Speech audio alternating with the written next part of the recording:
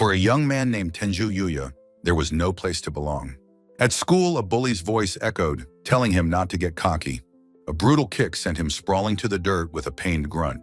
The bully, Araki, stood over him, telling the pathetic pig not to cry. Yuya lay on the ground, believing it was because his face was ugly. A different delinquent confirmed that was the only reason they targeted him. Araki continued his assault, calling him a human punching bag. Yuya was left helpless on the ground, alone before his tormentor. The bully warned him not to disrespect the notorious Red Ogre gang. Other delinquents laughed, egging on the violence from the sidelines. To make matters worse, two new well-dressed figures arrived on the scene. They were his siblings, Yuta and Sora. He didn't even recognize them at first. Yuya looked up in utter despair. Even his family was not on his side. As his siblings watched, the merciless beating continued without pause. The sharp impact of another kick landed squarely on his side. Araki stomped on him, screaming that he was a shameless disgrace. He cruelly wished that Yuya had died along with his grandfather. A warm, fleeting memory of his kind grandfather surfaced in his mind. Yuya tried to defend his grandfather's memory but was immediately cut off. Araki's face twisted into a mask of pure, unrestrained rage. He landed a heavy punch, screaming at Yuya for daring to speak. As Yuya stumbled home, he wondered how his life had gone so wrong. He whispered his grandfather's name, the only source of comfort he had. He arrived at the familiar house his grandfather had left just for him. He recalled his mother's shock at hearing the house was left to him. His parents had complained that the old man was a nuisance even in death. They resented the fact that his grandfather had always favored him. His brother Yuta saw this as a good chance to get rid of him. His sister Sora agreed it would be better for the two of them. Yuya's face was downcast, the weight of their betrayal heavy on him. His parents' cold words echoed, saying they'd raised him long enough. He remembered the shock of being fired from his part-time job. His father had callously stated that they wanted to avoid trouble. His mother had only looked at his fresh injuries with cold annoyance. The door to his own home slammed shut, leaving him utterly alone. He stood isolated on the street as people passed without a glance. He walked at night, knowing he had to find a job to survive. He couldn't understand why his life had become so miserable.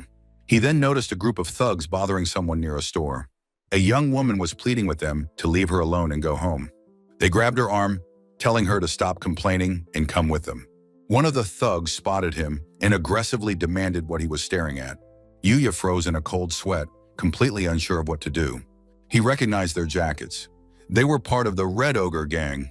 His instincts screamed at him to run away and escape another beating. The thugs manhandled the terrified woman as she cried out for help.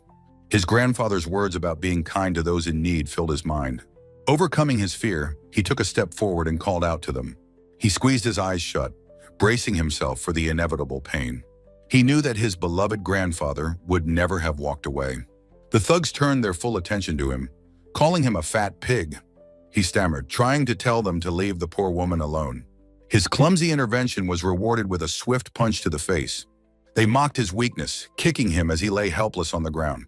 He collapsed, resigning himself to the fact that this was his fate. Suddenly, one of the thugs saw police officers approaching and panicked. Cursing whoever called the cops, they abandoned their victim and fled. The young woman immediately rushed to Yuya's side. He looked up at her, his face bruised and swollen from the attack. She asked if he was okay, her voice filled with genuine concern. Her eyes, wide and beautiful, showed no judgment, only worry. He could only stammer that he was fine and didn't need an ambulance. She helped him to his feet, offering her shoulder for him to lean on. He was flustered by her kindness, insisting that he was really okay. She noticed that his hand was trembling uncontrollably from the ordeal. As he walked away, she told him to be careful on his way home. He believed that an ugly guy like him was a poison to others. She bowed, promising that she would find a way to repay him. She watched him go, a thoughtful and concerned look on her face. He finally arrived back at the quiet solitude of his grandfather's house. He winced, touching the bandage she had given him for his cheek. In the bathroom, he stared at his battered reflection in the mirror. He was stunned that such a kind person would worry about someone like him. He slammed his fist down, knowing the truth about his own worthlessness. He remembered how, at first, he had tried so hard to change himself. He had forced himself to study for hours, hoping to improve his grades. He had tried to follow a healthy diet, meticulously planning his meals. He had pushed his body to its limits, trying to exercise the weight away. But in the end, what did any of that effort actually change? He was still the subject of constant, relentless bullying and ridicule. His own family still looked upon him with nothing but contempt. He walked alone, dejected and completely without hope. A gentle hand patting his head surfaced from a warm, distant memory.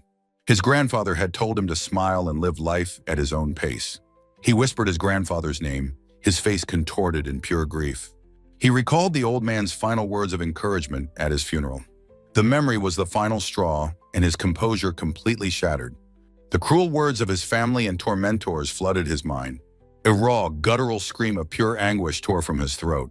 He punched the wall, overcome with a wave of rage and despair. He screamed, questioning why he had to fight so hard just to live. He had no place to belong, no reason to keep going. He had no dreams for the future, nothing to hope for. In a final desperate act of nihilism, he lifted a water bottle. He hurled it at a full-length mirror, shattering it into pieces. The heavy bottle clattered to the floor amidst the broken glass. Panting, he stared at the empty, broken frame hanging on the wall. He took a hesitant step closer, noticing something impossible. A dark, hidden space had been revealed behind the broken mirror. His first thought was one of panic. He had just broken the house. In a fit of despair, Yuya smashes a mirror, the broken glass reflecting his shattered spirit. But behind the mirror, a dark, hidden passage is revealed, leading into the unknown. Stepping inside, he finds a cluttered room and wonders if it's some kind of warehouse. With bandages on his face, he realizes his grandfather must have built this secret room. He looks at the piles of forgotten junk, feeling a familiar wave of hopelessness. At the far end of the room, a magnificent, ornate door stands alone, glowing faintly. Yuya stares at the door, his face a mixture of confusion and awe. He questions the presence of such a grand door in this dusty, forgotten space. It looks as if it were cut from another reality and simply placed here. A close-up reveals the door's centerpiece, a stern, powerful owl with wings spread wide. He feels an inexplicable pull, a strange sensation that the door is calling to him. Hesitantly, he pushes the heavy door, which swings open into a dark void. A blinding light erupts and glowing panels appear, granting him the title Master of the Door. More notifications flash, granting him new titles and skills like patience and appraisal. He is completely bewildered, wondering where he is and what these new skills mean. A sudden, shocking realization begins to dawn on him as he looks at the door. He uses his new appraisal skill, and a data window reveals the door's true nature. He reels back, learning its functions: exchange, transfer, and entry restriction. The name is confirmed, Door to Another World. The truth is staggering. He appraises himself, seeing his pathetic level 1 stats, but also his impressive new titles. Looking outside, he sees a primeval forest, a landscape completely alien to him. He explores the rustic house he has found himself in, taking in his new surroundings. On a desk, he discovers a letter, left behind by the house's previous owner. As he tries to read, he miraculously acquires the language comprehension skill. The letter explains that a great sage, near death, has bequeathed the house to him. He learns the house is protected by a powerful barrier that only he can control. As the new master of the house, he realizes that everything inside now belongs to him. His eyes are drawn to a collection of expensive-looking clothes. He then notices a rack of cool, formidable weapons mounted on the wall. He excitedly picks up a magnificent spear, struggling slightly with its unexpected weight. A giddy smile spreads across his face. This is the kind of thing every man dreams of. His appraisal skill reveals it is the divine and unbreakable absolute spear. He practices swinging the heavy weapon, trying to get a feel for its balance. The system instantly grants him Spearmanship 1, and he is shocked by the speed. He glances at the other weapons, feeling a bit too intimidated to inspect them now. Suddenly, a monstrous roar from the forest sends birds scattering into the sky. Massive clawed feet stomp into the clearing, shaking the very ground. Still holding the spear, he wonders why such incredible treasures were simply left here. A hulking, horned monster with chains on its arms appears, its eyes glowing with malice. Yuya's eyes widen in pure, unadulterated terror at the sight of the beast. The monster lets out a deafening roar, its fanged mouth wide open. The sonic force of the roar washes over the small house, and Yuya braces himself. He grits his teeth, his face contorted in pain from the sheer volume of the cry. Stumbling backward, he is completely overwhelmed by the sudden, terrifying appearance. He scrambles away from the doorway, his mind screaming in panic. What was that? The full form of the monstrous ogre is revealed, a being of pure muscle and fury. Yuya's face becomes a comical mask of shock and abject horror. His appraisal skill identifies the creature, a bloody ogre at level 300. He collapses in fear, whimpering at the impossibly high level of his new foe. As the ogre charges, Yuya screams, covering his head and expecting the worst. He clenches his fist, his knuckles white, as he watches the beast's unstoppable approach. The creature smashes into an invisible barrier, which repels it with a powerful shockwave. Yuya realizes he is safe. The barrier holds because he is the master of the house. He knows with absolute certainty that if that monster had reached him, he would be dead.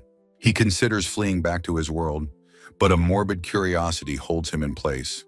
The monster glares from outside the barrier, its expression one of pure, thwarted rage. An idea begins to form in his mind as he sits safely inside the doorway. He looks from the spear in his hand to the monster, a new resolve on his face. His terror gives way to a strange impulse to see what happens next. The name Bloody Ogre reminds him of his bullies, and he feels an urge to fight back. He grips the absolute spear.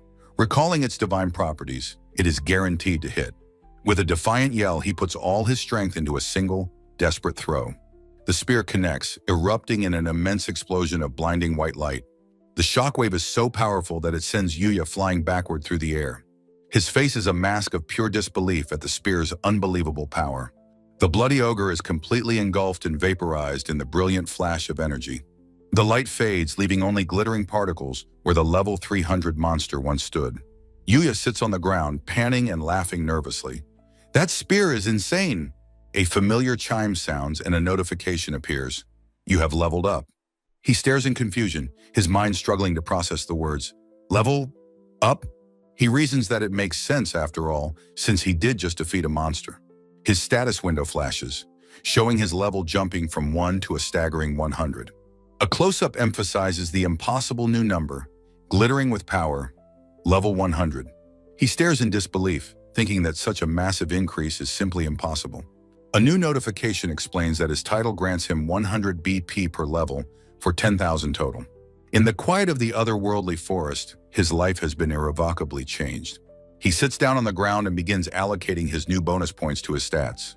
His updated status screen shows his newly boosted stats, all vastly improved. He flexes, wondering if he'll suddenly look like a bodybuilder, but nothing has changed. He feels a bit disappointed by the lack of physical change, but then remembers something. His eyes widen as he recalls the spot where the powerful ogre was defeated. He sees that the monster has left behind several glowing items in the clearing. He appraises the first item, the Bloody Ogre's Great Fang, a powerful crafting material. Another drop is a Magic Stone B, a special ore from magical creatures. The final drop is a complete set of intimidating Bloody Battle Series armor. He can't help but laugh out loud, finding the whole situation to be pure fantasy. He muses that, in his normal life, he would have no use for monster fangs or armor. He decides to collect the items for now, summoning his magical item box skill. He watches in amazement as the massive fang is effortlessly absorbed into the magic cube. A notification alerts him that he has items that can be exchanged for money. He recalls the door's exchange function and decides to convert everything but the armor. The fang and stone are instantly converted into 1.5 million yen, which appears at his feet. He stands speechless, staring at the massive pile of cash that has materialized before him. He can only utter a single, stunned syllable of disbelief. Huh? The scene abruptly shifts to a grand castle, with a caption reading, "Meanwhile, at Alceria Castle, a stern royal guard Owen formally asks his charge, Lady Lexia, if she is listening. The beautiful first princess of Alceria, Lexia von Alceria, is introduced as she sips her tea. She calmly assures Owen that she is listening, gently chiding him for standing too close. Owen pleads with her to consider her position, worried about rumors and the king's concerns. He finally loses his composure, shouting in frustration, "Are you listening to me at all?" On a grand castle balcony, Princess Lexia stands alone. She is well aware of the rumors circulating about her. But for some reason today, such things don't bother her. Looking at the night sky, she feels a premonition. In another world, Yuya's small house is quiet. He collapses onto his futon, utterly exhausted from the day. He recalls being beaten down and then saving a girl. He remembers defeating an ogre and somehow leveling up. He desperately hopes that it was all just a dream. As the night deepens, a change begins to take place. His house remains still under the starry night sky. The clock on his wall ticks away the passing hours. Inside, a silent and profound transformation is underway. A low, pained groan escapes his lips in his sleep. He writhes on the floor, overcome by an unseen agony. A powerful force seems to be reforging his very being. He twists and turns under his blanket, caught in a torment. He clutches his clothes, his face contorted in agony. A silent, guttural scream echoes through the empty room. The ordeal continues until the first gentle rays of dawn. He groans, slowly waking as the morning sun filters in. He groggily wonders if it is already morning. Sitting up, he feels that his sleep was incredibly painful. He wonders if he's sick, but the pain is gone. He looks down at his body with a sudden gasp. His hands hover over a lean, muscular, and unfamiliar torso. He frantically grabs at his arms and chest in disbelief. A cry of pure shock finally escapes from his throat. He realizes his body has changed, feeling something is terribly wrong. He cries out as a sharp pain shoots through him. He feels strange, noting his body isn't heavy and his sight is higher. He decides there is a more important matter to address. He returns to the sage's house in the other world. A bright, relieved smile spreads across his face, feeling saved. He finds clothes left by the previous owner and puts them on. He realizes the pain was from leveling up, not from training. He recalls that his own mirror is broken, so he still hasn't seen his face. His appraisal skill reveals the clothes are magical royal silk items. The shoes are dragon god leather, another divine level artifact. Since he's here, he decides he should explore the house properly. He stands amidst shelves filled with incredible weapons and artifacts. He picks up a magnificent longsword, identified as the Absolute Sword. A notification confirms he has instantly acquired the swordsmanship skill. He then examines a formidable weapon, the Death Scythe. He also finds the unbreakable infinite gauntlets and formless bow. He masters all weapons, acquiring the integrated skill, true martial arts. His exploration then takes him to a garden in the backyard. He is surprised to find a well-tended vegetable patch. He wonders if these strange vegetables also belong to the sage. His appraisal reveals Perfection Herbs, a legendary cure-all herb. He stares at the incredible plants in stunned silence. He finds super tomatoes, sage's daikon, and other stat-boosting plants. He gathers a basket full of the miraculous, shining vegetables. He notes that despite their power, they look like ordinary vegetables. Suddenly, a strange bubbling sound comes from the ground. He worries if the food he's about to make is even safe to eat. He turns around sharply, his senses on high alert. A grotesque, pulsating mass of fused vegetables rises before him. He gasps, completely shocked by the sudden, monstrous transformation. His appraisal identifies the creature as a level 200 hell slime. He can't believe another powerful monster is in this dangerous forest. The hell slime lashes out with viscous, slimy tendrils. Yuya dodges the attack with a newfound, effortless grace. He is horrified by how sticky and gross the creature is. He notes that it doesn't feel as terrifying as the bloody ogre. He summons his weapon, preparing himself for the inevitable fight. He decides that a battle in this place is unavoidable. He holds the absolute spear, but something feels different. He is shocked by how impossibly light the legendary spear feels. He remembers struggling to lift it with both hands just yesterday. The hell slime launches another attack directly toward him.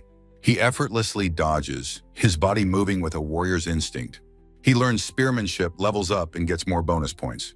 He stands amidst the dissolving remains of the defeated slime. A profound and powerful realization finally dawns on him. This incredible strength is the tangible blessing of his level up. He has leveled up again and acquired the presence detection skill. He ponders how he can learn to properly use the spear. He decides he should read some books on martial arts. He brings a large stack of books to the checkout counter. The female cashier stares at him, blushing and completely speechless. He asks if she's all right, his handsome face sparkling. She snaps to attention, flustered, and quickly rings up his purchase. He thanks her and leaves the bookstore with his new books. As he approaches a crosswalk, the light instantly turns green. Walking down the street, he notices many people are staring. A group of young women whisper amongst themselves as he passes. He overhears them commenting on how handsome he is. He feels a familiar anxiety, wondering why they are looking at him. He worries that he did something wrong or that his fly is down. He wonders if it's wrong for an ugly guy to wear cool accessories. A few hours earlier, he was back in the other world. He had been examining the loot from the defeated hell slime. He was particularly interested in one of the dropped items. It was a rare item, the beautifully crafted Black Moon necklace. He imagines himself wearing the cool and stylish new accessory. A chibi version of him is excited to finally put it on. He realizes rare drop means items can drop by pure chance. The word probability sparks a new and interesting line of thinking. He decides to test this theory by raising his luck stat. The pedestrian signal illuminates. the white figure of a walking person glowing green. As Yuya steps onto the crosswalk, he remarks on his good luck. The word lucky lingers in his mind, sparking a curious thought. He briefly wonders if raising his luck stat actually had an effect. He quickly dismisses the notion, reminding himself that this is the real world. Still, he admits that having such convenient skills would be quite useful. Suddenly, his senses flare as his otherworldly skill, presence detection, activates. His casual expression vanishes, replaced by one of sharp, sudden focus. His eyes lock onto a small blonde-haired child standing alone in the road. The crosswalk light flashes red, a frantic warning of impending danger. The child looks up, oblivious, as Yuya crouches, ready to spring into action. He feels it in his bones. Something is coming, and it's coming fast. Two thugs on a speeding motorcycle laugh maniacally, heading straight for the child. In a blur of motion, Yuya snatches the child to safety, leaving onlookers shocked. He holds the child's small arm, his grip firm yet reassuring. On the sidewalk, he immediately apologizes for grabbing her and asks if she's okay. He tells the child it wasn't her fault, blaming the reckless drivers instead. Kneeling before her, he tries to offer what comfort he can. The little girl looks down, still shaken by the near-death experience. His was language comprehension. Skill activates, and he smiles, relieved she's unhurt.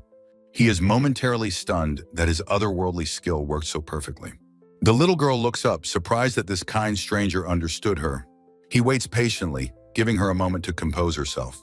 Her fear melts away, and with a radiant smile, she thanks her big brother. The crowd marvels at the handsome young man speaking fluently with the foreign child. He waves a warm goodbye as the little girl happily runs off. He continues on his way, the gravity of what just happened sinking in. He smiles to himself, amazed that his skills are truly functional in this world. A humorous thought crosses his mind. He's glad no one misunderstood and called the police. That night, he returns to the quiet solitude of his grandfather's house. At his desk, he looks at a stack of books, wondering if his purchase was wise. He sees standard texts on swordsmanship, but also books on assassination techniques. A look of quiet determination settles on his face, a new purpose forming. He realizes his desire to study stems from a newfound interest in martial arts. A notice for his high school entrance ceremony reminds him that he has free time. He focuses on his training, determined to be ready for the other world. He knows that in that dangerous place, combat is a matter of survival. His intense study session rewards him with a speed reading or a skill and a level up. After hours of reading, his stomach lets out a long, loud growl. He heads to the kitchen, ready to prepare a much-needed meal. He decides to use the magical, glowing vegetables he harvested from the other world. As he cooks, he acquires the cooking out skill, creating a magnificent feast. He puts his hands together in gratitude before taking his first bite. The flavor is an explosion of pure bliss that sends his mind reeling. He savors the taste of the legendary, stat-boosting ingredients from the sage's garden. Each bite seems to fill him with a tangible surge of newfound power. His stats permanently increase, and he resolves to explore the forest more thoroughly. A week of intense training and exploration passes in a whirlwind. He has acquired a new formidable set of dark armor. He has gathered a supply of powerful, all-curing perfection herbs. His mastery over the legendary Absolute Spear has become second nature. The story shifts, revealing Princess Lexia's precarious status in the Alcerian royal family. Her mother was a commoner, a concubine to the king. Furthermore, it's revealed that her mother was not human, but a half-elf. This mixed heritage made her position as the second princess incredibly fragile. A painful memory surfaces of being chased and taunted by her cruel older brother. In the castle garden, servants scream in terror as a dog appears. A stray dog, snarling and vicious, lunges at the young princess. The sudden terror triggers a powerful, latent ability deep within her. A massive, uncontrolled explosion of her magical power erupts in the garden. The blast severely injures her brother, the first prince, a legitimate heir. This incident led to her being completely ostracized by the royal family. In the present, Lexia is on a royal inspection tour in a grand carriage.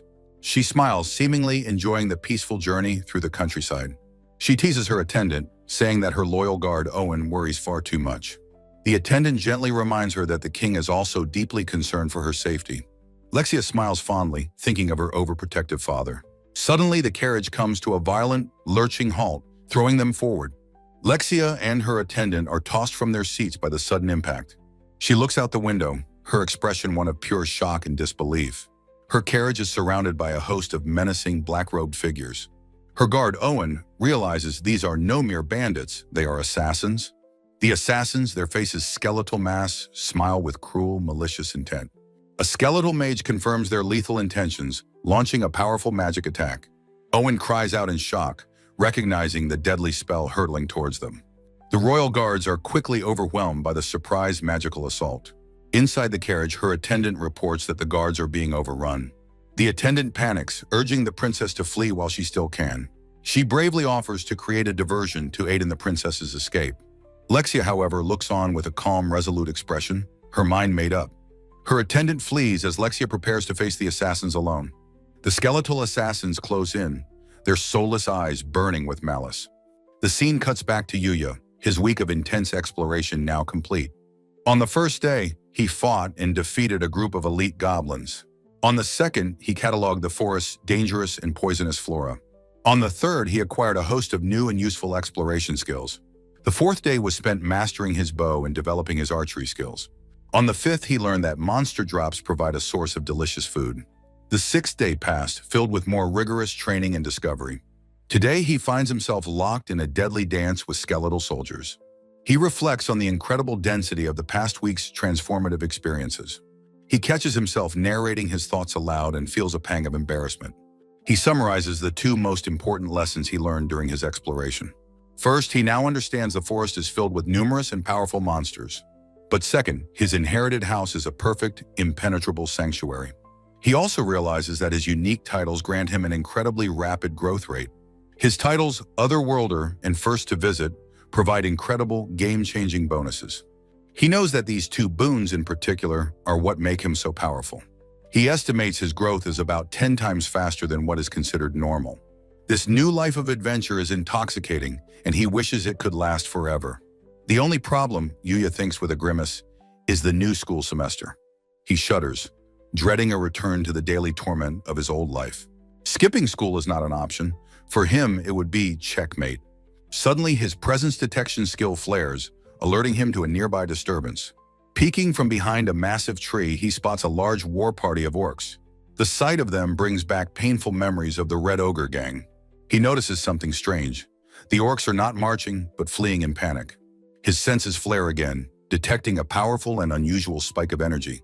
What was that just now, he wonders, looking toward the source. Elsewhere, Princess Lexia's attendant worries they have ventured too far into the forest.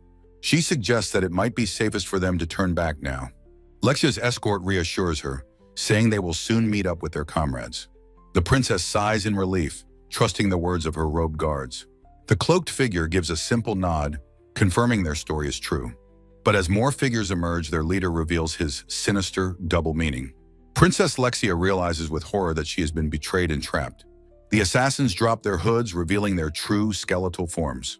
"You tricked me!" she gasps, her mind reeling from the sudden betrayal. One of the skeletal assassins lets out a cruel, mocking grin. Cornered, Lexia stands her ground, ready to face her would-be killers. The leader gives the order, and the assassins begin their relentless pursuit. There is no escape for her within the vast, great demonic forest. She runs desperately through the dense, menacing trees, trying to find a way out.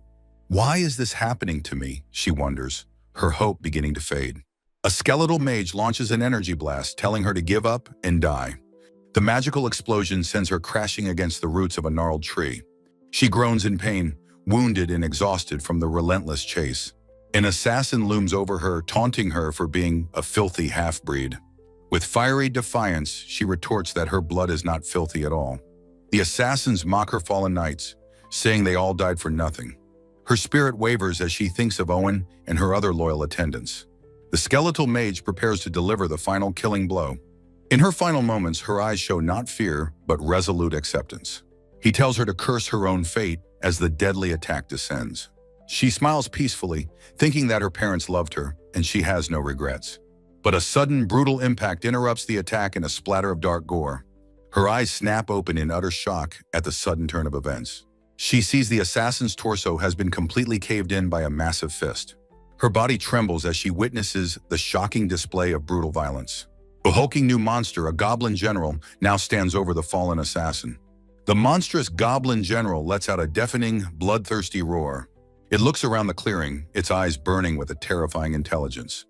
The remaining assassins cry out, recognizing the formidable goblin general. It begins a savage rampage, tearing the assassins apart with its bare hands. One of the assassins screams for help as the monster ends their life. With the assassins dead, the monster turns its murderous gaze upon Lexia. It advances on her, its heavy breathing filling the sudden, dreadful silence. She can only watch, frozen with a new and more primal terror. The monstrous goblin raises its massive, gnarled hand, ready to crush her. Her mind goes blank as she thinks, "Am I going to die?" She recoils at the thought of being killed in such a brutal, meaningless way. A final surge of defiance fills her. "I don't want that." In a brilliant flash of light and motion, something intervenes. She looks up, her eyes wide with a mixture of shock and disbelief. A black-clad warrior lands between them, letting out a furious battle cry. He intercepts the goblin's massive punch, stopping it in its tracks. Barely conscious, she wonders who this mysterious person could be. She sees his features, so rare in her world, jet black hair and eyes. He looks like the night sky itself as he asks if she is all right. He catches her just as her consciousness finally gives way. He panics, thinking for a terrifying moment that she might be dead. He holds her close, relieved to feel her soft, steady breathing. Relieved, he gently lays her down, glad she has only fainted. With the princess safe for now, he turns to face the real problem. He now faces the hulking goblin general standing before him. A bead of sweat runs down his face as he prepares for battle. The monster glares at him, its eyes filled with a brutish intelligence. He realizes the creature is intelligent, carefully observing its new opponent. He dodges the goblin's first swing, a blur of armored motion. He notes that for its size, the creature's attack speed is dangerously high. With a powerful war cry, he launches his own counterattack. Their weapons clash in a shower of sparks, a test of raw strength. He activates his appraisal skill to analyze his formidable opponent. The results are shocking, a level 200 monster with 9,000 attack power. Overwhelmed by its raw power, he is sent flying backward by the blow. He slides across the ground, digging his armored boots in to stop his momentum. He realizes this is a dangerous opponent, far stronger than he anticipated. The goblin roars, preparing to press its overwhelming advantage. Yuya readies his sword, his expression now one of focused intensity. He knows a simple contest of strength would be a losing battle. Suddenly, an arrow of pure energy strikes the goblin's shoulder. He decides to use a different tactic, creating an opening for his attack. A volley of energy arrows from his formless bow rains down on the monster. He uses his formless bow to create the opening he desperately needs. The barrage of magical arrows peppers the goblin's tough hide. The creature stumbles back, momentarily distracted by the unexpected assault. It glares, its eye glowing as it focuses on the new threat. With the goblin distracted, he summons his ultimate weapon, the absolute spear. He hurls the spear, and it pierces the monster's chest with great force. The powerful weapon sends the massive creature stumbling backward. But he knows it's not over. He charges in for the final blow. The goblin, surprisingly agile, manages to parry his final strike. But as he sees the clumsy swing, he dismisses it as too slow. He pivots, channeling his full power into the legendary absolute sword. He unleashes a powerful upward slash, a blur of silver and black. The legendary blade cleaves the massive goblin general completely in two. He stands over his defeated foe, his expression calm and focused. He looks at the carnage, feeling a strange lack of fear or disgust. He wonders if leveling up has changed his mind, but dismisses the thought. He turns to the unconscious princess, wondering what to do with her now. In the aftermath, Yuya sees the girl is alive, though her companions are gone. He realizes this beautiful girl is the first human he has met in this world. His mind races, noting her fine dress and noble appearance, amplifying his social anxiety. He panics, unsure whether to wake her, treat her, or risk kidnapping her. Suddenly, he hears voices in the distance, urgently calling for Lady Lexia. He realizes her companions are searching for her, and his panic intensifies. An image of being caught and accused as a villain flashes through his mind. The clearing is a grim tableau of slaughtered assassins, their bodies strewn about. He imagines the guards finding him, accusing him of being a suspicious fiend. He decides instantly that this is bad. He absolutely must hide from them.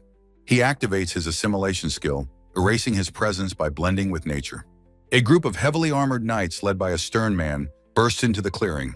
They immediately spot their charge, Lady Lexia, unconscious against a large tree.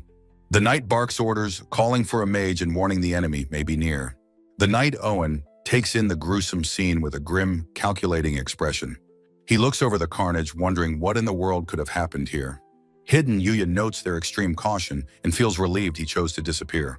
Owen is startled by a faint, ethereal glow emanating from the princess's hands. A gentle light washes over Lexia, and her minor wounds begin to magically heal. Yuya watches in awe, amazed that her injuries are healing and thinking it must be magic. An attendant confirms the princess is merely unconscious, her scrapes already healed. Owen decides it's far too dangerous to linger in such a perilous place. He gives the firm order for his men to retreat from the dangerous clearing. As they depart, Owen casts a final wary glance back into the dark woods. He cannot shake the unnerving feeling that they are being watched by someone. He tells his subordinate it must be his imagination, as no one should be there. He reflects that this is a demonic land. Any sage here would be a demon lord. Yuya is terrified, realizing with a jolt that the night was looking right at him.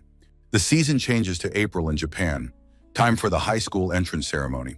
Inside his grandfather's house, Yuya reluctantly packs his bag for the first day of school. A heavy sigh escapes him, his expression filled with dread for what awaits him. The entrance ceremony notice confirms his incredible spring break has come to an end. Overwhelmed by despair, he collapses onto the floor, letting out a groan of anguish. He knows going to high school won't change anything. He'll still be bullied. He writhes on the floor, tormented by the thought of returning to his old life. Finally, he sits up, a silent resignation settling over him as he accepts his fate. He slaps his own cheeks, forcing himself to face the day and resolve to go. With a quiet determination, he decides that he must go to school. He arrives at the front of Uchi Academy, a typical Japanese high school building. Two girls spot him, immediately blushing and wondering if he is a transfer student. A crowd of students stares in awe, commenting on his long legs and model-like looks.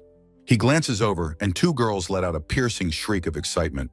Their eyes turn to hearts as they are completely overwhelmed by his handsome face. They turn and run, shouting that they can't believe he looked right at them.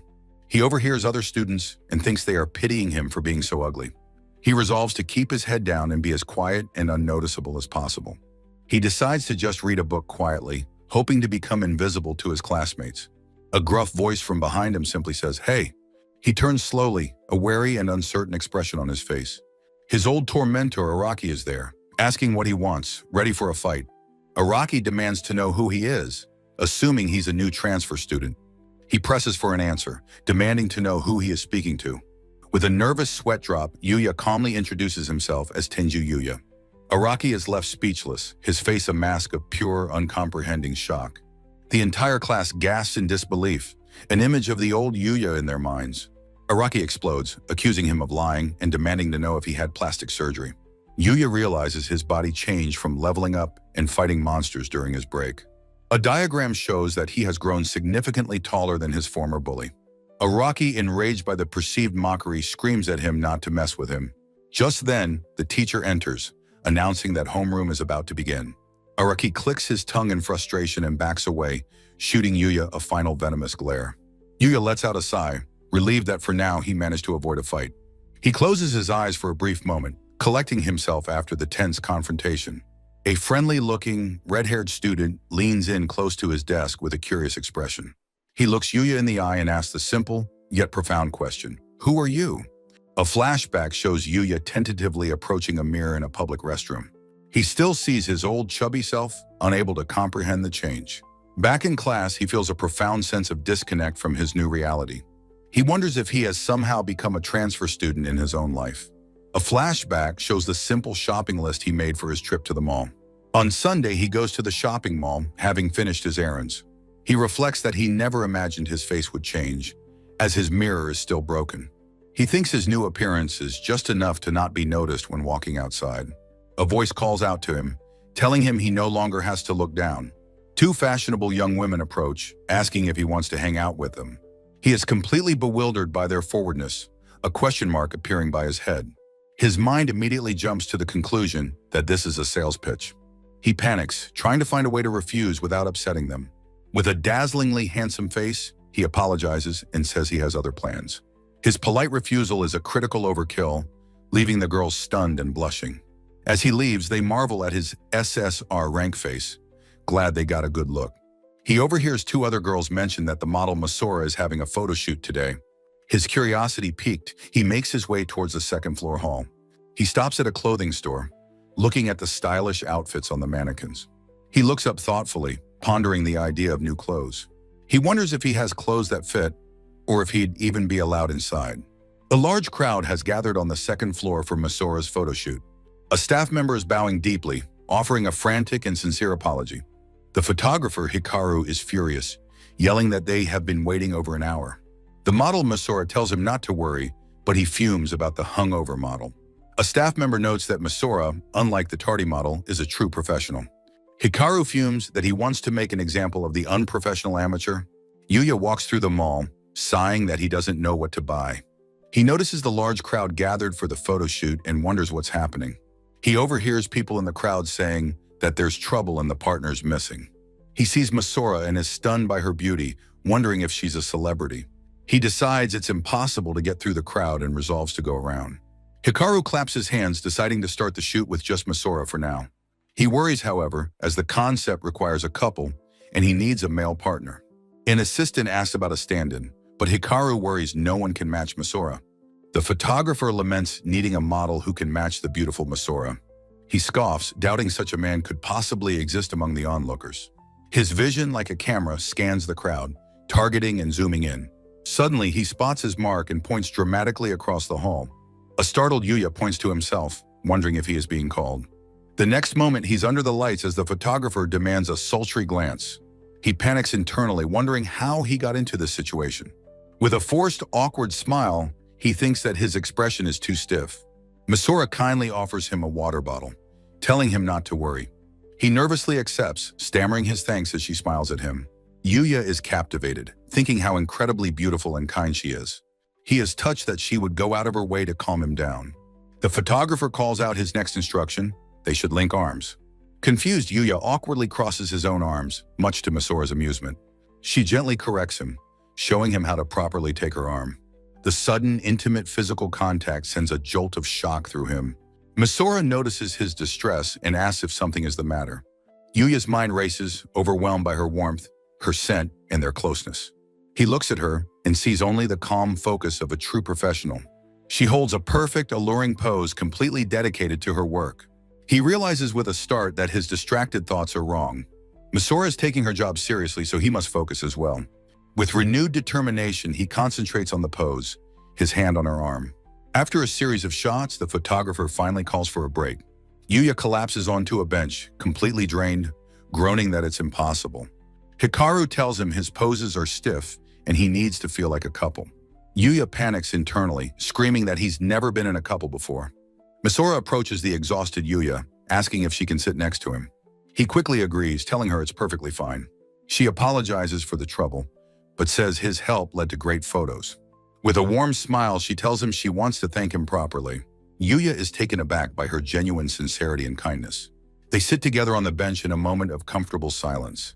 He tells her she's amazing, as he's lived a life far from fashion. Masora humbly dismisses this, saying she used to fail all the time. He insists that her ability to be so considerate of others is incredible. Yuya admits he's usually too preoccupied with his own problems to notice others. He says she is different, perfectly doing her job while caring for everyone. Touched by his words, Masora looks at him, thinking he is very kind. She suddenly realizes she never even asked for his name and apologizes. He writes his name, Yuya, on a notepad for her to see. He explains his grandfather's motto was to be kind to people. He admits that he still has a long way to go to live up to it. Masora looks down, a gentle and thoughtful expression on her face. She tells Yuya-san that he doesn't need to rush things. Yuya is struck. It has been a very long time since anyone called him by name. She encourages him to be confident and simply move at his own pace. She confesses she never imagined she would have so much fun working today. Leaning in, she asks if he thinks the one who has fun is the winner. Yuya ponders her words, the idea of having fun feeling alien to him.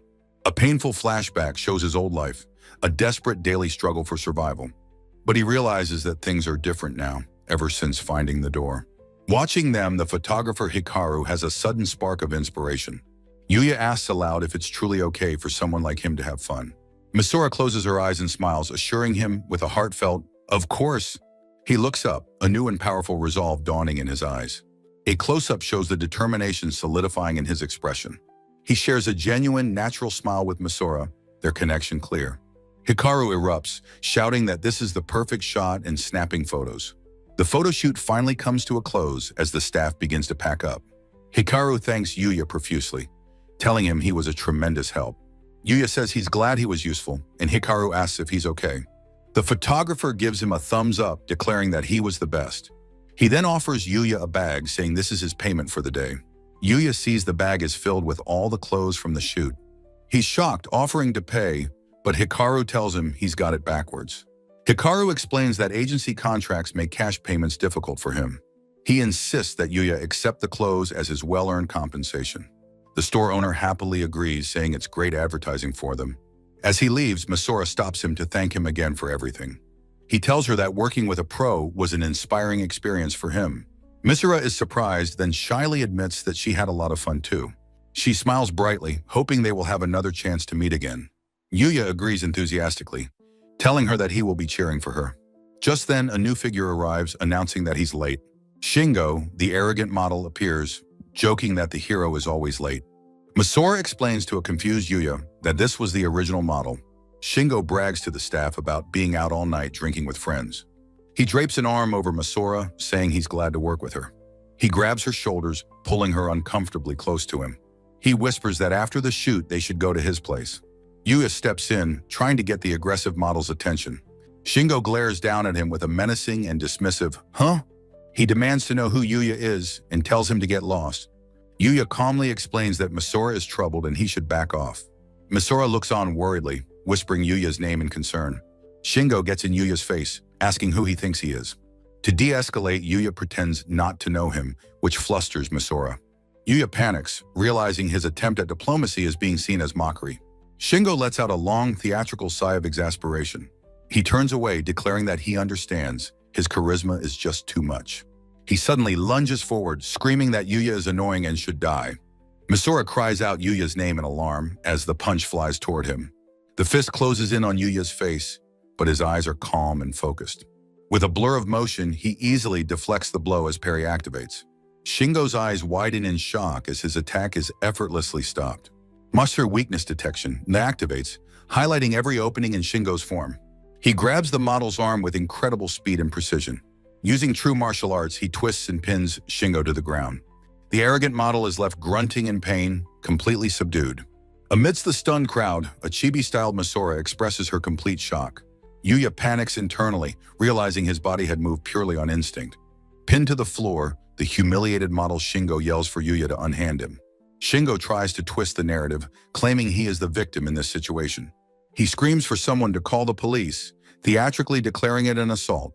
The photographer Hikaru holds up a tablet, calmly saying it's too bad for him.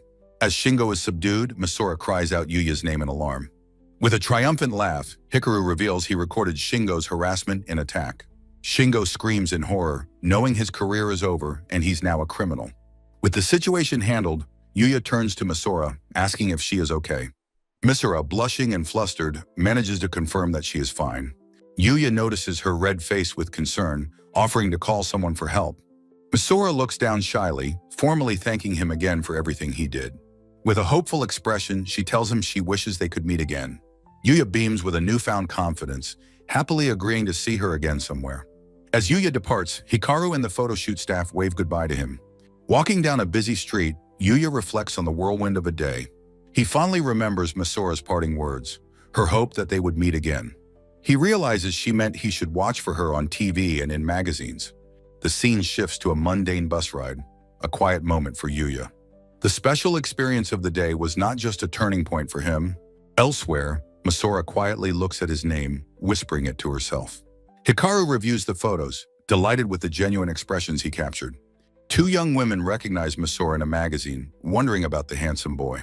A social media post goes viral, asking about the mystery man with Misora. The grand gates of the magnificent and elite Usei Academy are shown. A plaque on an ornate door reads, Chairman's Office. Inside, a man at his desk answers a phone call, confirming his identity.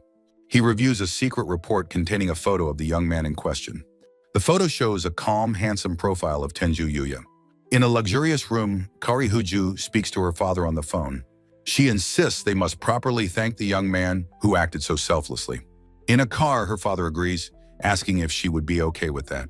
He gives his final instruction: invite Tenju Yuya to their home. The scene shifts to the familiar, less glamorous building of Yuya's current school. A student approaches Yuta and Sora, asking them about their senior Araki.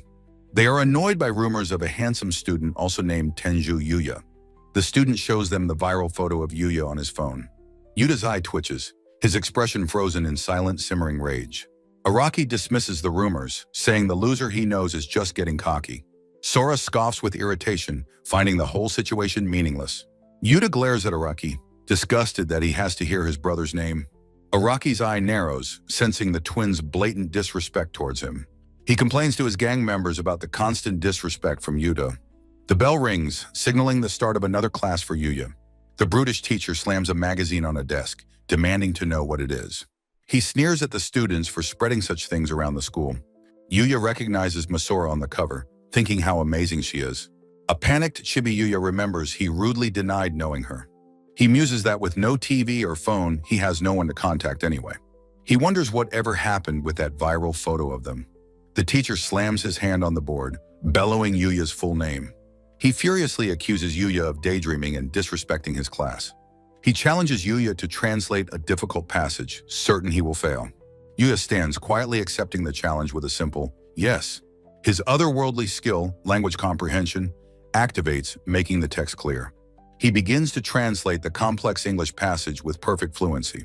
His classmates stare, their mouths hanging open in utter disbelief. The teacher's face contorts with shock, sweat pouring down his temples. Yuya finishes his translation, politely asking if that was acceptable. The teacher's face twists into a snarl of pure, teeth-grinding rage. He points an accusing finger at Yuya, screaming that he must have cheated. He bellows at the cheeky brat to report to the staff room after class. In the staff room, Yuya is faced with a mountain of heavy boxes. The teacher declares that as punishment, Yuya must move all the documents. Yuya asks if he is expected to move the entire pile by himself. The teacher sneers that each box is 10 kilograms, a fitting punishment. He thinks that the manual labor will surely change Yuya's arrogant attitude. Yuya effortlessly lifts a towering stack of boxes, saying he'll be on his way. The teacher watches dumbfounded as Yuya walks away with the impossible load. He can only stammer in disbelief, thinking it has to be a lie. The scene shows the walkway connecting the school buildings. Two students see Yuya, amazed he is handling the punishment so easily. Yuya reflects that his increased stats made the boxes feel surprisingly light. The students remark that with his strength, he could work as a mover. A venomous voice cuts through the air. "Hey, you damn brother!" Yuya stops in his tracks, turning to see who called out to him. His younger siblings, Yuta and Sora, stand waiting for him. He recognizes them with a grimace, identifying Yuta and Sora. He internally groans, realizing he couldn't avoid them after all. His siblings are shocked that he actually responded to their call. Yuta demands to know if this person is truly their older brother. Yuya realizes this is the first time they have seen his new appearance. Yuta angrily accuses him of being a pathetic impersonator and asks what he did. Sora explains that she heard a rumor he had changed and came to confirm it. Yuya admits he has changed, knowing there's no way to truly explain it. Yuta explodes with rage, demanding to know what Yuya did to his face. A chibi Yuya sweats, thinking they'd never believe he just leveled up. Yuta sneers that he must have gotten plastic surgery, but his insides are the same. He declares that Yuya is still inferior to them and shouldn't get cocky. Yuya notices a crowd gathering, wondering if his siblings really see him that way. Yuta smirks at Sora, enjoying the fact that Yuya isn't talking back. He grabs Yuya's collar, ranting about how much they both truly hate him. He muses that it must have been terrible for them to have such a brother. He then mockingly asks if Yuya sold their grandfather's garbage house. Yuya's eye twitches, a spark of cold fury igniting within him. As his siblings laugh, Yuya's silhouette darkens, and he tells them to stop. Yuta and Sora are taken aback, their laughter dying in their throats. Yuya warns them never to speak ill of their grandfather again. A black luxury car screeches to a halt at the school gates. His siblings depart in a sleek black car, leaving him behind. The ground is littered with his scattered, torn school papers. Yuya sits defeated while Yuta and Sora stand over him triumphantly. Yuta screams that he is an inferior species who will never win. Sora adds that he is stupid and has absolutely no future. A crowd of students has gathered, whispering and staring at the spectacle. A brutish teacher approaches the scene with a twisted, sinister grin. The teacher's face contorts with anger as he sizes up the situation. He takes a deliberate, heavy step towards the humiliated young man. The teacher mockingly asks Yuya why he is harassing middle school students. Yuta and Sora immediately play the victims, claiming Yuya was bothering them. A new figure with long dark hair gracefully parts the onlooking crowd. Her clear voice cuts through the tension, asking if she may have a moment. The students gasp, recognizing the uniform of the prestigious Osei Academy. An elegant woman in a butler's uniform is identified as a student council member. The second figure is revealed to be the beautiful and poised Kari Huju. She looks down at the boy on the ground with a gentle, knowing smile. Yuya stares up at her, his expression a mask of pure, utter confusion. Kneeling beside him, she asks if he is Tenju Yuya, and he recognizes her voice. She asks with a small laugh if he remembers her from the convenience store. A memory flashes in his mind, saving her from the Red Ogre thugs. He stumbles back in shock as she smiles, happy that he remembers. He stammers that he's just glad she's safe, wondering how she knows his name. She explains she investigated him so she could properly express her gratitude. Yuta and Sora recognize the uniform of the most elite school in the country. Kaori asks what business these students have with her damn brother. No, she asks about his siblings. The siblings look on, their expressions souring with jealousy and resentment. Kaori's attendant reminds her that time is short and to get to the main point. Kaori turns to Yuya and extends a life-changing invitation to join Usei Academy.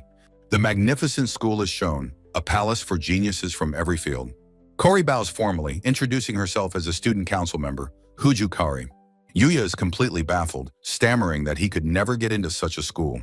Her attendant explains the chairman, Kaori's father, wishes to meet him.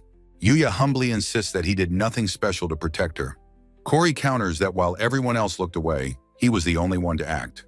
His bravery, she insists, is not something just anyone is capable of. He thanks her for the offer, but says he has no special talents for such a place. Kaori smiles, ready to continue her persuasive argument. Yuta interrupts, demanding they be admitted instead of their worthless brother. Kaori looks at them coolly, asking them to explain themselves. The siblings boast of their superior grades, athletic skills, and accomplishments. Her face shadowed, Kaori delivers a single, crushing verdict. I refuse. Yuta and Sora are stunned into silence, unable to process the rejection. She repeats her refusal, her voice calm but unyielding. She explains that Yuya is her benefactor. She cannot recommend those who insult him. Yuta backpedals, claiming he was just a little excited, and spoke harshly. The attendant coolly informs them their past behavior has already been investigated. She reveals they know about the constant bullying they've inflicted on Yuya. Yuta desperately demands to know if they have any proof of these claims. The attendant simply asks what, exactly, they were just doing to him now. She lists their verbal abuse and how the teacher merely stood by and watched. Kaori declares that people like them are not suited for Usei Academy. Utterly humiliated, the siblings can only stand as the crowd begins to laugh. Kaori turns her full attention back to the still surprised Yuya. She explains that, as she said before, Usei Academy values a person's character. Someone who consistently does good deeds, she says, is more than qualified. In a simple act of kindness, she begins to help him clean up the mess. The sky above the school is clear and bright. A sleek black luxury car pulls up to the school gates with a smooth hum. Yuya is shocked to see Kaori being picked up in such an expensive vehicle. She blushes, explaining her father has been very worried since the incident. Yuya listens quietly, taking in the scene.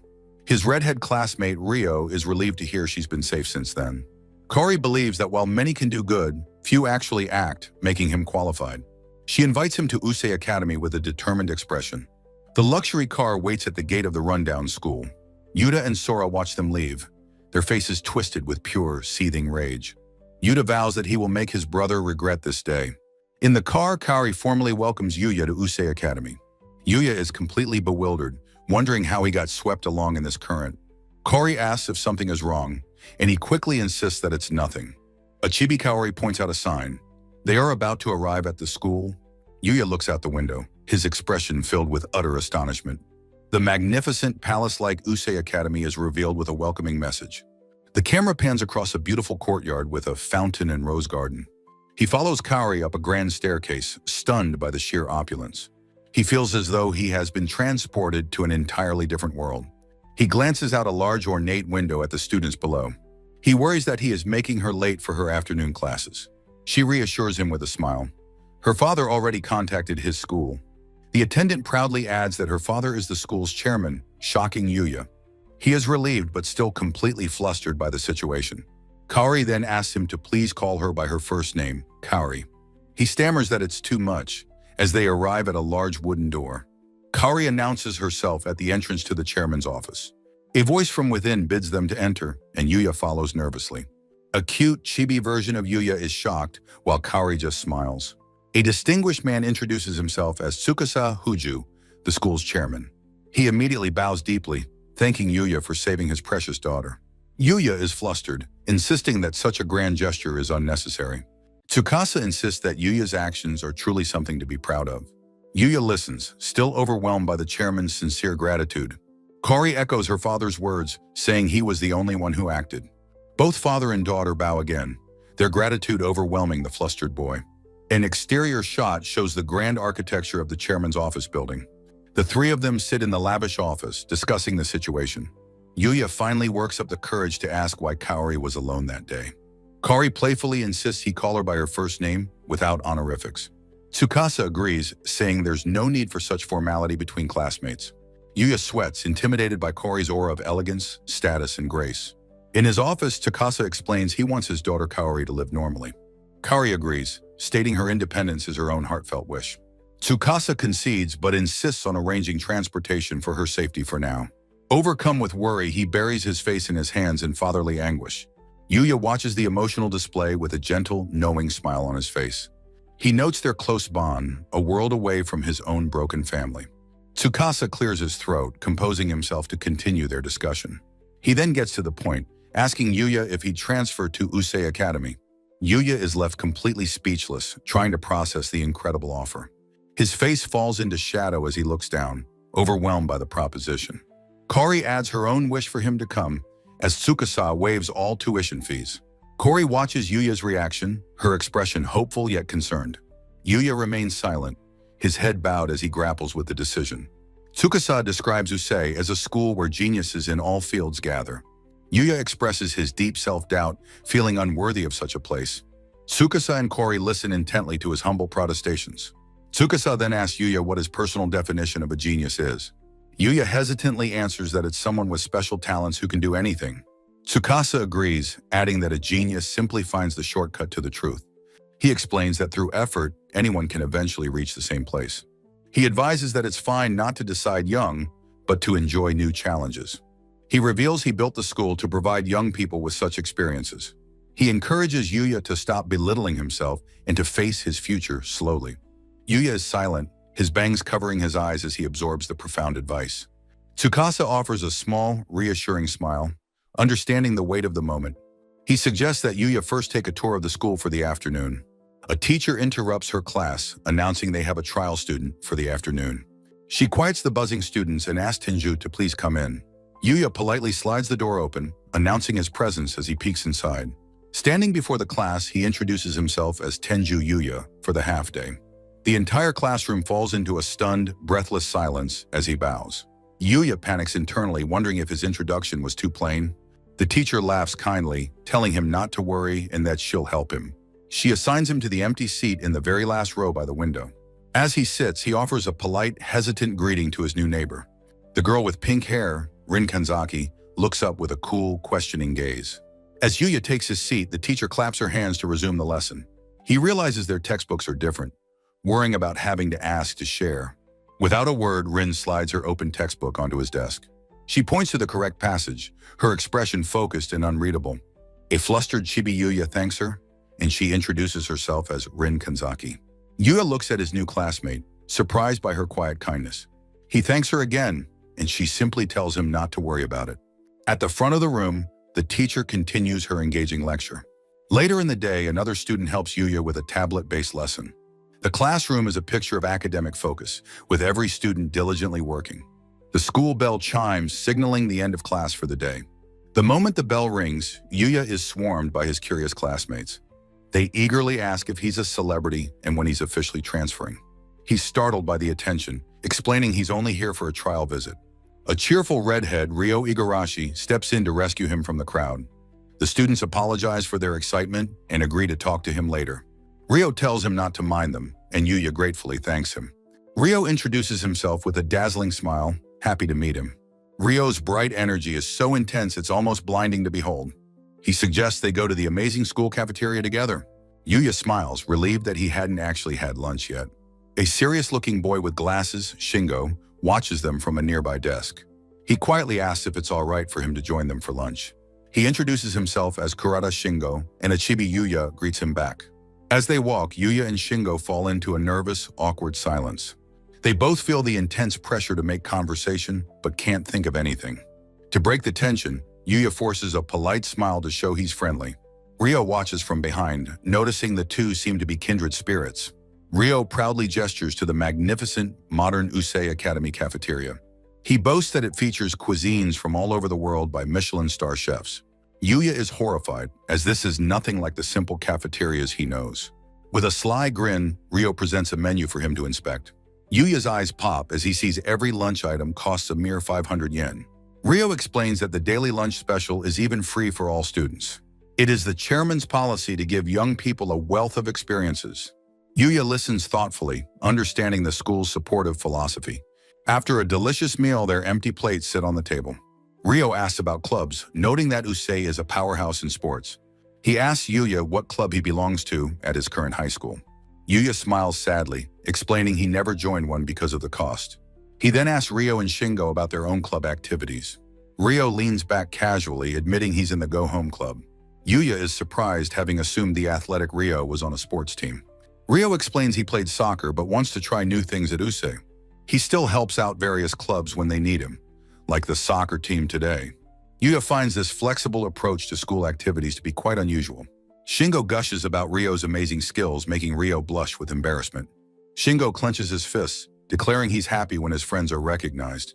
Yuya watches his new friends interact with a gentle smile. He agrees that it's a wonderful feeling when a friend is praised. Ryo suggests they check out some of the more unusual clubs. Shingo excitedly announces that he is a member of the gaming club.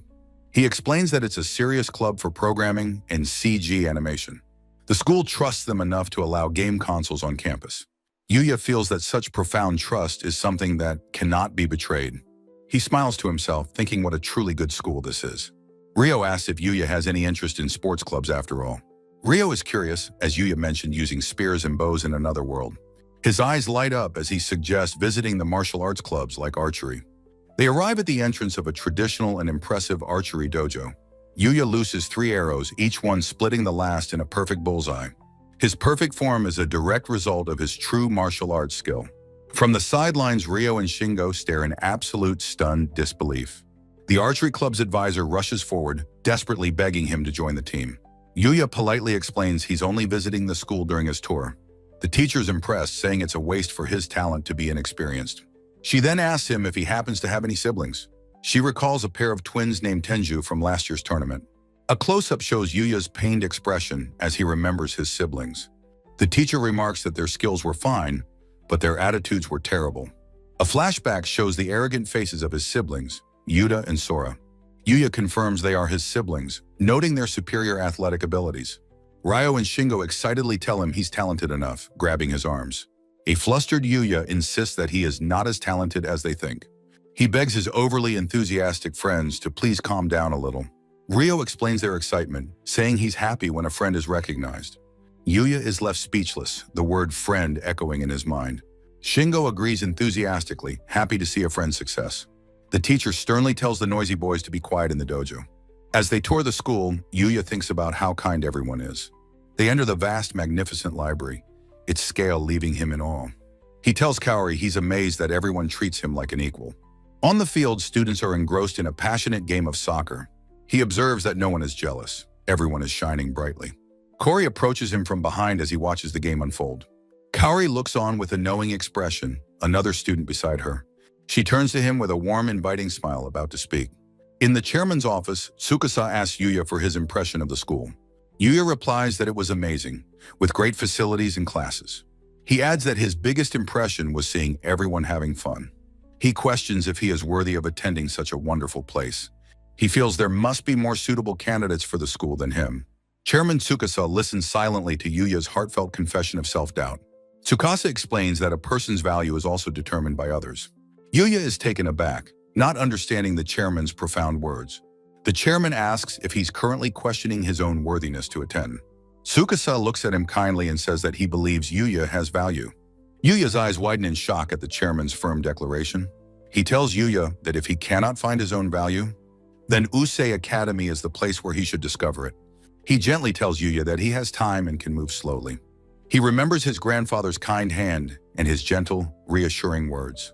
Yuya's expression hardens with emotion, his mind made up at last. He bows his head deeply, ready to give the chairman his answer. He humbly asks to attend the school if they will have him. The chairman smiles warmly, his eyes crinkling with genuine happiness. Tsukasa warmly tells him that, of course, they welcome him to the school. The scene shifts to the quiet neighborhood of his grandfather's house. Yuya kneels respectfully before his grandfather's altar, his hands clasped. He speaks to his departed grandfather, his voice soft and reverent. He tells the photo that he has decided to attend Usei Academy. He checks the calendar and sees his transfer is scheduled for next week. He realizes that things are about to become very busy for him. A small, thoughtful Yuya considers his next move before things get hectic. With a determined smile, he makes a decision about what to do next.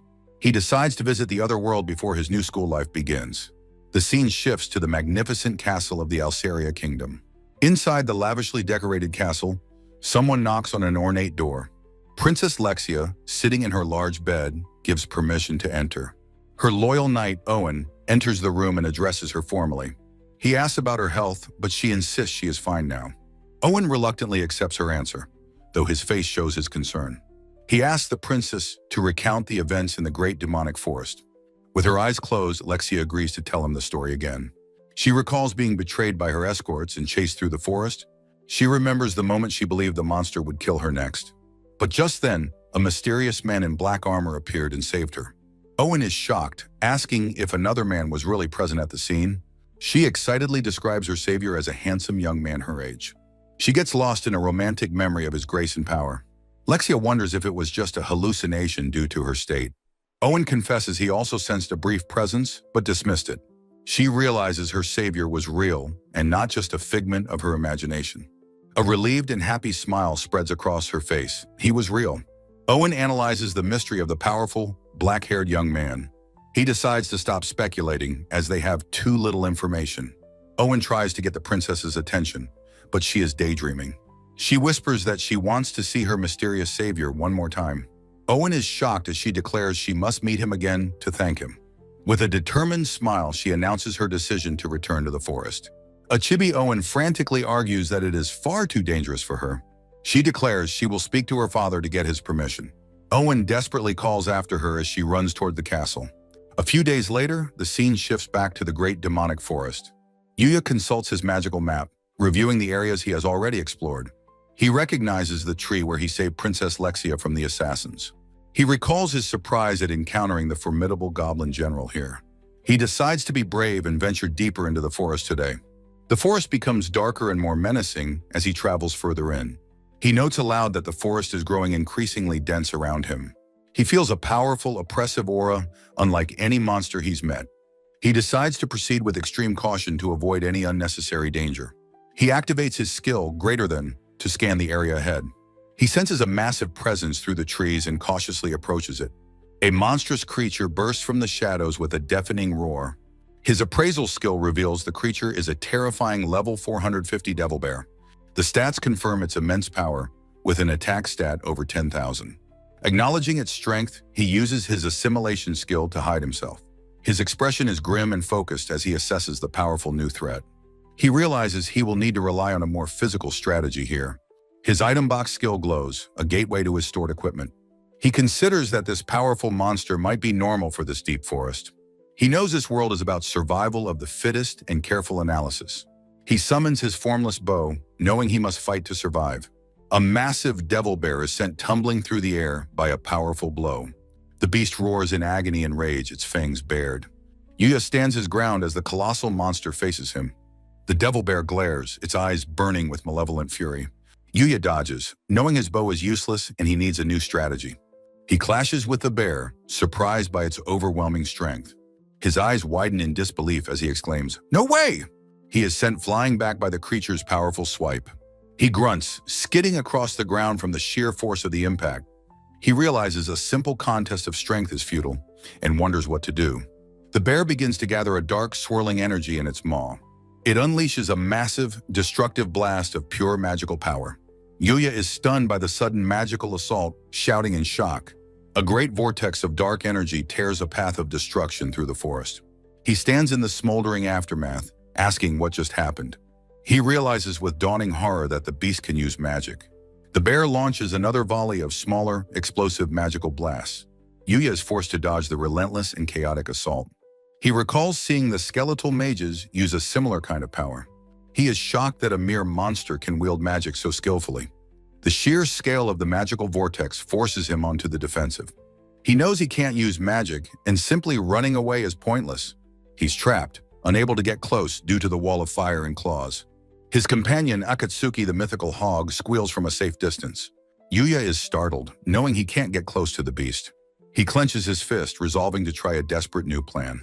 With a defiant roar, he charges headlong towards the monster. His first priority is to somehow stop the bear's magical flames. The bear focuses its fiery torrent on his direct path. Yuya reveals his head-on charge was merely a feint. He hurls his spear, declaring it to be his real attack. His hand is open, the divine weapon now flying through the air. The absolute spear slams directly into the devil bear's open mouth. His eyes narrow in satisfaction as he confirms the flames have stopped. With the magic neutralized, he leaps forward to press his advantage. He declares that the bear's deadly claws are his next target. The bear's claws swipe through the air, trying to keep him at bay. He knows he must get inside the monster's guard to have a chance. His eye glows as he activates his weakness detection skill. A targeting reticle appears, highlighting a critical weak point on its chest. Summoning his gauntlets, he declares the bear's defense to be weak. He unleashes a blindingly fast barrage of powerful punches. A devastating blow lands squarely on the creature's chest. The devil bear roars in agony from the relentless assault. Multiple starbursts of impact show his fists striking the weak point. A final, empowered punch sends the massive beast flying backward. Yuya stands triumphant, the legendary infinite gauntlets on his arms. A familiar system notification announces that he has leveled up. Far away, snow-dusted mountains are wreathed in mist. Princess Lexia and her royal retinue travel through the ancient forest. Lexia stops suddenly, asking her guards what that distant sound was. Owen reminds her they are in the great demonic forest, where anything is possible. He insists it is too dangerous and they should retreat for reinforcements. Lexia refuses, saying it is a matter of royal honor to thank her savior. She smiles, saying she has a feeling he is already very close. She confidently strides forward, saying she recognizes this part of the forest. Owen is skeptical of her feeling, admitting he senses nothing himself. She attributes her intuition to the blessing of her mother's high elf blood. Owen orders his men to stay alert and protect the princess at all costs. He warns that in the great demonic forest anything can happen. A monstrous, clawed hand suddenly slams into the ground nearby. A horde of goblins with glowing eyes emerges from the dark woods. Elsewhere, Yuya looks up, sensing a disturbance in the air. A text box identifies his skill, presence detection. He stands in the forest, his senses scanning the area around him. He realizes it's not one or two presences, but a whole swarm of monsters. He senses that the monsters are currently fighting something. His skill confirms it. Goblin elites are battling against humans. Two vicious, snarling goblins charge forward with savage intent. A royal knight shouts in alarm, identifying the swarm of elite goblins. Owen fights fiercely, ordering his men to protect Princess Lexia. The knights are spread thin, desperately trying to hold back the horde. A powerful goblin sends one of the knights flying through the air. The knight's helmet is knocked off as he is thrown from the battle. A goblin shaman launches a magical attack, breaking their defensive line. A knight stares in horror as the goblins pour through the breach. A goblin brandishing a large sword leaps over the fallen knight. A goblin leader snarls, its eyes fixed on the unprotected princess. Lexia trembles, her body shaking with uncontrollable fear. She desperately shouts at the advancing monsters to go away. Owen screams her name, unable to reach her in time. Two goblins chatter menacingly as they close in on their target. The monstrous creatures completely surround the terrified princess. The goblins leer, their cruel faces twisted in sadistic glee. Lexia lets out a small, sharp gasp of pure terror. She closes her eyes and lets out a blood-curdling scream. A streak of black lightning suddenly cuts through the goblin horde. Yuya appears in a flash, his armor deflecting a goblin's attack. Lexia stares up, her eyes wide with shock and utter disbelief. Yuya materializes from the shadows, deactivating his assimilation skill. He moves like a blur, his blade cutting down a goblin in an instant. Owen is stunned, wondering where the young man appeared from. Yuya leaps onto a goblin, dispatching it with brutal efficiency. His face is a mask of cold, focused determination as he fights. Owen is shocked by the sudden and impossible turn of events. He recognizes the youth's distinct black hair and black eyes. He wonders if this could truly be the same man who saved her before. The other knights are awestruck, whispering that he is fighting all by himself. Owen is left completely speechless, his mind reeling from the incredible sight. Yuya stands calm amidst the carnage, a silent and powerful guardian. The royal knight, Owen, points a trembling finger, his voice filled with suspicion. Yuya, clad in menacing armor, dismisses the accusation with a stammer. Princess Lexia suddenly rushes forward, grabbing Yuya's arm to stop him. He looks down at her, utterly bewildered by her unexpected action. With a radiant smile, Lexia clasps her hands and makes a shocking plea. Yuya's face contorts into a mask of pure confusion. Blushing slightly, Lexia repeats her heartfelt request for him to marry her. His mind short-circuits, surrounded by a flurry of question marks. Owen is horrified by her marriage proposal, but Lexia is undeterred. The knight protests, but Yuya thinks there is no logical reason for her proposal. Arriving at a clearing, Lexia cheerfully notes that Yuya lives here. Owen's eyes bulge in disbelief at a house in the great demonic forest. He exclaims that this peaceful clearing feels like another dimension entirely. Owen asks if it isn't incredibly dangerous to have a home here. Yuya smiles, reassuring him that monsters are unable to enter the property. The knight is stunned, realizing this must be a high-level magic barrier. Owen's mind races, wondering if this man is a noble, a spy, or a great sage. Inside, Lexia nervously frets over her appearance, wishing for a mirror. Her flustered state only adds to Yuya's silent, chibi-sized confusion. With renewed determination, Lexia clenches her fist, ready to do her best. Yuya and Owen are completely baffled by her sudden declaration of effort. The royal guards wait patiently outside the impossible, otherworldly house. The group sits down inside, ready for proper introductions. Owen formally introduces himself as the knight who serves Lady Lexia. He bows deeply, thanking Yuya for saving the princess of their kingdom. Yuya is flustered and overwhelmed by the intense formal gratitude. Owen insists on introductions, gesturing toward the woman beside him. With royal grace, she reveals herself as First Princess Lexia von Alseria. The weight of her title comically crushes Yuya with its sheer importance. Owen scolds Yuya's informal speech, but Lexia insists it's fine. Yuya is surprised, having thought she was already quite famous. He awkwardly tries to address her with the formal suffix, -sama. Lexia beams, begging him to drop the honorifics and just use her name. Owen interjects that calling a princess by her name alone is highly improper. The princess pouts, clearly disliking the formal distance between them. Owen slyly suggests they must have a special way of addressing each other. He implies they share a secret nickname, just for the two of them. He apologizes for prying into their secret, leaving Yuya more confused. Yuya finally introduces himself, stating that he lives in this forest. Owen notes that the name Tenju Yuya is unheard of in Alseria. He then reveals they ventured into this dangerous forest searching for him. Yuya points to himself in shock, unable to believe they were looking for him. Lexia explains she desperately wanted to meet and thank him in person. She bows, saying words can't express her gratitude for him saving her life.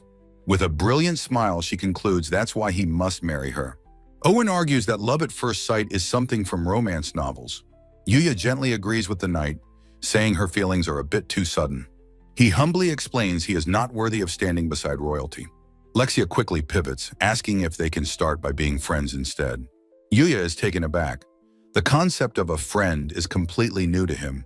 Lexia blushes, sincerely asking if he would be friends with her. He thinks to himself that he has nothing to offer as a friend. Owen reassures him that it should be fine in an informal setting. Lexia looks at him hopefully, asking if it's not okay with him.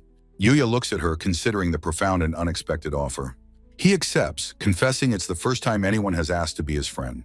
Lexia beams with pure joy, happily accepting his friendship. Owen sees this as a necessary first step on the path of love. He then brings up another important matter he must discuss with Yuya. He explains that His Majesty the King also wishes to thank him. To do so, Owen requests that Yuya visit the royal castle. Yuya realizes this means he will have an audience with the king. The thought of meeting the king of Alseria fills him with comical terror. He waves his hands in panic, saying he can't accept such a sudden request.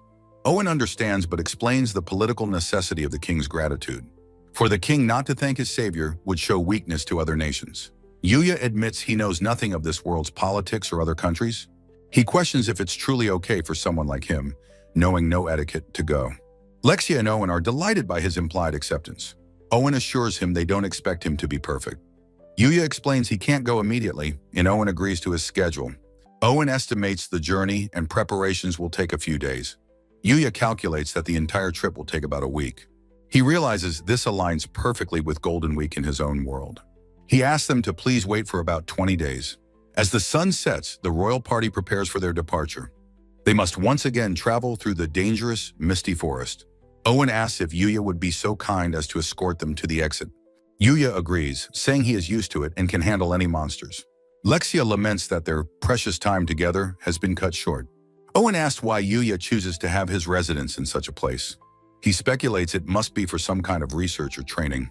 Yuya looks surprised, asking if this place is truly that dangerous. His innocent question leaves Owen and Lexia utterly speechless. Owen asks if Yuya truly didn't know the dangers when he moved in. The knight concludes the house must be protected by some secret, powerful magic. He explains this area is the Great Demonic Forest, a super hazardous zone. It is a place of unknown resources where ordinary people would surely die. Its immense danger is the very reason no one dares to venture there. Yuya is stunned, wondering why the sage built a house in such a place. He realizes the monsters here are not the default for this world. Owen gravely warns that if his guard slips, even a goblin general could be fatal. The name Goblin General catches both Yuya's and Lexia's attention. Lexia recalls that was the very monster Yuya-sama defeated earlier. Owen stumbles back, clutching his head in utter disbelief at the news. He wonders if they have gotten involved with an unbelievably powerful person. A close-up of Yuya's eye shows his sharp, unwavering focus. Another shot of his eye reveals his calm and determined resolve.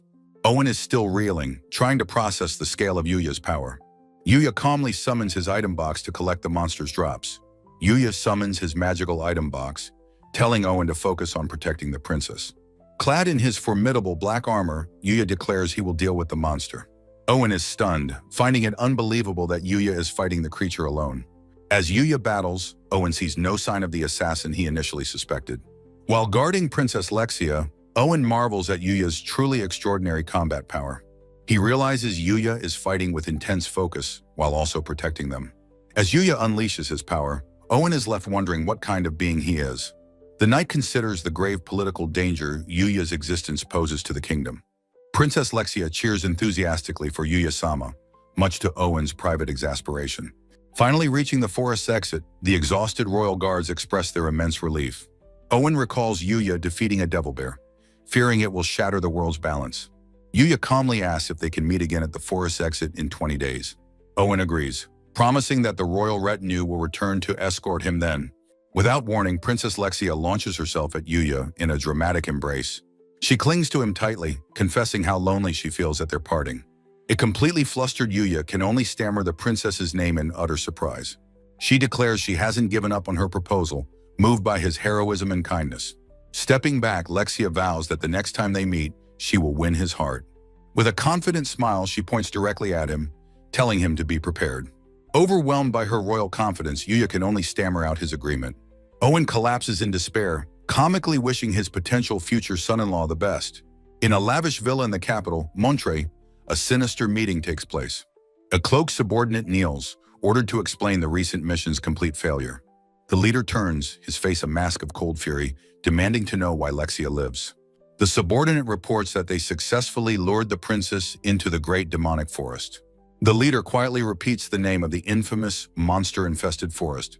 He explains their assassins were annihilated by monsters, while Lexia was somehow protected. The leader finds this illogical, questioning why monsters would selectively kill the assassins. The subordinate apologizes profusely, but his master dismisses the useless excuses. The leader seethes with anger, worried his true identity might have been discovered.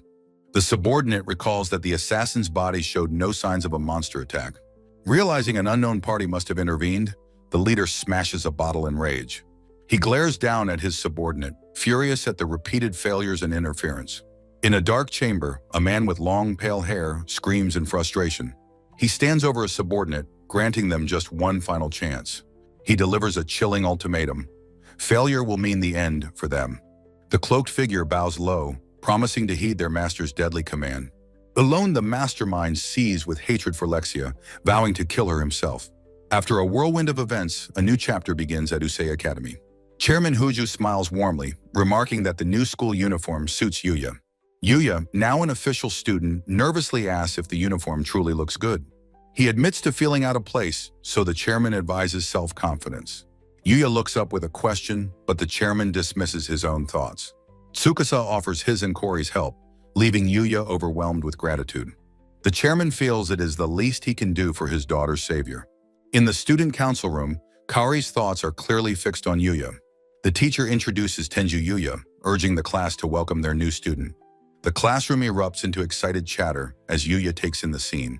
His new friends, Ryo and Shingo, wave enthusiastically from their desks. Rin Kanzaki quietly offers to share her textbook with him once more. As the teacher calls for order, Ryo gives a warm, welcoming smile. As Yuya stands before the class, a girl watches him with keen interest. She rests her chin on her hand, a small intrigued smile on her face. Later that day, the students head out to the sports field for gym class.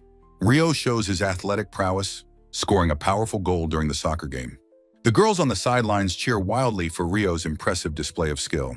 Yuya watches from the stands, genuinely impressed by his friend's amazing talent. Rin asks why he is not playing, and he explains he's observing today. She explains that the girls have free time after their basic warm-ups. She reveals that most girls use their free time to watch the boys' game.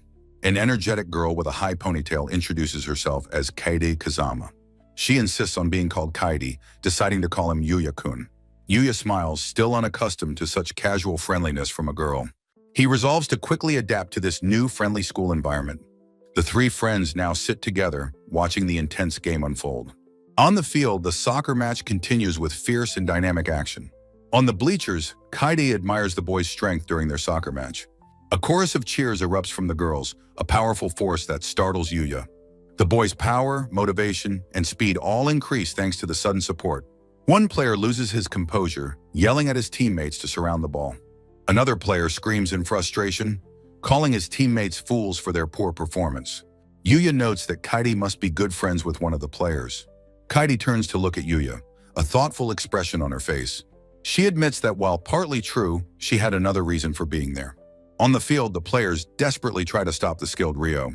With a warm smile, Kaede confesses that she wanted to talk with Yuya. Ryo easily dribbles past his opponents, who shout in disbelief at his skill. He smugly tells his flustered teammate that his foolishness is showing. Ryo declares that soccer is a team sport as he advances downfield. Rin dryly calls Akira a pitiful nobleman, which Yuya and Kaede find amusing. Utterly humiliated, Akira realizes that he was the idiot all along. Ryo makes a dramatic save, boasting about his near invincibility to his rivals. Kaede explains that Akira isn't a bad person, just a bit unfortunate. Enraged, Akira unleashes his special finishing shoot with a mighty kick. The ball spins violently through the air, flying wildly off course. A frustrated Ryo screams, demanding to know where he's kicking the ball. The girls on the sidelines cry out in alarm as the ball goes astray. As the ball heads for them, Yuya yells for Kaede and Rin to get down. He quickly shoves Rin to safety on the bleacher bench. His eyes widen as he sees Kaede is still in the ball's path. With a powerful push, he sends Kaede flying out of harm's way. He catches her, shielding her body with his own from the incoming projectile.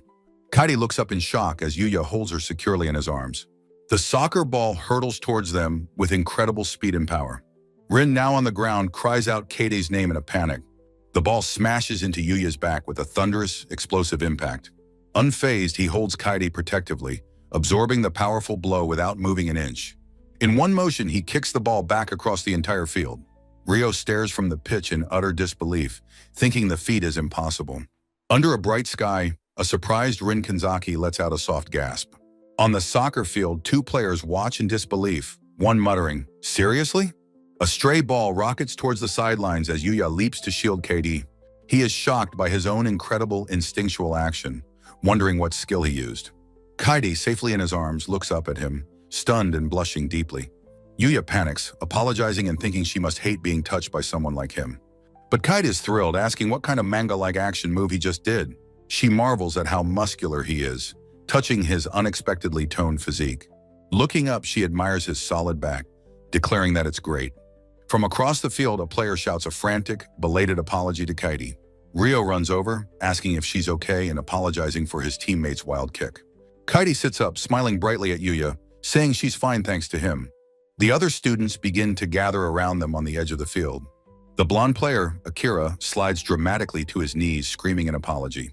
He prostrates himself on the ground, bowing deeply and apologizing to them both. Yuya tells him it's fine, while Kaede waves it off, saying she wasn't hurt. Akira kneels before Kaede, vowing to serve her for life, but she bluntly refuses. He then leaps to his feet, turning his dramatic attention towards Yuya. He introduces himself as Akira Ichinos, thanking Yuya for saving his life. Yuya is startled as Akira claps him on the shoulder, promising to be careful. Ryo explains to Yuya that Akira has his quirks but isn't a bad guy. Yuya watches his new, energetic classmates, a small smile forming on his face. He reflects on what a fun group of people he has met. The scene shifts to the grand, stately exterior of Usei Academy's main building. Inside, a sign on a set of double doors indicates the girls' locker room. Kari Huju walks down the hall with other girls heading to change for class. A friend asks Kaori about Yuya's first day at their prestigious academy. Kori reassures her that Yuya will be fine since everyone is so kind. A girl quietly thinks to herself that she might try talking to him later. Suddenly, the locker room doors burst open with a loud, clattering bang. Kaede storms in, flexing her bicep, excitedly telling her friend about the amazing event.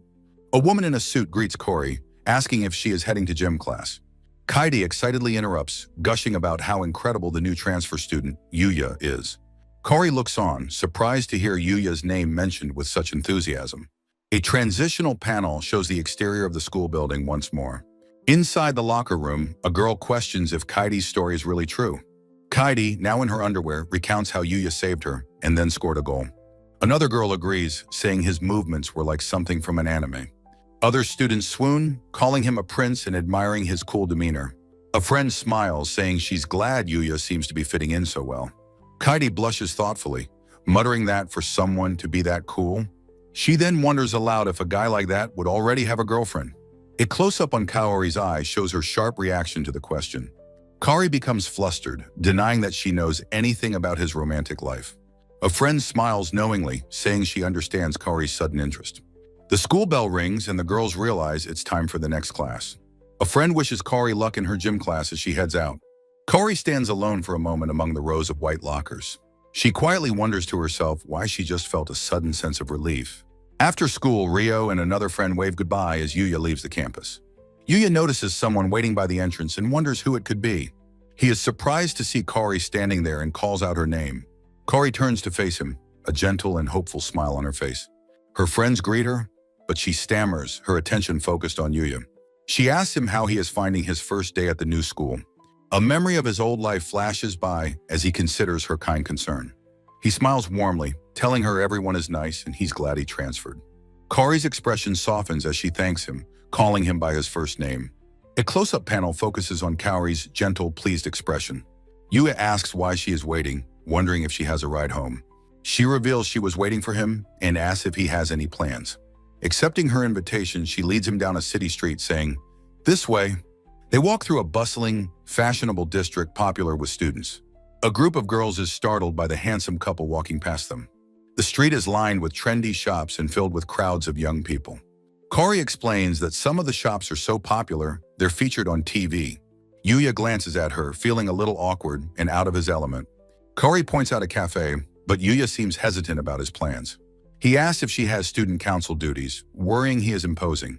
She reassures him with a bright expression that she is free. She says she also wants to properly thank him again for saving her. He protests, insisting she's done enough and he shouldn't waste her time. Kari boldly asks if it's wrong for her to simply want to talk with him. Yuya feels out of place but is happy to see Kaori enjoying herself. Kaori's mood brightens as she suggests they go to a nearby crepe shop. They arrive at Nakoya Crepe, where a long line has already formed. Kari excitedly explains the shop's fame and its rare limited edition crepe. Yuya is impressed by her pure enthusiasm, thinking it's amazing. In a burst of excitement, Kari impulsively grabs his hand and pulls him along. A close-up shows their hands intertwined as she leads him toward the shop. Other girls waiting in line blush and swoon at the sight of them. Onlookers whisper about the beautiful couple in their elite Usei Academy uniforms. Yuya feels the weight of their stares, growing anxious and uncomfortable. His old insecurities flare up, convinced he doesn't belong in such a trendy place. A group of schoolgirls recognizes him and approaches them hesitantly. The girls suddenly swarm him, asking for photos and autographs. Utterly bewildered, Yuya insists they must have him mistaken for someone else. Kari gently takes his hand, pulling him away from the growing crowd. Yuya panics, apologizing profusely for his hand touching hers. Kaori, equally flustered, apologizes for her own forwardness in grabbing him. They stand awkwardly in the crowd, both blushing furiously from the contact. Onlookers find their innocent, flustered interaction incredibly cute and pure. A painful memory resurfaces for Yuya of girls reacting with disgust to his touch. The memory sends him into a spiral, believing he doesn't deserve such contact. Kaori shyly confesses this is the first time she has held hands with a boy. Yuya is stunned into silence, asking if she isn't angry with him. They find a quiet spot to sit, glad they got the last limited crepes. A chibi Kaori notes it was the last one, but chibi Yuya says others look good too. They both say a quiet prayer of thanks before taking their first bites. They look at each other blushing and exclaim in unison how delicious it is. Yuya's skills analyze the crepe's exquisite balance of flavors and ingredients. Yuya blushes, admitting this is his first crepe, and he now understands its appeal. Kaori agrees that sweets bring happiness and muses about trying other flavors. With a gentle smile, she offers Yuya a bite of her own delicious crepe. Yuya's mind short-circuits in cartoonish shock at her intimate offer of a bite. He panics internally, realizing how close this makes them, a completely new experience. Kaori gently feeds him a piece, telling him how delicious the crepe is. As he chews, Yuya blushes intensely, realizing they just had an indirect kiss. Flustered, he stammers that it's delicious, his frantic reaction amusing the smiling Kaori. Kaori beams, delighted that he agrees with her about the taste. She looks down at his crepe, a slight blush on her face as she considers it. The shared intimacy of the moment makes both of them erupt in flustered embarrassment. Kaori covers her face, whispering she's too embarrassed to even look at him now. Panicked, Yuya asks if she was upset, worried he has done something wrong. They both frantically apologize, Yuya insisting it was delicious and he wanted to share. In a flustered attempt to fix things, he asks if she wants a bite of his. Kaori is taken aback by his sudden offer, while he instantly regrets his words. He quickly clarifies that he just wanted to return the favor for her kindness. Kaori offers a small, understanding smile, her blush softening. She shyly leans in and accepts a bite from the crepe he is holding. With a happy sigh, she confirms that his is also truly delicious. Yuya is left stunned and blushing by the innocent yet intimate exchange. The sun begins to set as their afternoon together continues. As they walk home, Kaori thanks him for the day, apologizing for taking the lead. Yuya reassures her, saying he had a great time, and she knows many nice places. Kaori shyly confesses that this is her first time ever hanging out after school. She explains her family situation prevented her from having friends of the opposite sex. She beams, saying she's happy her first time was with someone kind like him. Yuya listens thoughtfully, processing her surprising and heartfelt confession. He reflects that he can't possibly understand the struggles of someone so privileged. He laughs nervously, admitting it was his first time hanging out with a girl too. He frantically clarifies he has no friends or girlfriend, much to Kaori's surprise. Kaori looks at him with a knowing, gentle expression, simply saying, "Is that so?" Her calm and accepting reaction leaves Yuya utterly confused and questioning everything. As they walk, Kaori starts to ask him if he'd like to do this again. Their conversation is cut short as a worker loses his balance, sending crates flying. Yuya and Kaori turn in surprise as the tall stack begins to topple over. Without hesitation, Yuya sprints towards the danger as Kaori calls out in concern. Kaori watches him go, a small, confident smile on her face, trusting him completely. The massive stack of heavy crates falls towards the helpless worker on the ground. Yuya, having caught the entire stack, tells the dazed man that this is all of them. The worker thanks him, then looks at him with a strange sense of familiarity. He has a brief flashback to his former, overweight employee, recognizing the name. Realizing who the man is, Yuya apologizes for any trouble he caused back then. The man asks if they've met before, still trying to place his familiar face. He dismisses the thought, saying he'd never forget a face as handsome as Yuya's. Another worker calls out to the manager, who simply tells Yuya thanks again. Yuya wonders to himself if the man truly didn't recognize him at all. He sighs, realizing that his outward appearance is the only thing that has changed. Kaori approaches, asking if he's okay, finding his thoughtful silence strange. Yuya stops and turns to her, asking how she was able to recognize him. He explains that his appearance has changed so drastically since they first met. Kaori replies that his eyes were the same as the day he saved her. Yuya is taken aback by her answer, repeating her word. Eyes? She recalls his battered face, saying his kind, direct eyes remained unchanged. With a radiant smile, she says that's how she immediately knew it was him. Yuya is deeply moved, realizing she saw something in him beyond his physical form. He reflects that she recognized the true him, even when he hated himself. A sneering voice asks what the piece of trash is doing looking so happy. His younger brother Yuta stands before them, his expression hostile. Yuya and Kaori are confronted by the unexpected and unwelcome appearance of Yuta. Yuya cautiously asks his brother if he needs something from him. Yuta scoffs, claiming he just happened to be passing by and can't talk to him. He mockingly asks if an elite student is too good to talk to commoners now. Kaori interjects, asking if he has a question for her about their last encounter. Yuta sarcastically thanks her for remembering him, thinking she would have forgotten. Yuya steps in, telling Yuta to leave if he has no business with him. Yuta's eye twitches with irritation at his brother's protective intervention. He notices two men in suits, Kaori's bodyguards, watching from a distance. He clicks his tongue in annoyance, realizing that she has protection with her. Yuta dismisses them, saying he has no real business with them, and walks away. As he leaves, he whispers to himself, a hint of a plan in his voice. The bodyguards step forward, formally addressing Kaori as Kaori-sama. From a rooftop, a woman with a cruel smile asks if her subordinates saw that. She orders her gang to beat up the two people Yuya was just talking to. The delinquents look on with sadistic glee from behind a school railing. The next day, the scene shifts to the grand facade of Usei Academy. Kaidi bursts into the classroom, excitedly showing Yuya a magazine with his face on it. Her friend Ryo greets her as she rushes past him towards Yuya's desk. She points out that he's in the magazine with the famous model, Misora. Yuya takes the magazine, surprised to see that it has already been published. He flips through the pages, noting that his expression in the photos looks quite stiff. His friends marvel at the pictures, saying he has a professional aura about him.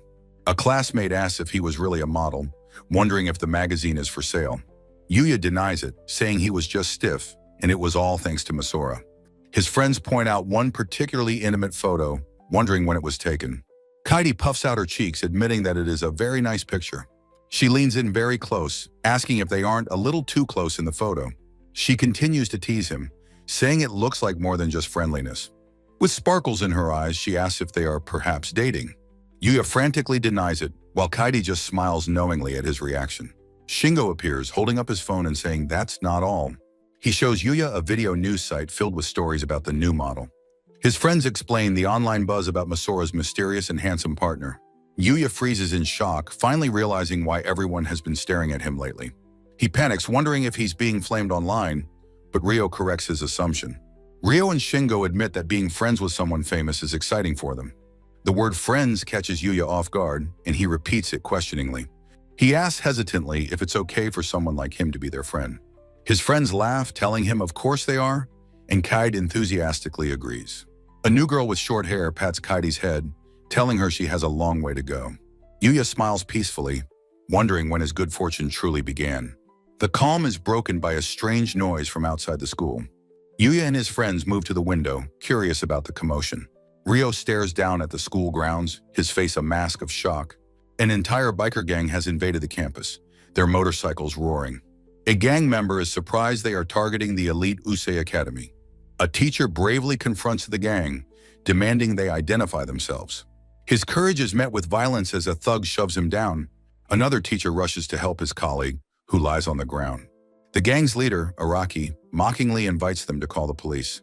From the window, Kaide and Ryo are stunned by the sight of the gang. A flag bearing a demonic boar insignia flutters menacingly. Ryo recognizes the symbol, identifying them as the Red Ogre Gang.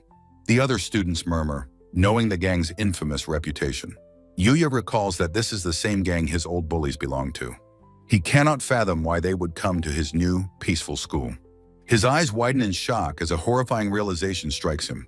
Standing in the center of the gang are his siblings, Yuta and Sora. The two of them wear smug, malicious expressions. Yuya recoils from the window, his face pale with dread. He is overcome with the sickening thought that this is all his fault. A painful memory of being beaten by these very people flashes in his mind. He collapses into his chair as his worried friends rush to his side. Shingo reports that the police have been called and are on their way. Yuya feels powerless, believing there is nothing he can do to help. A student cries out as the gang begins to menace a girl below. Kari Huju steps forward, facing the entire gang with quiet resolve. She calmly introduces herself and asks what business they have there. A thug whistles appreciatively, pointing her out to Yuta. Yuta states their business is with their trash brother. Kori's expression hardens as she understands the situation. She warns them the police are coming and asks what this will accomplish. Yuta smirks, saying it doesn't matter as long as they get to have fun. Cory is horrified by his callous and cruel justification.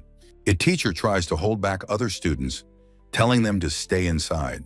The injured teacher says it's hopeless, as they are completely outnumbered. A thug begins to advance on Cory, dismissing her authority. Sora taunts her, telling her to worry about her own safety. The delinquents close in, forming a menacing circle around Cory. A thug recognizes her as the girl Yuya saved at the convenience store. He leers, suggesting they get better acquainted this time. Ryo and Kaede watch in terror, realizing Cory is in serious danger. Ryo grits his teeth in frustration, wishing he could help. Yuya is frozen by fear, unable to move despite his immense power. Shingo tries to reassure him, reminding him that help is on the way. Yuya is lost in despair, feeling utterly useless. Shingo admits his own helplessness, saying he's not strong like Yuya. Ryo says that sometimes you just have to act without thinking. Yuya remembers seeing Cory in trouble before, cornered by thugs. He recalls his grandfather's words urging him to help those in need. Gritting his teeth, his despair finally transforms into firm resolve. Memories of leveling up and making friends flood his mind. He remembers Cory's smile as she told him she saw his kind eyes. He stands, knowing he is no longer the weak boy he once was. Kaede watches, confused by his sudden, determined movement. He slams his hands on the windowsill, ready to face his past. In a breathtaking move, Yuya leaps from the fourth-story window. His classmates scream, shocked by his impossibly high jump. His friends watch, amazed and relieved that he landed safely. He lands perfectly, placing himself as a shield in front of Cory. He tells Cory to get behind him, his voice calm and commanding. The thugs are stunned, demanding to know who this newcomer is. Yuta scoffs, dismissively identifying him as his trash brother. Araki cracks his knuckles, eagerly asking Yuta for permission to fight. Yuta gives a careless wave, telling him to just rough Yuya up. Araki charges, screaming that he's going to smash Yuya's smug face. From the classroom window, his friends cry out his name in warning. Yuya's eyes narrow, his focus becoming absolute and unwavering. He easily sidesteps a charging thug, his skills analyzing every move. He continues to weave through the gang's clumsy attacks with grace. One of the thugs screams in frustration, telling him to stop dodging. Yuya thinks calmly to himself that he can see all of their movements. The thugs believe he's just an ordinary human, nothing special. He continues to evade, confident that their attacks will never connect. His friends watch, amazed as the thugs keep hitting each other. A massive brawler with dreadlocks steps forward to end it with pure power. He throws a huge punch, yelling for Yuya to go to sleep. The powerful blow is stopped dead by Yuya's single open palm. The brawler's face contorts as he strains with all his might. Yuya's hand tightens, his own strength easily overpowering the giant's.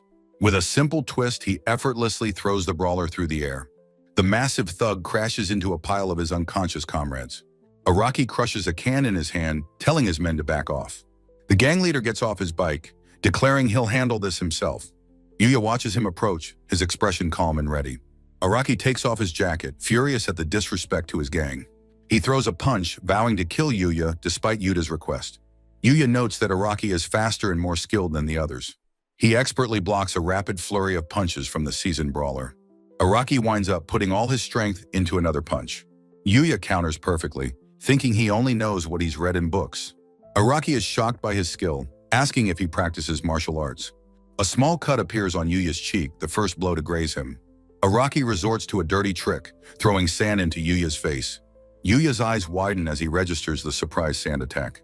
Araki laughs, pulling out a knife and mocking him for fighting fair. Yuya ducks low, the blade of the knife flashing just over his head. Araki's attack misses, and he grunts in satisfaction. Yuya thinks how humans, unlike monsters, use feints and weapons. He activates his skill, a targeting reticle locking onto Araki's weak point.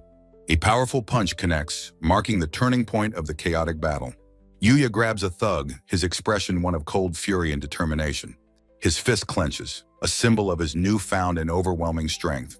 He slams a delinquent to the ground, musing that this is a good study session. Standing over his defeated foe, Yuya calmly straightens his disheveled school tie. He lets out a quiet sigh, the adrenaline of the fight finally fading. He reflects on the complexities of human relationships as he surveys the school. The flashing lights of police cars signal the arrival of the authorities. The defeated Red Ogre members are led away, shouting curses at the police. His siblings, Yuta and Sora, watch in utter disbelief from the sidelines.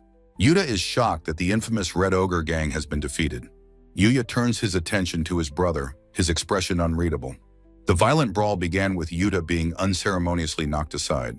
The entire gang, including its leader Araki, lies unconscious on the ground. In handcuffs, the other gang members cheer on their leader with twisted loyalty. Araki snaps, his face contorted in rage as he screams Yuta's name. Yuta flinches in terror as the enraged gang leader approaches him. Araki charges, screaming that this whole mess is entirely their fault. He grabs Yuta by the collar, roaring that he'll never forgive his failed plan. Yuta chokes, his hands clawing at his throat as he begs Araki to stop. His sister Sora rushes forward, trying to pull the massive thug away. Araki violently shoves her aside, telling her to shut up as she cries out. With a sadistic grin, he declares them accomplices and vows to beat them senseless. Sora lets out a small gasp of terror as she lies on the ground. Overwhelmed by fear and pain, she begins to cry uncontrollably. The police struggle to restrain the rampaging Araki, ordering him to behave. An officer shouts in alarm as Araki breaks free from their grasp. Yuta's eyes widen in absolute terror, pleading for someone to help him. Araki looms over him, his fist raised as he screams for the brat to die. A blur of motion cuts through the air, intercepting the attack. Yuya's hand catches the punch, stopping Araki's fist just before it connects. His eyes narrow with cold fury as he commands Araki to let go. His grip is like a vice, his knuckles white with controlled power. Araki strains against the hold, shocked by this impossible, inhuman strength. With a single fluid motion, Yuya effortlessly throws the thug aside. Araki lies sputtering on the ground, completely defeated and humiliated. Yuya kneels down, his voice gentle as he asks his brother if he is okay. Yuta, bruised and tearful, asks why his trash brother would save him. Yuya looks down, quietly repeating the cruel insult his brother just used. Enraged at being ignored, Araki gets back to his feet and charges again. He screams that he has decided to finish this right now. Yuya's eye glints with cold resolve as he prepares to end the fight. A single powerful kick sends the thug flying backward with devastating force. Yuya knows he hasn't forgiven Yuta, his feelings a complex storm. A blur of motion signifies the final decisive blow. The insult, "trash brother," echoes in his mind, a painful reminder of his past. Despite everything, he knows he cannot bring himself to abandon his family. Araki lies unconscious, his body embedded in the trunk of a shattered tree. Yuya collapses to his knees, accepting that this is the kind of person he is. From a distance, Kaori watches with concern, murmuring his name softly. Yuta and Sora can only weep, their arrogance and cruelty finally broken. Ryo shouts in amazement, declaring that what he just saw was incredible. Yuya looks up, startled by the sudden praise from his classmates. His friends Ryo and Kaide rush over, relieved that he is uninjured. The other students are in awe, suggesting the sports clubs should recruit him. Kaori runs to his side, her voice filled with worry as she asks if he's hurt. With a radiant smile, she says she is fine, all thanks to him. Yuya smiles back, a wave of relief washing over him. He and Kaori stand together as the chaotic scene begins to calm down. Yuya turns to face his siblings, who now address him with timid respect. Yuta looks up, his eyes filled with confusion, asking why he helped him. His face contorts in anguish as he remembers how cruelly he treated his brother. Yuya looks down at them, his expression calm and almost sad. He tells them it is simply because they are brothers. He admits that he suffered greatly, wondering why he was treated so badly. He could never forgive them for mocking their grandfather's memory. But he felt that when family's in trouble, you have to help them. Yuta and Sora are stunned into silence by his profound kindness. Overwhelmed, they break down, sobbing uncontrollably at his feet. Yuya looks down at them, a quiet apology on his lips for their pain. The police car drives away, marking the end of the violent ordeal. Kaori expresses concern, but Yuya knows his siblings must face consequences. She notes that he must have had a terrible experience because of them. He agrees, admitting he can't forgive everything, but this is who he is. He reflects that no matter his appearance, he is still their brother. He apologizes to Kaori for the trouble, but she says he saved her yet again. He touches his cheek, flustered, admitting that he was properly saved this time. Kaori beams, her eyes shining as she declares that he is her hero. A chibi version of Yuya blushes, completely overwhelmed by her praise. He looks around, still not used to being the center of attention. His friends gather, and he reflects on how he once had absolutely nothing. He had thought the other world was his only sanctuary, his only safe place. But he was wrong. Leveling up allowed him to meet these kind people. Leveling up has changed his life, and he knows it will continue to change. A small, adorable creature with a fluffy tail lets out a happy, sparkling yip. In the other world, Yuya kneels as his companion, Night, happily greets him. A grand, multi-spired castle stands proudly against a bright, cloudy sky. Inside Alceria Castle, a lone figure kneels in the vast audience chamber. The king tells the knight, Owen, that he may raise his head. Owen looks up, his expression serious as he addresses his king. King Arnold von Alceria says he has heard the report about his daughter's benefactor. He muses on the impossibility of such a young man being in the demonic forest. Owen confirms that the name is foreign and that he is not of their world. The king listens intently, his face a mask of deep thought. Owen states that while it may seem suspicious, he believes Yuya is trustworthy. He has arranged for Yuya to be formally invited to the castle in a month. The king considers this, his expression unreadable as he remains silent. He asks Owen if it is true that this man proposed to his daughter, Lexia. Owen's face contorts in panic as he realizes his terrible mistake. He blurts out that Lexia proposed to him, his voice filled with terror. In the halls of Alceria Castle, King Arnold furiously brandishes a sword. He bellows about a national treasure as a maid wonders who has caused this uproar. The object of his rage is the handsome and stoic Tenju Yuya. Meanwhile, a monstrous king orc, level 600, lets out a terrifying roar. With a powerful shout, Yuya intercepts the massive beast's axe with his spear. He sweeps his spear in a powerful counterattack, a blur of dark armor. The force of the blow shatters the king orc's defenses into pieces. Yuya notes that the monsters are growing stronger the farther he explores. He briefly wonders about a fleeting murderous intent he sensed nearby. Back in the castle, the king continues to fume as Owen tries to calm him. In the forest, Yuya senses a presence and asks if something is there. A small, dark, puppy-like creature emerges from the shadows, growling defensively. Yuya is startled, thinking it's just a puppy and apologizing for the battle. The creature whimpers pitifully, trembling from weakness and its injuries. He realizes its wounds were not from his fight, but from another monster. Remembering his supplies, he summons his glowing item box with an idea. He finds a bottle of perfection herb juice, a powerful healing potion. He carefully pours the glowing, citrus-scented liquid into his cupped hands. Kneeling, he gently offers the potion to the wary and injured creature. He softly tells it that the potion will heal its wounds and ease its pain. The creature growls, insisting it will not do anything terrible to him. It slowly and hesitantly approaches Yuya's outstretched, offering hands. The puppy cautiously sniffs the magical liquid, its fear still palpable. Yuya waits with a gentle and patient expression, hoping it will drink. Finally trusting him, the creature begins to lap up the glowing potion. As it drinks, Yuya smiles, relieved that his kindness was accepted. Suddenly, a brilliant flash of light erupts from the creature, startling Yuya. The light fades, revealing a healed, magnificent beast in the puppy's place. Yuya sighs in relief, glad he was in time, as the creature looks around. The transformed beast happily nuzzles his hand, and he is overcome by its cuteness. Sunlight streams through the forest canopy, marking a peaceful moment. Yuya asks the creature if it has a family, saying it's too dangerous alone. The creature whines sadly, and Yuya wonders aloud if it is a lost child. A close-up shows Yuya's expression, filled with thought and compassion. Looking out at the vast forest, he asks if the creature is all alone. It looks up at him with soft eyes, letting out a small, quiet woof. His expression softens with understanding as he makes a heartfelt decision. He offers the lonely creature a home, asking if it will come with him. The creature's eyes sparkle with pure, unadulterated joy at his offer.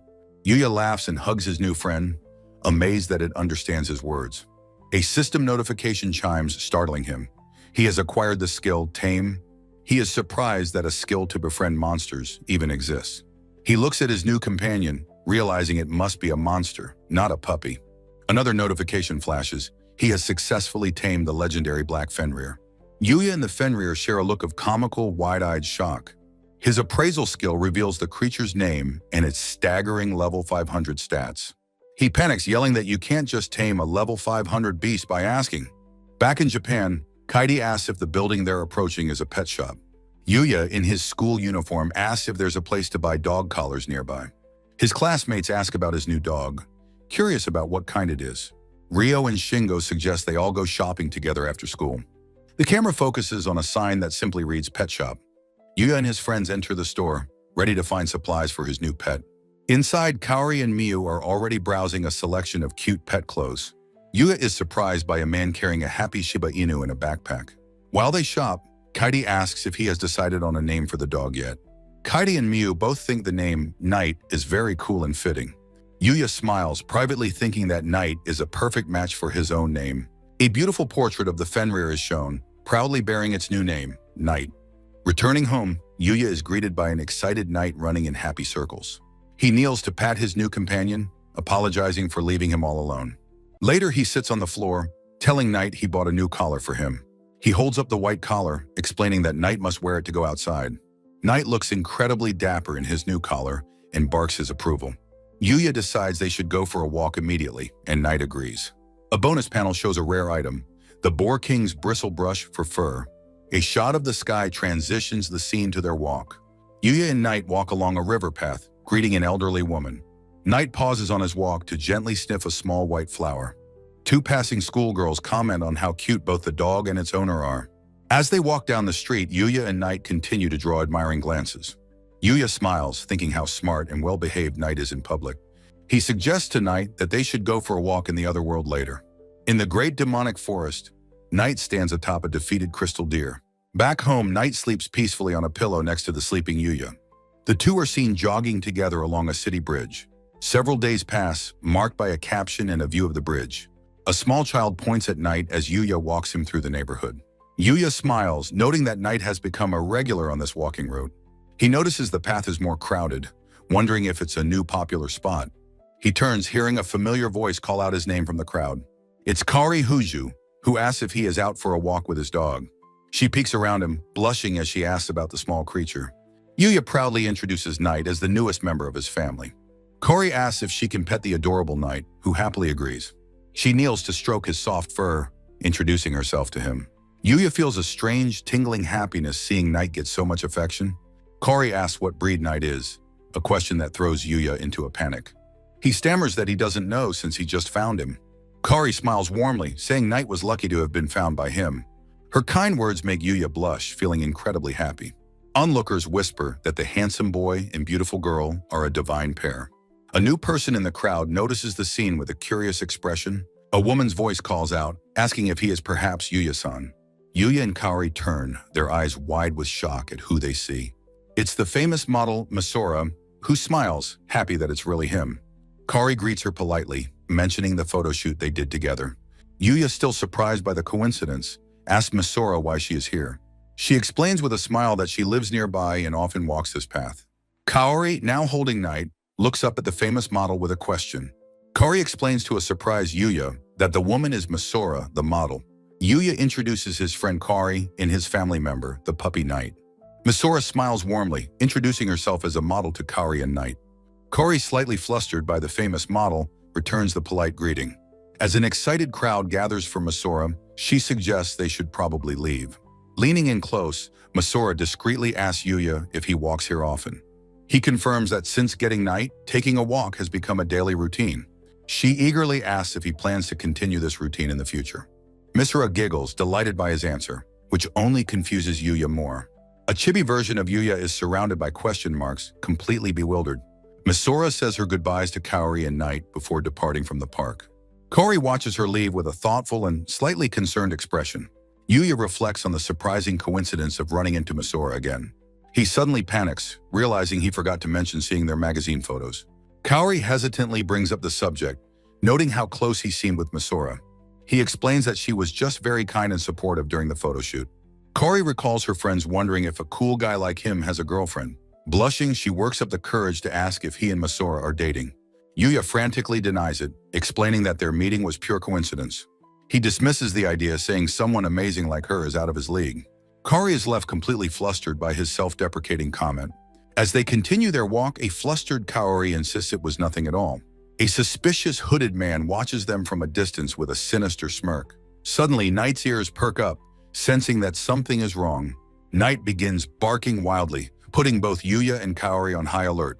In the distance, a woman's desperate cry for help cuts through the air.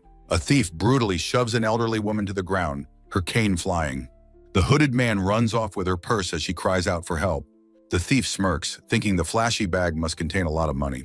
He brandishes a knife at a bystander, warning him to stay away. With a command from Yuya, Knight leaps forward to intercept the running thief. Kari rushes to the elderly woman's side, asking if she is all right. The woman looks on with a pained expression, worried about her stolen bag. She tries to get up, her distress causing Kaori to cry out in alarm. The thief grabs Knight by the scruff of his neck, cursing the animal. He furiously swings the struggling Fenrir through the air, trying to dislodge him. Knight lands deftly on his feet, completely unharmed by the man's rough handling. The thief's face contorts with rage as he vows to kill the persistent dog. Suddenly, Yuya appears before the thief, his eyes filled with cold fury. In a blur of motion, Yuya's hand clamps down on the thief's knife hand. He activates his true martial arts skill, neutralizing the thief with ease. As the sun sets over the city, peace is restored to the riverside. Yuya and Kaori check on the old woman, who thanks them for their help. She explains the bag is a precious gift from her late husband, her joy palpable. Her words resonate with Yuya, who looks on with a thoughtful expression. The moment reminds him of his own grief for his beloved grandfather. He gently tells her to take care, as her husband would want her to be safe. The old woman smiles gratefully, thanking the kind young man for his words. The old woman departs, leaving Yuya and Kaori alone on the path. As they walk, Kaori calls out to Yuya, her expression serious. She tells him that just like the old woman, he has people who worry about him. Yuya looks surprised, not used to the idea of people caring for him. He dismisses her concern, saying only his grandfather ever worried about him. Kaori looks at him directly, confessing with a blush that she was worried. Her confession stuns him, reminding him of her kindness from the very start. They stand facing each other as the last light of day fades from the sky. She smiles gently, asking him to please not be so reckless in the future. Her genuine concern makes Yuya blush, and he stammers out an apology. A chibi version of him is comically shocked by this new warm feeling. Knight nuzzles against him, and Kaori thanks the brave Fenrir for his help. Yuya realizes with profound clarity that he now has both friends and family. Elsewhere, Misora plots to increase her number of walks to see him again. Knight barks happily, signaling the start of a new chapter in their adventure.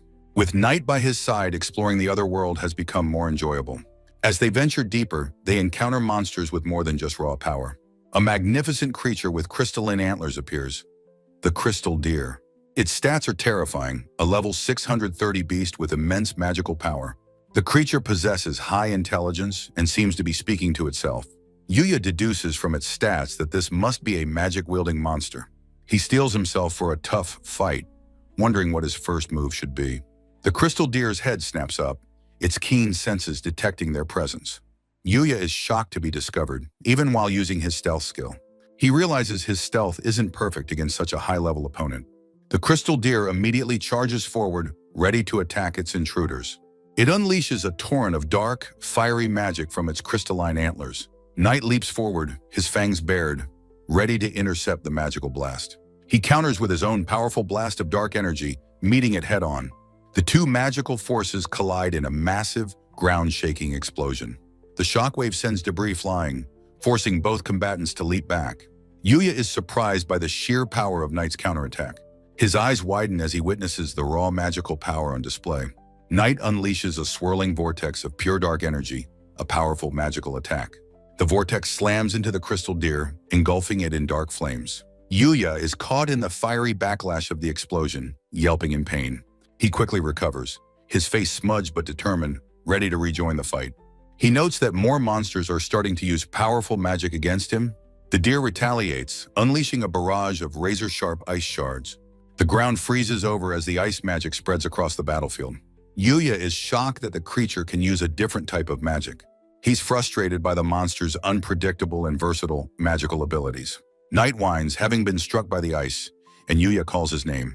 Yuya gives his injured companion a reassuring and confident smile. He tells Knight he's all right and thanks him for his bravery. He faces the deer, noting that if it has two magics, he has two fighters. The Crystal Deer's ear twitches, sensing a new strategy from its opponents. Yuya shouts a command, telling Knight he's counting on him for a diversion. The deer unleashes its fire magic, focusing its attack on the agile Fenrir. Knight expertly dodges the magical blast, drawing the creature's attention. The battlefield becomes a chaotic storm of fire, ice, and dark energy. Knight remains focused, his expression determined as he leads the powerful beast on. A chaotic battlefield erupts as jagged ice shards burst from the frozen ground. The Crystal Deer watches the scene with a calm, ancient, and intelligent eye. Yuya faces the beast, deducing it wields fire and water through its bicolored horns. The deer unleashes its magic, causing a forest of ice spikes to erupt violently. A close-up shows the deer's crystalline horns crackling with raw elemental energy. Knight, the black Fenrir, launches himself into the air, ferociously attacking the deer. Knight's determined eye reflects the raging battle as he closes in on his foe. Yuya devises a strategy: shatter one element, then strike from the opposite side. He unleashes a powerful blast of water, aiming to disrupt the deer's flame wall. The creature is engulfed in a massive explosion as its own magic turns against it. Momentarily stunned and confused, the magnificent beast stumbles from the blast. Yuya hurls his absolute spear, a streak of silver light flying toward the vulnerable deer. The spear finds its mark with a powerful impact, ending the elemental battle. A system notification confirms Yuya and Knight have leveled up, showing their new stats. Yuya smiles, pleased with his successful strategy as he acquires new mental skills. Knight lets out a proud bark, his tail wagging in celebration of their victory. Yuya surveys the dropped items: meat, fur, and a valuable S-rank magic stone. He examines the deer's horns, thinking how exciting it would be to craft weapons. He then spots a mysterious sparkling box and wonders what it could be. Chibi Yuya is utterly bewildered by the prize, a bath set with a rubber duck. He recalls the Orc King's brush, grateful for these strange but useful daily items. With a great whoosh, a perfect steaming hot spring materializes in the forest. Yuya screams in shock as he reads the description of the portable open-air bath. He soaks blissfully in the water, admitting he could not resist the temptation. A close-up shows his relaxed face as he sighs in pure, unadulterated contentment. He marvels at the bath's mysterious privacy veil, which makes it invisible. Soaking, he realizes his new, taller body makes his home bathtub feel cramped. He looks down at his muscular physique, contemplating his incredible transformation. He recalls his former, overweight self, the starting point of his journey. He lists his many questions about the sage's house, weapons, and ultimate purpose. A vision of the cloaked sage appears as he ponders who this person truly was. He decides to put his questions aside, content for now with the adventure. Chibi Yuya decides it's time to get out, and a happy Knight agrees. Back in the forest, Yuya stands before a giant tree, consulting a magical map. He knows that with his mapping skill, he will never get lost on his way back. He realizes that to explore farther, he'll need to prepare for longer journeys. Knight suddenly stops, his keen senses alerted to something Yuya cannot detect. A surprised Yuya turns to his loyal companion, asking him what is wrong. Following Knight's lead, they venture down a path toward a large cliff face. The dense canopy of the great demonic forest rustles high above them. Yuya uses his sensory skills, confirming there are no suspicious presences nearby. The ground trembles as rocks fall, revealing a dark, hidden cave entrance. He stares at glowing lights within the opening, wondering if it's just a cave. A small pile of rocks tumbles to the ground, dislodged by the tremor. Sunlight streams down through the tall, ancient trees of the forest. A title page appears announcing the chapter, The Sage's Grotto. Inside the dark cave, mysterious glowing orbs illuminate the path forward. Torches on the wall magically ignite as they approach, lighting the way. The light reveals a grand, carved staircase leading down into the earth. Yuya and Knight descend, with Yuya noting this is no ordinary natural cave. He uses his presence detection skill, confirming there are no monsters lurking. He observes that Knight is unusually restless, his senses on high alert. He continues deeper into the darkness, wondering what lies at the end of the path. They enter a vast, glittering cavern, its ceiling adorned with sharp stalactites. Yuya comes to an abrupt halt, his body tensing in complete surprise. Knight runs ahead, barking excitedly towards something in the center of the cavern. Yuya calls out to Knight, his voice filled with concern and surprise. He discovers a large cloaked skeleton sitting cross-legged on the cavern floor. His eyes widen in utter shock and disbelief at the unexpected sight. He realizes it's not a monster, but the remains of someone who died here. Knight nudges a large book beside the skeleton, barking to get Yuya's attention.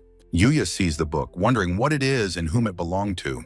He looks from the skeleton to the book, guessing it was the deceased's. He hopes his language comprehension skill might help identify the person. He opens the book, and the title is magically revealed, The Journal of a Sage. He stares at the skeleton in disbelief, realizing this was the sage's final rest. A flashback shows the sage in their study, writing that nothing was impossible. The journal lists their mastery of magic, swordsmanship, art, and countless other skills. The sage explains their simple motivation. They did these things because they could. Their pursuit of knowledge eventually led them to ascend to the realm of the gods. A god declared their power too great for a mortal and offered them divinity. The sage writes that accepting would mean becoming an immortal, deathless god. Standing against a dark and uncertain background, the sage refused the offer. A memory of a town appears, as the sage asks if others would call them foolish. Yuya reads the sage's profound and final wish, to die as a human being. He looks at the sage's remains with a newfound deep sense of empathy. The journal explains that anyone who can read it must be incredibly powerful. A vision of glowing monster eyes outside a window illustrates the forest's dangers. The sage feared that their immense power would ultimately frighten other people. The sage's hand hovers over the journal, ready to impart some final wisdom. Yuya realizes the sage wasn't a misanthrope, but someone deeply considerate. He understands the sage was a lonely person, unable to even die naturally. The journal speaks of a kind person who would worry about a complete stranger. Yuya's expression is somber as he reflects on the sage's profound loneliness. He thinks of his new friends, fearing he might one day frighten them away. He continues reading, learning that the solution to this problem is quite simple. A single profound truth illuminates the page: to gain the trust of another. The sage advises finding friends, family, or a lover to stand by his side. The sage's skull looks down, regretting they could not achieve this in life.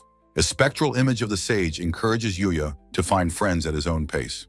A close-up on Yuya's eyes shows the deep emotional impact of the sage's words. He whispers that his grandfather said the same, and he thanks the sage. New words appear, offering to answer one thing he wishes to know as thanks. He realizes the blank pages are meant for a conversation with the magical journal. He concentrates, thinking about the one thing he truly wishes to understand. A montage of powerful magic users flashes through his mind as he decides. The book confirms he wants to know about magic, and Yuya shouts in shock. A blinding white light begins to emanate from the pages of the journal. Yuya grins with excitement as the light intensifies, anticipating a new power. The light explodes outwards, a final incredible gift from the long-departed sage. Within a vast cavern, crystalline formations glittered like a frozen galaxy. Yuya stood in awe as the sage's ancient journal floated before him. He read the sage's words, realizing the book contained all their magical knowledge. But the journal stated that as he was now, he could not use magic. He read on, discovering it was because he was not a native of this world. The book explained that natives possess a magic circuit, like blood vessels. This internal network, which he lacked, was essential for channeling magical power. Yuya accepted this with a small smile, thinking it was a shame. A ghostly apparition of the sage then appeared, offering him a great gift. Yuya stared in disbelief as the spectral figure offered him its own magic circuit. The sage explained he was no longer of this world, so Yuya should have it. Yuya vehemently protested, feeling unworthy of accepting such an incredible power. He insisted that he had already received far too much from the generous sage. The sage's spirit explained its circuit was a treasure that would otherwise vanish. Its glowing eyes looked upon Yuya, acknowledging his presence in this sacred place. The spirit declared it would have no regrets if Yuya lived a life he was proud of. A torrent of magical energy and ancient runes flowed into Yuya's body. He gasped for breath, reeling from the sudden and overwhelming influx of power. Night, his loyal companion, looked up at him with a concerned whimper. The sage's spirit confirmed the transfer was complete.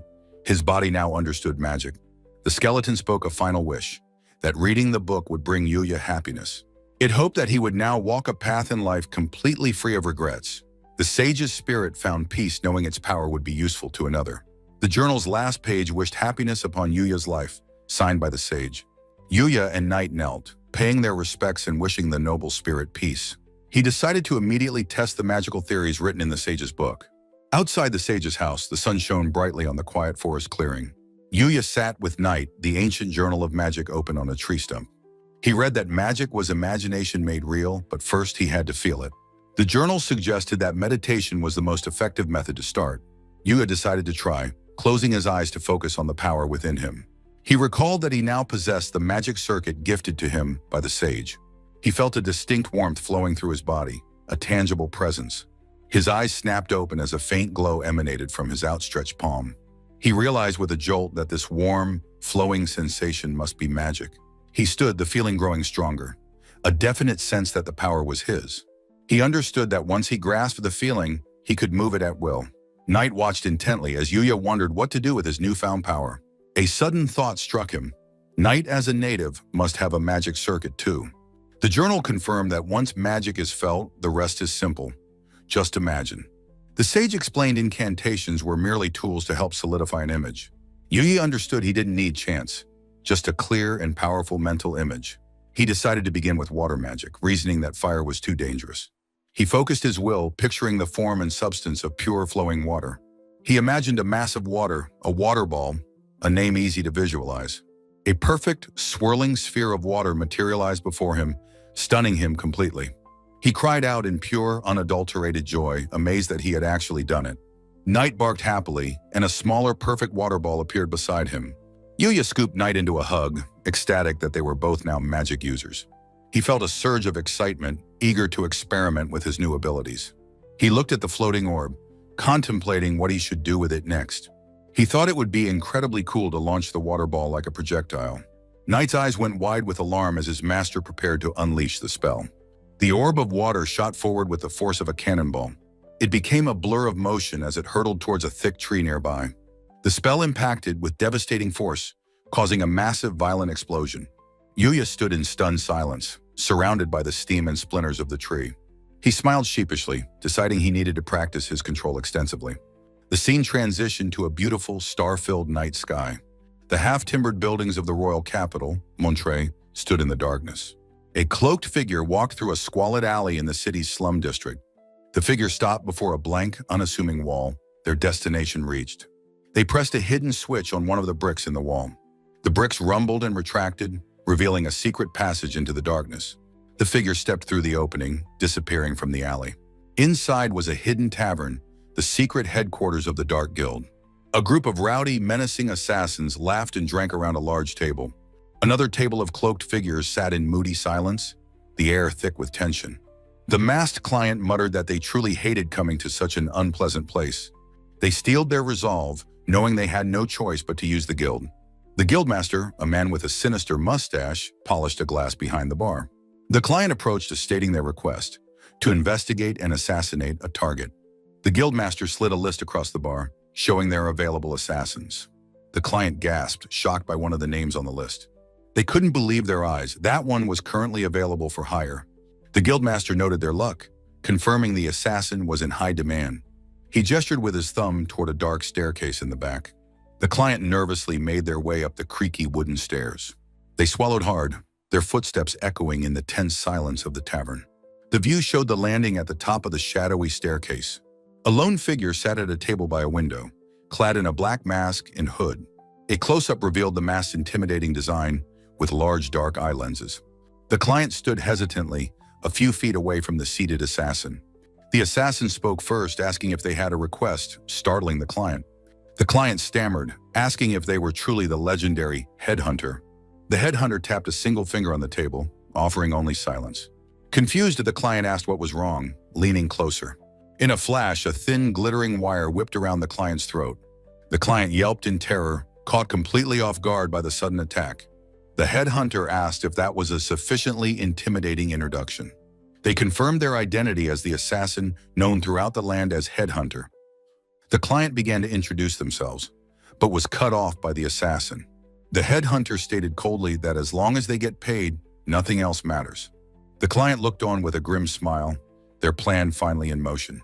The headhunter asked why they were being hired, noting their services are expensive. The client insisted they knew, but that they desperately needed someone eliminated. They presented a scroll, explaining the recent rumors were written within. The headhunter took the scroll, their masked gaze scanning the document. The scene shifted to the magnificent spires of Alceria Castle under the stars. Inside, the grand and ornate halls of the royal palace were quiet. In Alceria Castle, Princess Lexia stretches out, tired of waiting. She insists to her knight, Owen, that she will study hard for Yuya. Lexia tells the ever-present Owen that he worries far too much. He reminds her that he is her guard and must remain vigilant. Owen reveals his masterpiece, a terribly drawn sketch of Yuya's face. The princess thinks that Owen's drawing offers absolutely no comfort. Frustrated by her melancholy, the knight lets out a long, weary sigh. A tiny chibi Lexia watches as Owen prepares his next move. He holds the drawing to his face, poorly impersonating Yuya's voice. The ridiculous sight makes the princess burst out into genuine laughter. Wiping away a tear, she thanks Owen, her spirits finally lifted. Now fully motivated, Lexia declares she is ready to do her best. Owen looks on, his stoic duty fulfilled for the moment. Meanwhile, dark rumors of the shadowy Dark Guild circulate in the capital. A voice recounts how assassins died in the great demonic forest. Inside a tavern, it's reported the princess was saved by an unknown party. A client wants the headhunter to kill the princess and find her savior. The new assassin, cloaked and masked, agrees to the contract. The assassin considers the chaos surrounding the royal family's affairs. A man in a white hood suddenly questions the assassin's identity. He claims he was merely testing the legendary headhunter's resolve. The man continues to mock them, noting their clothes are too fine. The headhunter thinks about the well-known rumors of the first prince. Growing impatient, the client offers 500 gold coins as a down payment. The new assassin calmly accepts the mission and the money. The man in the white hood turns and walks away. The headhunter sits alone, watching the client depart the tavern. A hand holds a black mask, musing on the Dark Guild's methods. A finger traces the mask design, identifying the title, Headhunter. The assassin is revealed to be Luna, weary of her violent life. The scene transitions to a different, more dangerous location. Birds scatter from the canopy of the vast great demonic forest. Luna pants as she runs, fighting for her life in the woods. A monstrous, fanged creature lunges at her with blinding speed.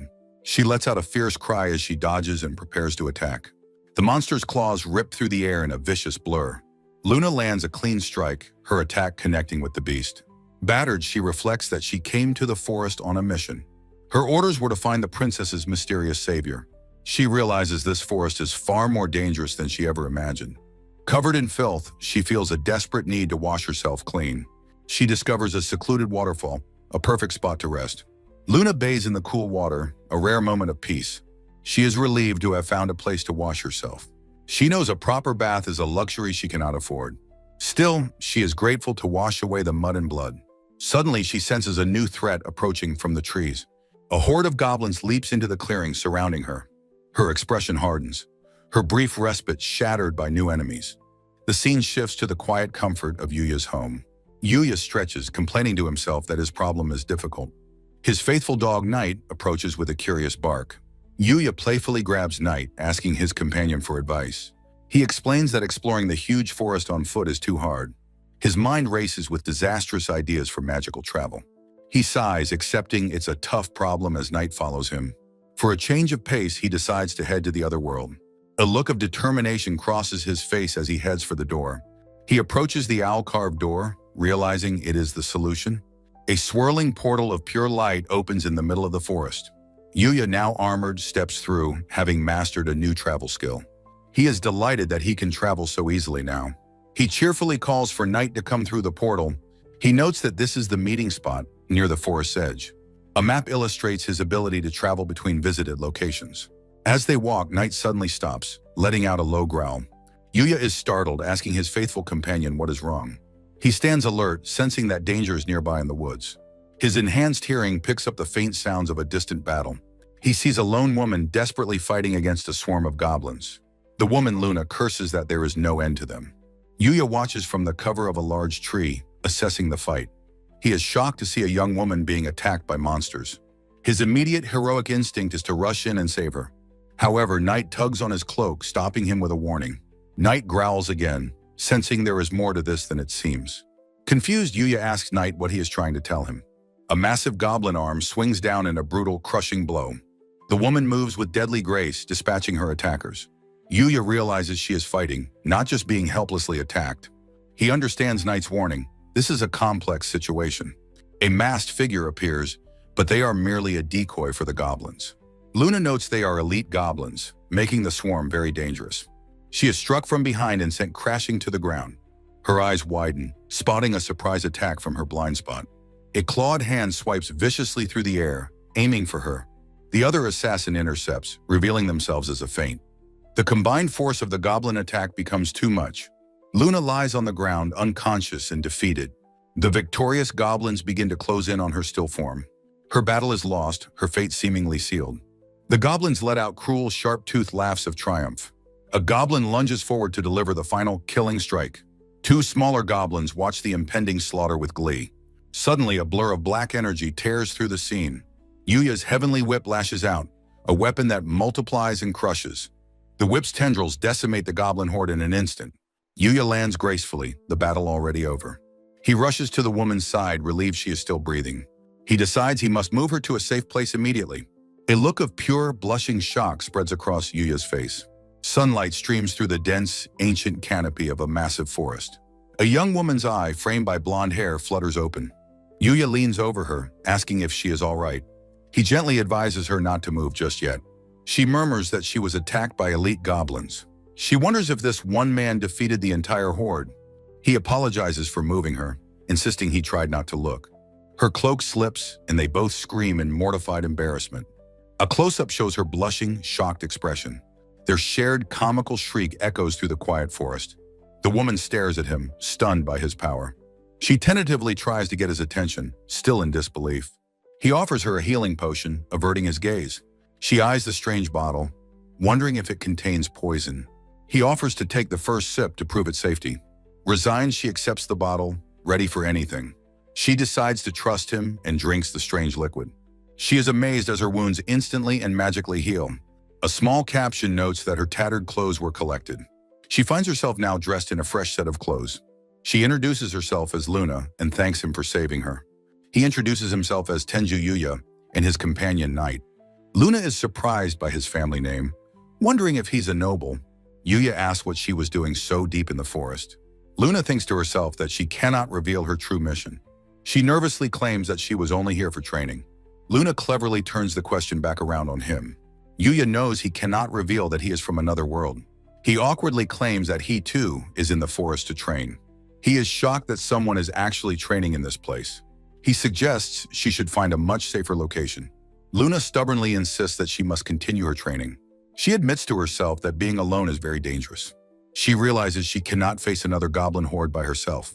Yuya asks if she is done with her internal debate. With sparkling eyes, Luna asks if he will train with her. He is flustered, reminding her that he has his own training. She insists that she wants to train alongside him. He thinks that he cannot simply leave her alone to fend for herself. He agrees to her request and she is visibly relieved. He insists they start tomorrow so she can properly rest. She happily agrees, saying they can drop the formal speech. He offers a small, gentle smile in return. They shake hands, sealing their new training partnership. Luna is suddenly flustered by the unexpected physical contact. She complains about being covered in mud and sweat. She insists that even if he doesn't mind, she certainly does. Yuya summons his magical item box, a glowing cube appearing. He casually asks if she wants a bath since he has one. A magnificent steaming open-air bath materializes before them. A chibi Yuya confirms that this is, in fact, a bath. Luna is shocked, thinking it a luxury only for nobles. He explains it was a rare item from a crystal deer. He offers to stand guard outside to give her privacy. Her mind reels, her eyes spinning at the sheer absurdity. She sinks into the warm water with a sigh of pure bliss. She marvels at the simple, forgotten pleasure of a hot bath. In a flashback, they are surrounded by a horde of goblins. Yuya shouts for Luna to press the attack. Luna is nearly overwhelmed by the sheer number of goblins. She desperately calls out for Knight's help in the fight. With a powerful bark, Knight leaps into the fray. The divine wolf tears through the goblin ranks with ease. Luna prepares to unleash one of her powerful techniques. Her blades create a deadly whirlwind of sharpened steel. She unleashes her devastating spiral attack on the monsters. Her technique completely decimates the remaining goblin forces. In the present, Yuya thinks the monster threat is growing. Luna confidently tells him she can now handle elite goblins. She admits a large swarm still requires their combined help. Knight trots happily between his two new companions. Yuya gives his loyal Fenrir a grateful pat on the head. The narration notes their awkwardness faded as they grew strong. Luna shyly gets Yuya's attention as evening falls. She asks if they can have their bath for the day. Yuya happily agrees, amused it has become her daily routine. Luna happily pets Knight, looking forward to her relaxing soak. Yuya laughs, glad to see her enjoying herself. He suddenly notices that something is wrong with her gait. Using appraisal, he asks if she has injured her leg. Luna quietly admits that she has sustained an injury. He expertly wraps her sprained ankle, offering his healing potion. She thinks she cannot accept such a valuable item again. She dismisses the injury, telling him it is nothing. She apologizes for slowing him down with her injury. Yuya looks at her with an expression of pure concern. Luna looks away, the weight of her past returning. A memory surfaces. Weakness must be hidden to survive. A flashback shows her as a lonely orphan in the slums. She remembers doing anything necessary just to stay alive. She fought constantly and desperately just to protect herself. She learned early that violence was her only means of survival. She hid her gender and killed with overwhelming strength. Her expression hardens with the memory of her harsh past. She became the feared assassin, known as the Headhunter. In the present, Yuya's gentle voice cuts through her dark thoughts. He tells her he wasn't burdened, he was simply worried. His genuine kindness leaves her completely stunned and speechless. She insists to herself that she must always hide her weakness. As Yuya tends to Luna's sprained ankle, her stomach growls loudly. He turns to her, a look of surprise on his face. The assassin Luna is overcome with embarrassment, blushing furiously. Yuya simply smiles and suggests that they should get some food. They sit together in the strange, rocky clearing of the forest. He notices her meal and asks if she's eating dried meat. She explains that preserved food is a valuable and rare necessity. Usually she would hunt, but this demonic forest is different. She cannot tell which of the alien plants are safe to eat. Hearing this, Yuya thinks that he might be able to help. He uses his powerful and appraisal skill on some nearby mushrooms. They are both shocked to discover the fungi are highly poisonous. Undeterred, Yuya decides to lead their foraging expedition himself. He finds and gathers several strange, pumpkin-like gourds from the ground. Working together, they successfully net a school of peculiar flying fish. He even wrestles a river octopus, much to Luna's startled alarm. They return to their camp with a bounty of bizarre ingredients. Yuya activates his cooking skill, preparing the otherworldly food. The finished meal looks surprisingly delicious and expertly prepared. Luna takes her first bite, her eyes widening in sheer delight. She chews slowly, savoring a flavor she has never experienced. The incredible taste sends a delightful shockwave through her senses. She stares at Yuya, stunned by his unexpected culinary talent. The sheer deliciousness of the food is simply overwhelming for her. She continues to stare at him with wide, appreciative eyes. An exclamation mark appears, signifying her complete and utter shock. They are both taken aback by how good the monster meat is. The perfectly cooked meat is a magnificent prize from their hunt. Yuya's skill confirms that the strange food is safe to eat. Luna is left dazed, a star of wonder floating above her. She brings a hand to her mouth, a genuine smile spreading. They sit together under a large tree in a peaceful clearing. She exclaims how delicious it is, amazed he can do anything. He blushes, humbly insisting he hasn't done anything that special. Luna quietly reflects that she can't do anything by herself. She thinks that Yuya must be surrounded by very good people. She admits to him that she feels a little bit envious. Yuya sweats, recalling some of the less-than-kind people he knows. Luna thanks him for the wonderful meal and good company. Yuya wonders how they can possibly preserve the leftover meat. Luna asks where he could find ice in the middle of this forest. He demonstrates, casting a powerful Mars spell without any incantation. Luna watches in silent, wide-eyed astonishment at his incredible power. He asks her if something is wrong with the arrangement he made. She is shocked that he can perform magic without a chant. He asks if it's okay, admitting he's just an amateur. Luna stares, her mind racing to comprehend his true nature. She realizes he must be the one who defeated the goblins. He offers her the block of preserved meat for their next meal. He notices her odd expression and asks if something is wrong. She quietly says no, her expression now unreadable and distant. He suggests it's getting late and they should wrap things up. He offers her the use of his magical portable bath set. He mentions that he will be busy with something next week. Luna, however, insists that he should go into the bath first. He asks if she is sure, and she says she'll go later. Confused by her request, he nevertheless agrees to her wishes. As he walks away, Luna watches him with a determined look. Her eyes are filled with a quiet and somber resolve. The scene shifts to the stone-lined, steaming open-air bath. Yuya relaxes in the hot water as his companion Knight rests nearby. He wonders why Luna, who usually loves bathing, acted so strangely. He continues to ponder this as he soaks in the hot spring. A horrifying thought suddenly strikes him with the force of a blow. He wonders if her strange behavior was because he smelled bad. He begins scrubbing himself frantically despite his magical, self-cleaning gear. Suddenly, he hears the soft sound of footsteps approaching him. The sound of the privacy veil sliding open startles him completely. He turns around, asking who could possibly be there. His eyes go wide with comical, disbelieving shock. Luna stands before him, wrapped only in a simple white towel. He stammers her name, completely flustered by her sudden appearance. He tries to scramble out of the bath to give her privacy. She stops him, telling him not to get out just yet. She kneels behind him and begins to gently wash his back. His mind goes into overdrive, trying to process the intimate situation. She softly thanks him for everything that he has done for her. Blushing, Yuya can only manage a confused and quiet, "Huh?"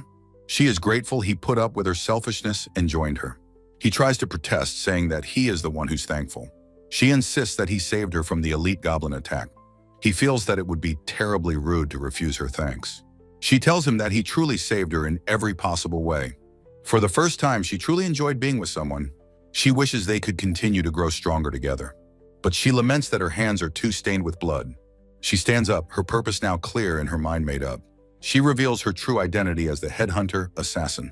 She walks towards him, her decision weighing heavily on her. She embraces him from behind, her voice filled with deep sorrow. She decides this is her way of thanking him for the bath. She thanks him for a time she will treasure for her entire life. Her arms are wrapped tightly around his shoulders in a hug. As she gets up to leave, she tells him not to stay in too long. She warns him that he might get dizzy from the heat. He agrees, still trying to process her emotional confession. As she steps away, however, she slips on the wet stone. The sudden accident sends them both into a state of panic. Her towel comes completely undone, and she lets out a shriek. Ichibi Luna is left utterly mortified, asking for a towel. Mortified, Luna clutches a towel around herself in the magical hot spring. In her haste to leave, she slips on the wet stones. Yuya and Luna are left frozen on the ground in stunned silence. Blushing furiously, she looks up at him and asks if he saw. Yuya, sweating and red-faced, is completely unable to form a response. Luna stammers an apology as Knight the Fenrir shakes himself dry nearby. That night, back in his own world, the embarrassing memory haunts him. "I really messed up," he groans, burying his face in his hands. He tells Knight that even though Luna said it was fine, he must apologize again. His loyal companion paws at a piece of paper on his desk, distracting him. He sees it's a notice for a school trip happening next week. A gentle smile crosses his face as he decides to apologize to her tomorrow. Far away under the canopy of the great demonic forest, Luna stands alone. On a cliff under the stars, she wonders if she imagines seeing a figure. She smiles sadly, thinking of how dazzling and bright Yuya was. Touching her assassin's mask, she wonders what he would think if he knew her. She is certain she will never have the chance to find out. "Goodbye, Yuya," she whispers, before disappearing back into the shadows. At Usei Academy, the words off-campus learning are written on the board. Their teacher, Miss Sawada, announces the trip is next week, asking if they're ready. She explains it's to experience nature and build character for their future. A student whispers to another that it's just a camping trip to help them settle in. Yuya listens intently, understanding the school's intention for the event. As the class groans, Miss Sawada snaps, threatening them with more homework. She states the trip's purpose is to deepen friendships and build new bonds. She grins, saying it's hard to be an adult without practicing making friends. The students react with comical, chibi-style horror at her words. Yuya looks flustered. The concept of making new friends is still intimidating. The groups are divided, with Yuya's name listed under Group 5. The cheerful Kaede runs up, excited to be in the same group as him. Rin, sitting nearby, is also happy to be with a familiar face. Akira makes a grand entrance, surrounded by roses, announcing he's in their group. Yuya recognizes him from the soccer match and greets him politely. Akira insists they are friends now and that Yuya should call him by his first name. Suddenly, a new girl, Miu, grabs Akira's face, telling him he is too loud. She introduces herself as Miu Kansaki while holding the struggling Akira. Akira protests, asking why she won't let go and demanding to be called noble. Miu tells him to be quiet, and Kaede playfully tells them both to stop. Yuya quietly considers the teacher's words about making new friends. A radiant smile spreads across his face as he says he's getting excited. His genuine smile leaves the girls in his group blushing and speechless. Miu comments that a rumor is brewing, much to Yuya's confusion. Kaede cheers that their group of 4 will have a great time on the trip. Miss Sawada confirms the members, stating the trip will be at a lodge in nature. She winks, saying the activity details are a surprise to look forward to. Kaede hands Yuya a notice, and he admits he's never been camping before. He reads the comically unhelpful list, bring yourself, a bag, and necessities. His classmates brainstorm ideas suggesting cards while Akira offers to bring snacks. Yuya's mind races with absurd ideas, from a whetstone to a test of courage. Rin asks him what he's going to do, snapping him out of his thoughts. He's flustered, wondering if it's okay to bring such things on a school event. The girls realize he's a camping novice, as such items were banned in middle school. Akira declares that Yuya can rely on him, the noble of camping. Miu immediately grabs him in a headlock with a smug smile. She calls him an oddball, while Kaede laughs at their antics. Ryo and Shingo approach, noting that Yuya's group seems very lively. They suggest practical items, a spare shirt, gloves, a towel, and a first aid kit. Ryo tells him not to worry and Yuya thanks him, realizing he needs a bag. He admits he only has his school backpack, so Ryo suggests they go shopping. Cory's face lights up, suggesting a department store near the station. After school, the group of friends heads out into the city together. Kaede cheers for them to go have fun, then corrects herself that it's for shopping. Corey shyly asks Yuya if it's okay for her to join them. Her friends are shocked, knowing she's usually busy with student council. Ryo and Shingo are surprised at how friendly Yuya is with Kaori. Miu admits she thought Kaori was unapproachable due to her status. Kaori smiles warmly, asking everyone to please call her by her first name. The group happily accepts her, the atmosphere becoming even friendlier. Kaidi formally says, "Nice to meet you, Kaori," and she happily agrees. Miu realizes that Yuya came to their school because he saved Kaori. Shingo admits that he would have been too scared to intervene in that situation. Yuya humbly says it was nothing, since he just got beaten up anyway. Kaide excitedly recounts how he was like a hero against the bikers as well. Corey listens to her friends praise him, a fond look in her eyes. A gentle, knowing smile spreads across her face as she watches him. She tells him that he is her hero, leaving him stunned and blushing. The group arrives at the large, modern department store. They split up, planning to visit the arcade, bookstore, and clothing sections. Corey, blushing, confesses this is her first time hanging out with so many friends. Yuya, equally flustered, stammers that it's his first time too. He admits he never had the chance, and Kaori agrees it was the same for her. Ryo jokingly wonders if there's some kind of endangered species. Ryo helps Yuya pick out a large, practical backpack for the camping trip. The boys look through the bookstore, checking out the latest releases. The girls Kaori, Miu, and Kaide head off to browse the clothing stores. Eventually, the entire group finds their way to the game center. The boys and girls meet up again after finishing their respective shopping. The whole group squeezes into a photo booth, laughing and making faces. They all smile for the camera, capturing a perfect moment of friendship. High above the arcade floor, a ceiling-mounted air conditioner hums. Yuya's attention is suddenly caught by a noise from across the arcade. He sees Kaidi at a claw machine, groaning in frustration as the prize falls. He walks over and asks her what's wrong. She points to a cute cat-like plushie, saying she's trying to win it. The claw grabs the prize, only to let it slip just before the shoot. Defeated, Kaidi decides to give up for the day. Yuya asks if he can give it a try, though she warns him it's very hard. His friends Ryo and Shingo cheer him on from the sidelines. He steps up to the machine, trying to figure out the controls. His focus sharpens. He knows he needs precise movements and keen eyesight. Yuya activates his skill, analyzing the plush cat's structural weaknesses. With otherworldly precision, his hand moves over the joystick. The metallic claw descends, perfectly positioned for the catch. His friends Ryo and Shingo watch in chibi-styled amazement. The claw secures a firm, balanced grip on the prize. It lifts the stuffed animal, wobbling precariously but holding on. Kaidi gasps, her terrible luck failing to jinx the attempt. The plush cat slips from the claw's grasp, tumbling downwards. It lands flawlessly in the collection chute below. Kaidi exclaims that he is amazing for winning it in one try. Yuya smiles warmly as he offers the prize to her. Flustered, Kaidi asks if he is sure she can really have it.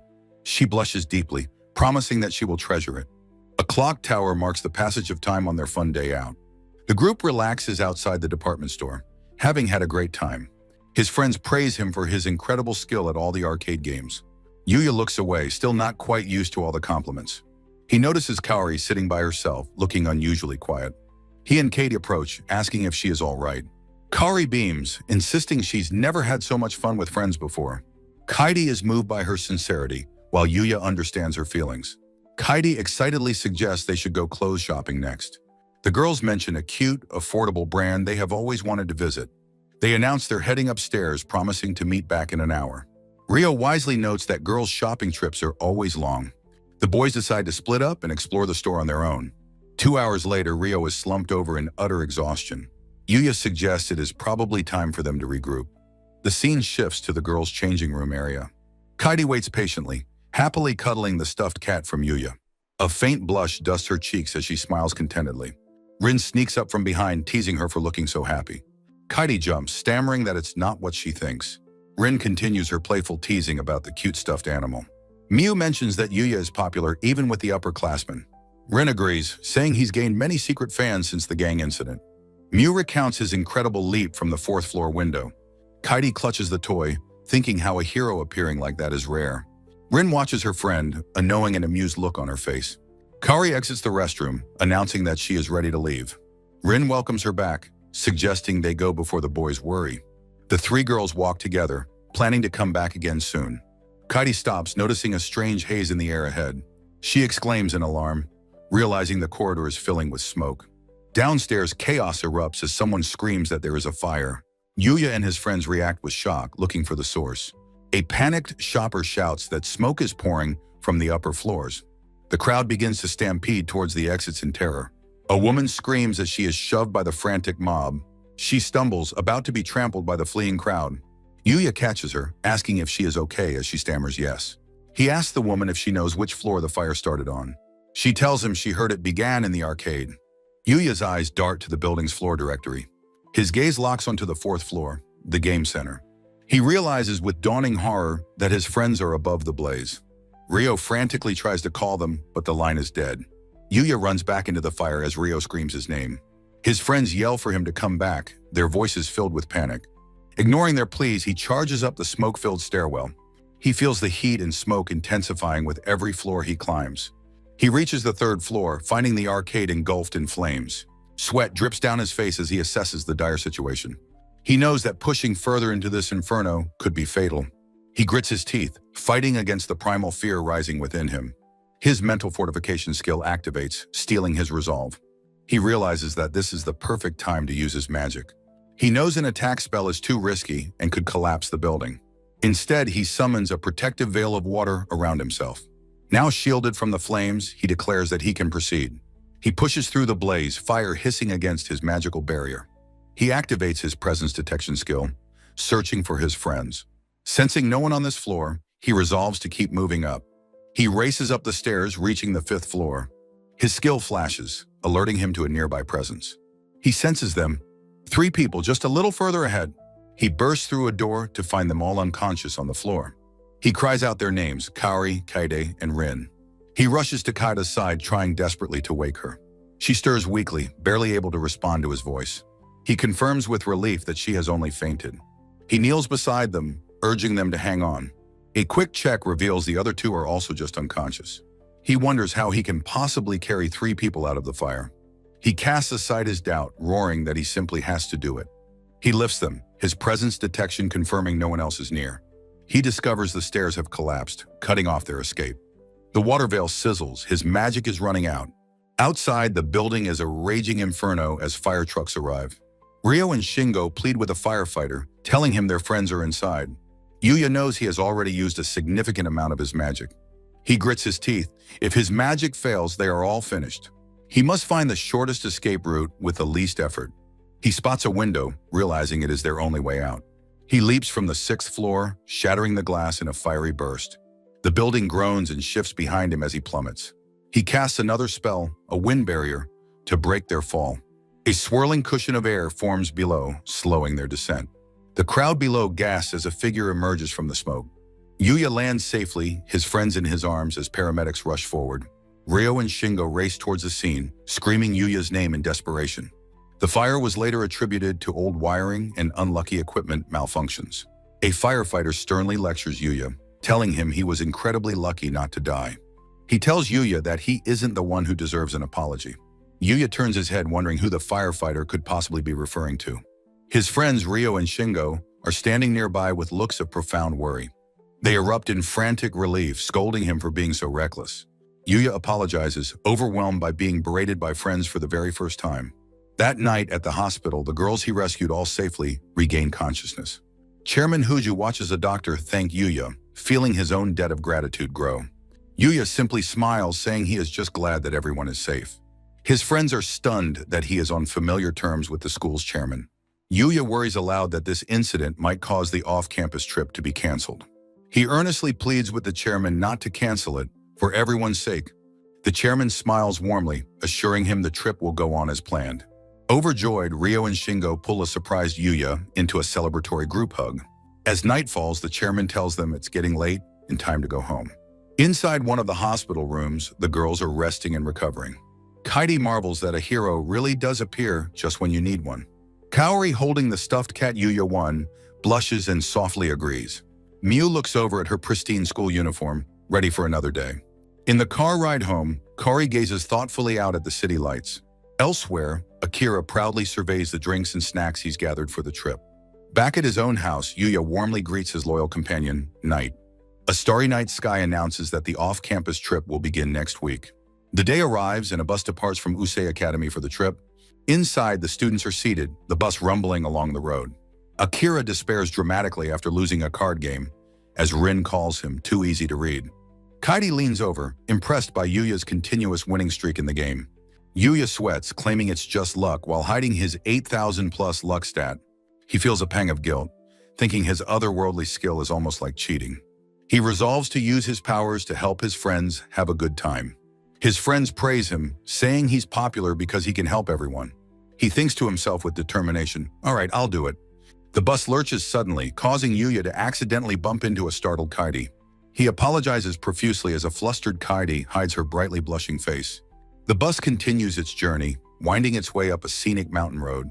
They finally arrive at a large, beautiful, traditional Japanese inn. The students disembark, awestruck by the massive and elegant building. They excitedly note that there even seems to be a hot spring on the premises. Their teacher, Miss Sawada, greets them, asking if everyone is ready. The students marvel at the luxury, saying this is just what you'd expect from their school. Miss Sawada shatters their dreams, explaining the inn is for the staff only. The students react with collective, open-mouthed shock and disbelief. She lectures them on the importance of this training for their unpredictable futures. They will be given minimal supplies and must survive an overnight camping trip. The students are dismayed, realizing this is a far cry from the easy trip they expected. Kaidi nervously asks their teacher if this means they have to find their own food. Miss Sawada confirms this, telling them to forage ingredients from the school's land. The students panic, having no experience with fishing or finding edible plants. She tells them not to be timid, reminding them that everyone is a beginner at first. She promises that a meal they create themselves will be incredibly delicious. Her passionate speech seems to have genuinely inspired the students. She thinks to herself that this is all connected to her teacher's bonus. The students immediately see through her facade, realizing her selfish motivation. They are given their supplies, warned about injuries, and sent on their way. The students begin the arduous task of setting up their tents for the night. With the tents finally set up, Miu asks what their group should do for food. Akira volunteers for fire duty, while the girls decide to forage for vegetables. Yuya says he doesn't mind trying to fish, holding up the rod he brought. He admits it's his first time, but he's determined to do his best. He and Kaide walk through the woods and finally arrive at the river. They are surprised to find the riverbank is already crowded with other students. Kaide worries that fishing will be difficult with so many people around. Yuya activates his presence detection skill to scan the area for a better spot. He notices a secluded, glowing spot further upstream, away from the crowds. He motions for Kaide to follow him, leading her to the new location. They arrive at a shallow part of the river filled with large, healthy fish. Kaide is amazed, calling it a fantastic secret spot. They realize the water is too shallow for a rod, as the fish would just escape. Yuya decides to give it a try anyway, rolling up his pant leg to wade in. A flustered Kaide covers her eyes, asking what on earth he is doing. Downstream, the other students are still having no luck with their rods and nets. Kaide watches as Yuya carefully wades into the shallow, rocky stream. A large fish swims serenely through the clear water, unaware of the hunter nearby. He thinks that this is different from fighting monsters, who are easy to spot. He erases his presence, activating his assimilation skill to become one with nature. The unsuspecting fish swims closer, not sensing any danger in the water. With a flash of movement, Yuya's hands slice through the water with precision. He stands triumphantly, holding a large thrashing fish he caught with his bare hands. The other students who witnessed it stare with their mouths agape in utter shock. Soaked in surprise, Yuya realizes with a grin that he actually managed to do it. His classmates rush towards him, shouting in amazement at his incredible feat. They exclaim that he seemed to vanish, calling his skill inhuman. Flustered, Yuya is bombarded with questions about learning karate or ninjutsu. Kaide rushes over with a bucket, telling him to put the fish inside. The captured fish swims calmly in the bucket of clear river water. Yuya uses his appraisal skill, confirming the fish is safe to eat. Inspired, the other boys try to catch fish with their hands, failing spectacularly. Kaide watches him, a look of thoughtful admiration on her face. She laughs, remarking that he said the same thing during their gym class. She tells him that his basic stats are just on a completely different level. They decide to keep going and catch enough fish for everyone at the camp. Back at the campsite, the tents are all neatly arranged in the clearing. Miu asks a defeated Akira, who is lying face down, how his foraging went. Kaide cheerfully announces their return, telling Miu how amazing Yuya was. Miu glares at Akira, telling him not to be so exhausted he could die. Akira sits up, complaining that he was treated cruelly and worked to the bone. A flashback shows the foraging team gathering mushrooms and wild vegetables. But their expedition took a dark turn when Akira encountered a large, menacing bear. Yuya and Kaidi stare in horror, wondering if Akira ate the mysterious mushroom. Akira poses dramatically, saying any trouble is worth it if it makes them smile. Yuya kneels to check on Akira, who seems to have survived his reckless taste test. With a kind smile, Yuya suggests Akira see the nurse if he feels unwell. The three girls are simultaneously struck dumb by Yuya's overwhelming handsomeness and concern. Rin whispers about Yuya's ignorance of the teacher's darkness, much to Kaidi's annoyance. The magnificent results of the foraging are displayed: maytake, black truffles, and wild yams. The students gather nervously outside the teacher's tent, awaiting their next instruction. Miu reports that the teacher is waiting, just as Yuya is surprised by Kaori's arrival. Yuya's eyes widen in a close-up, caught off guard by her sudden appearance. Kaori turns to face him, a gentle and welcoming smile gracing her features. She jogs towards him, calling his name and asking how his group is faring. Yuya, bucket of fish in hand, admits he never expected a survival-themed trip. He observes that Kaori seems to be doing well, a comment that surprises her. She clarifies, asking specifically about his physical condition after his recent ordeal. Flustered, she adds that he saved her again, and she still hasn't thanked him. Yuya apologizes, blaming himself for inviting her and putting her through a scary situation. Kaori earnestly insists that's not true, saying she genuinely had a wonderful time. She clutches her chest, her expression softening as she prepares to confess something more. With a deep blush, she admits she was very happy he invited her to come. Yuya listens intently, his expression serious and moved by her sincere words. Miss Sawada calls for Kaori, announcing the group check is complete, breaking the moment. Yuya and Kaori say their goodbyes, promising to see each other again later. Miu and Rin immediately begin teasing Kaori, asking if she and Tenju are close. Kaori simply smiles, replying that they get along very well, much to her friend's delight. Back at the campsite, Yuya stands with a determined expression, ready to begin cooking. Miss Sawada is in a state of pure bliss, surrounded by a flowery aura. She declares their group's foraging efforts to be absolutely perfect and successful. Her mood shifts darkly as she holds up an antidote, saying it's a shame for them. She winks, revealing her joke and reminding them that cooking skills are being evaluated. When asked who cooks, only Yuya raises his hand, much to his own horror. His friends enthusiastically volunteer to help, though mostly with eating and errands. In the kitchen, Yuya resolves to make what he can with the bounty he gathered. He decides that the main course will be the fresh fish he caught from the river. With a chef's precision, he begins to expertly scale one of the fish. He carefully fillets the fish, preparing them to be fried for easy consumption.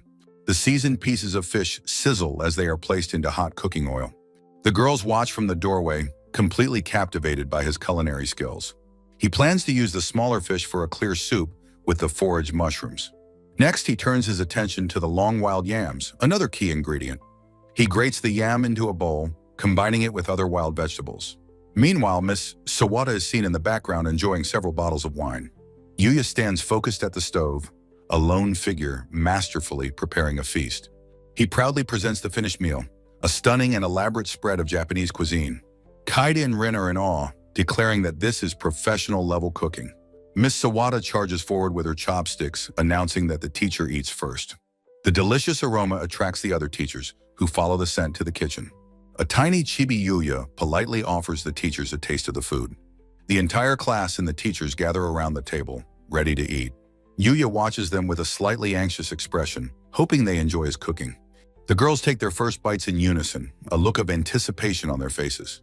An explosion of flavor brings everyone to their feet, roaring that it's delicious.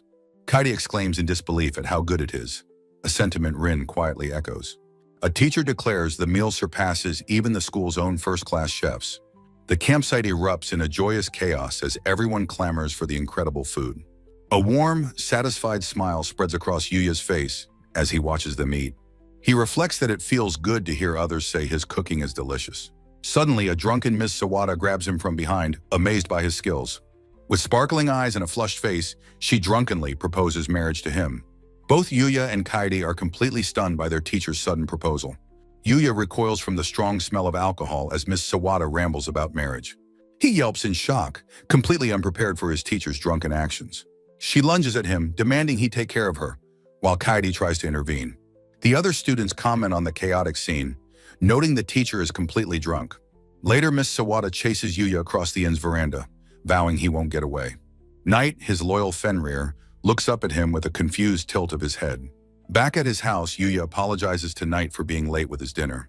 He tells his companion to be a good boy, promising to return the next day. The night is dark and still over the mountain where the students are camping. Kairi stands alone in the dark, startled by a sound from the surrounding woods. She calls out for Yuya, searching for him in the darkness of the forest. A rustling sound in the bushes makes her turn as she calls his name again. The sound of heavy footsteps crunching on leaves grows steadily closer. Kairi looks toward the noise, her expression filled with a growing sense of dread. A massive, wild bear emerges from the dark woods, its eyes fixed on her. She is frozen with fear, sweat dripping down her face as she stares at the beast. A loud rustling comes from another direction, signaling someone else's arrival. Yuya steps out from behind a tree, surprised to see Kairi. "What's wrong?" he asks. Relieved but frantic, Katie scolds him for disappearing without answering her calls. They stand on a quiet moonlit path, a short distance from the main campsite. Yuya realizes she came out to look for him, and she shyly confirms it. He smiles warmly and thanks her for her concern, causing her to blush deeply. She looks down, a shy and pleased smile on her face, her cheeks still flushed. She looks up, insisting that she should be the one thanking him for everything. She begins listing his deeds, starting with his tireless fishing and cooking. He tries to dismiss his efforts, but she insists that what he did was amazing. She continues, recounting how he saved her during gym class and at the department store. He listens quietly as she also praises his kindness toward their classmate, Ichinos. Her eyes shining with admiration, she declares there are so many amazing things about him. She immediately panics, covering her mouth, mortified by her own heartfelt confession. She waves her hands frantically, trying to take back her words, stammering in embarrassment. Her frantic explanation is cut short as a bright light streaks across the night sky.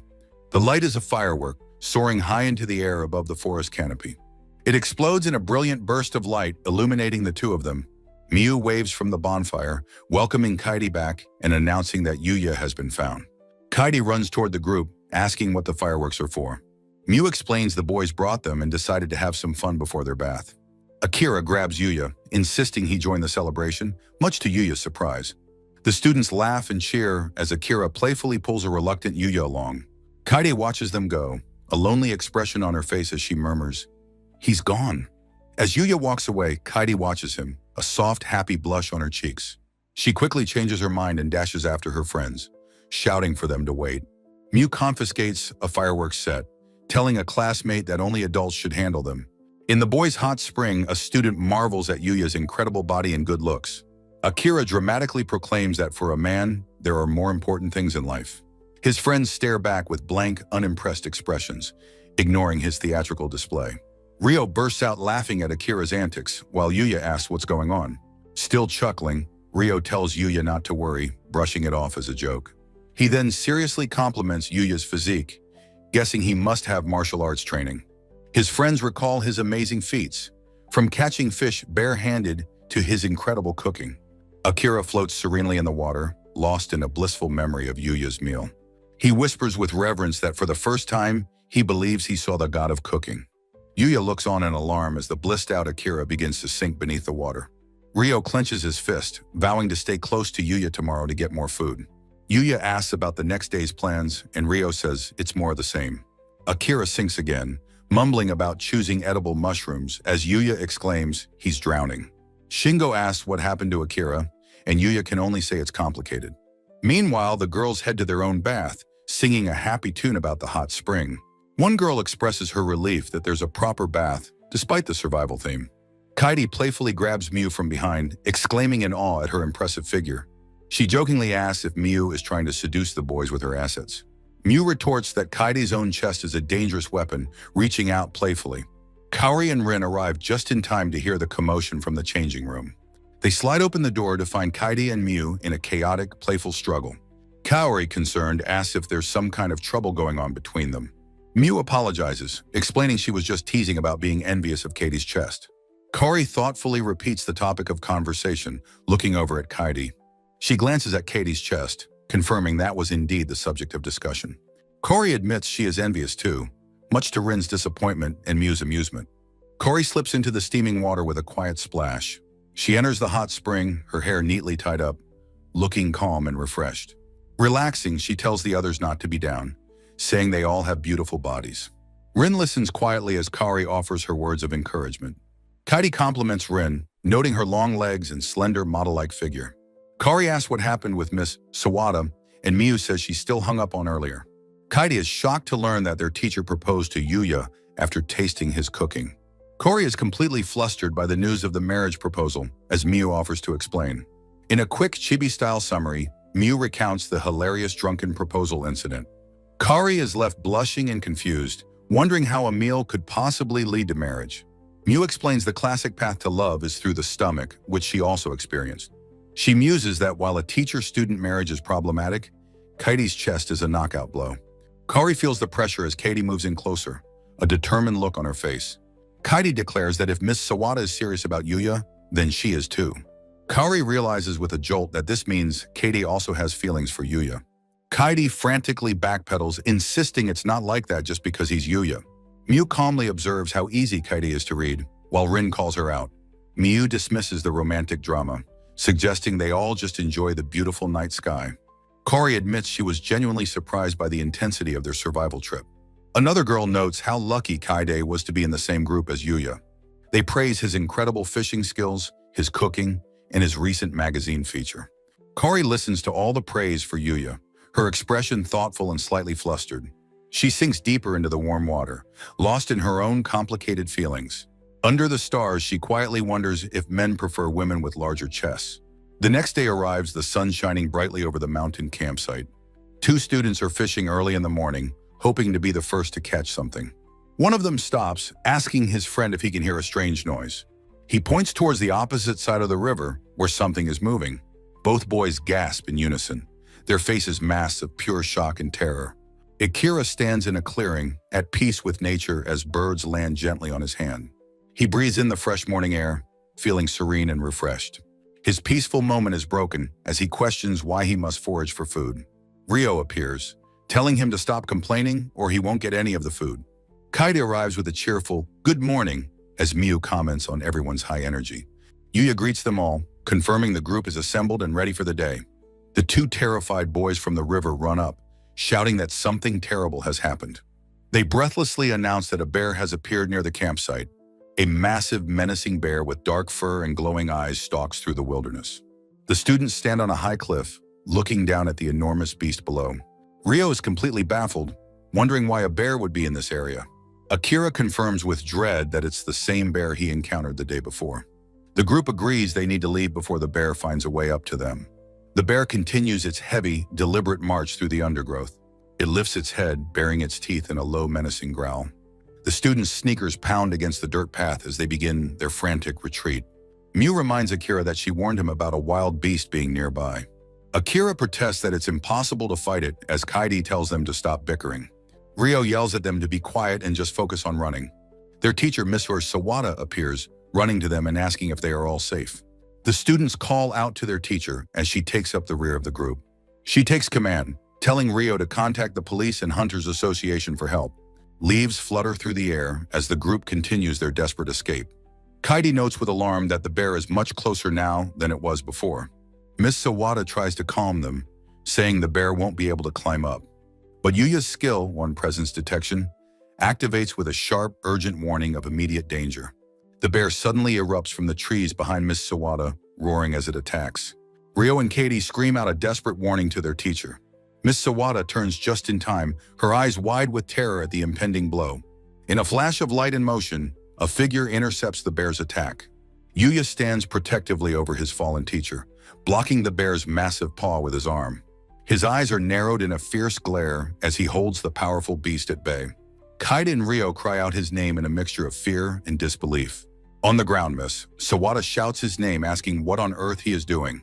Yuya engages the bear in a raw contest of strength, pushing against its snapping jaws. His friends can only watch, their faces frozen in expressions of utter shock. Straining with immense effort, Yuya begins to lift the entire weight of the massive bear.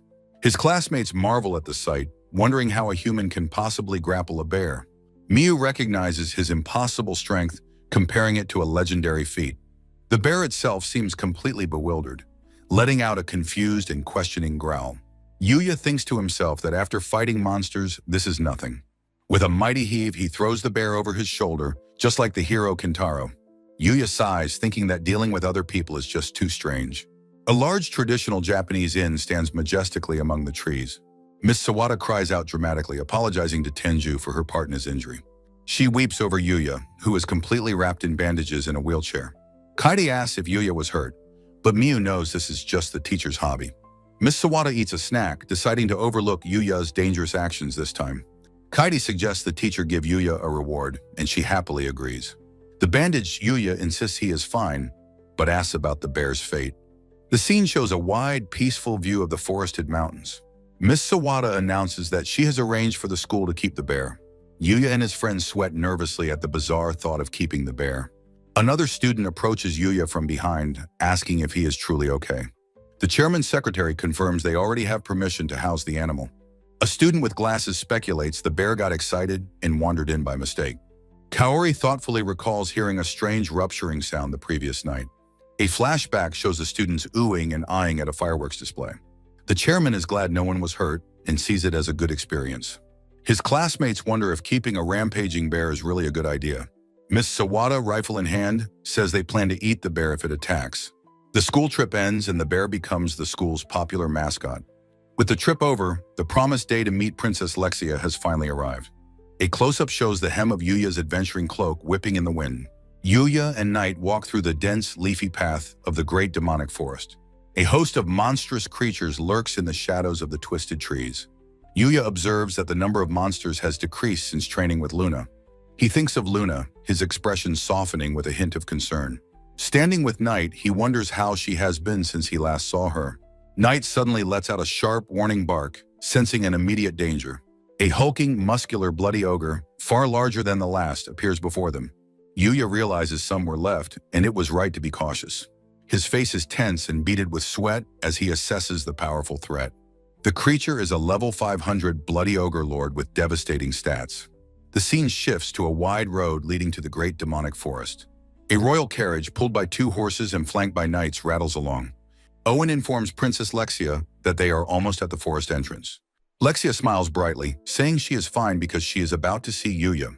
Owen recalls the king's stern warnings about the dangerous journey. With a bead of sweat, Owen admits he feels a deep sense of unease. A lone cloaked figure stands on a cliff overlooking a barren, rocky landscape. The cloaked figure, a masked assassin, looks down from their vantage point. A close-up shows the assassin's dark robes and ominous, blank-eyed mask. Yuya parries a devastating blow from the Ogre Lord's massive, spiky weapon. The force of the impact sends shockwaves and debris flying through the air. The Ogre Lord unleashes a flurry of powerful, destructive strikes. Yuya reassures Knight that he is fine as the Fenrir barks in response. He knows a simple contest of strength with swords or spears is a disadvantage.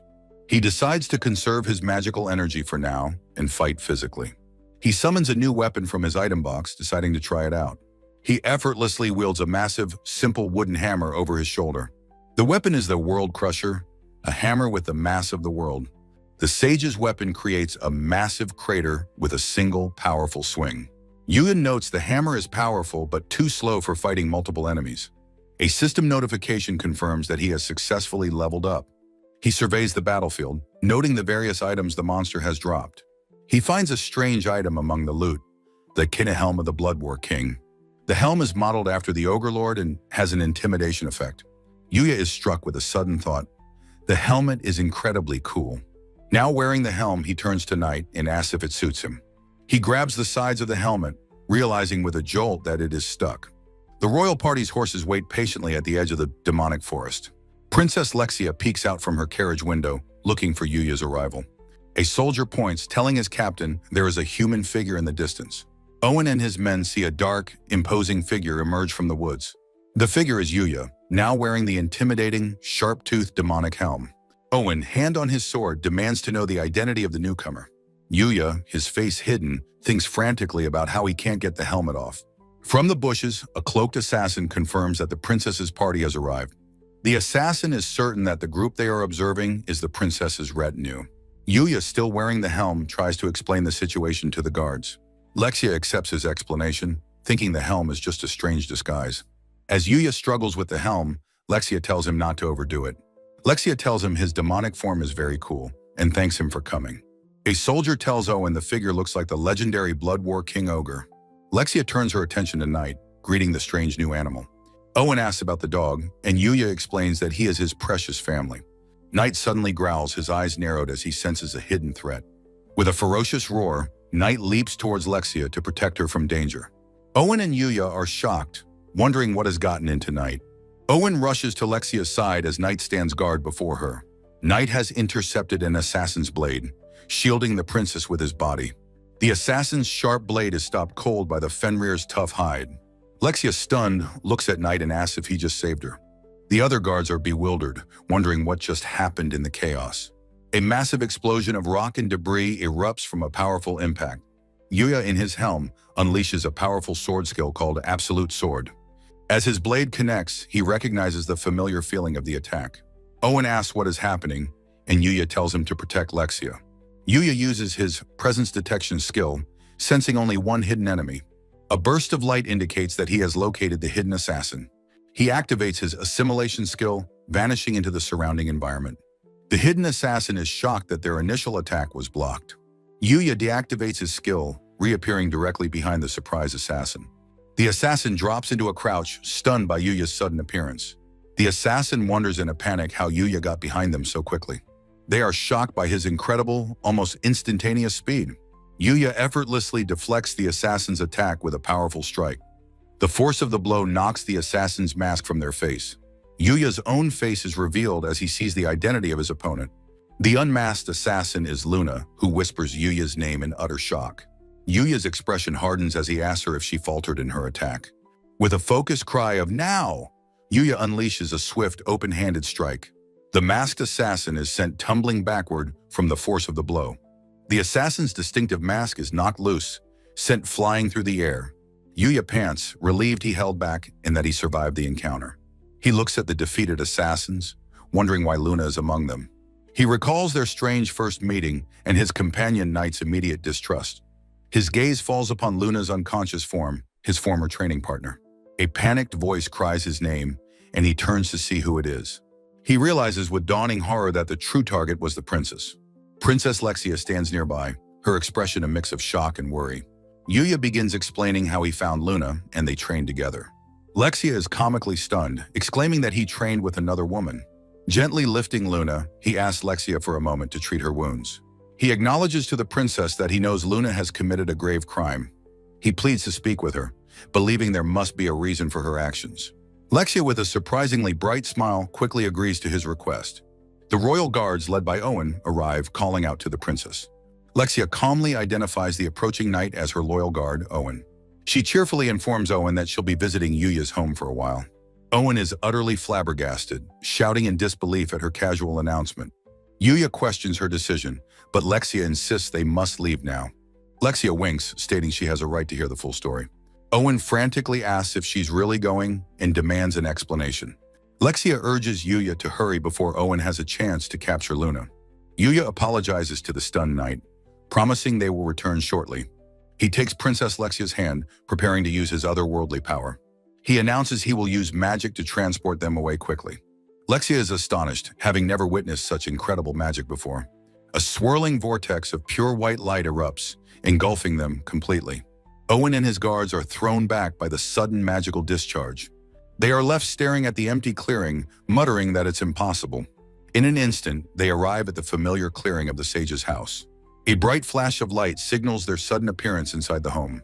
Lexia is in awe, recognizing the spell as powerful teleportation magic.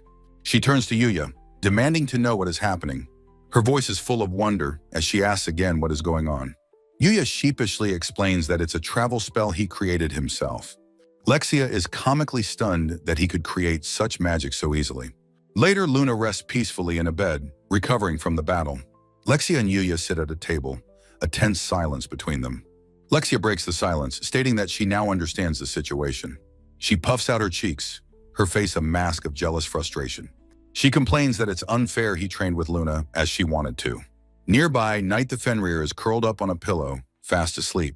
Lexia's expression turns serious as she asks what he will do with Luna. He plans to treat her wounds, then question her when she awakens. He apologizes for delaying their promised trip to the royal castle. Lexia assures him she will escort him to safety once Luna awakens. She closes her eyes, a composed and thoughtful expression on her face. Yuya, seeing through her act, asks how long she'll feign being asleep. Luna's eyes snap open with a start, her ruse completely discovered. Lexia admits she knew all along, to Yuya and Luna's surprise.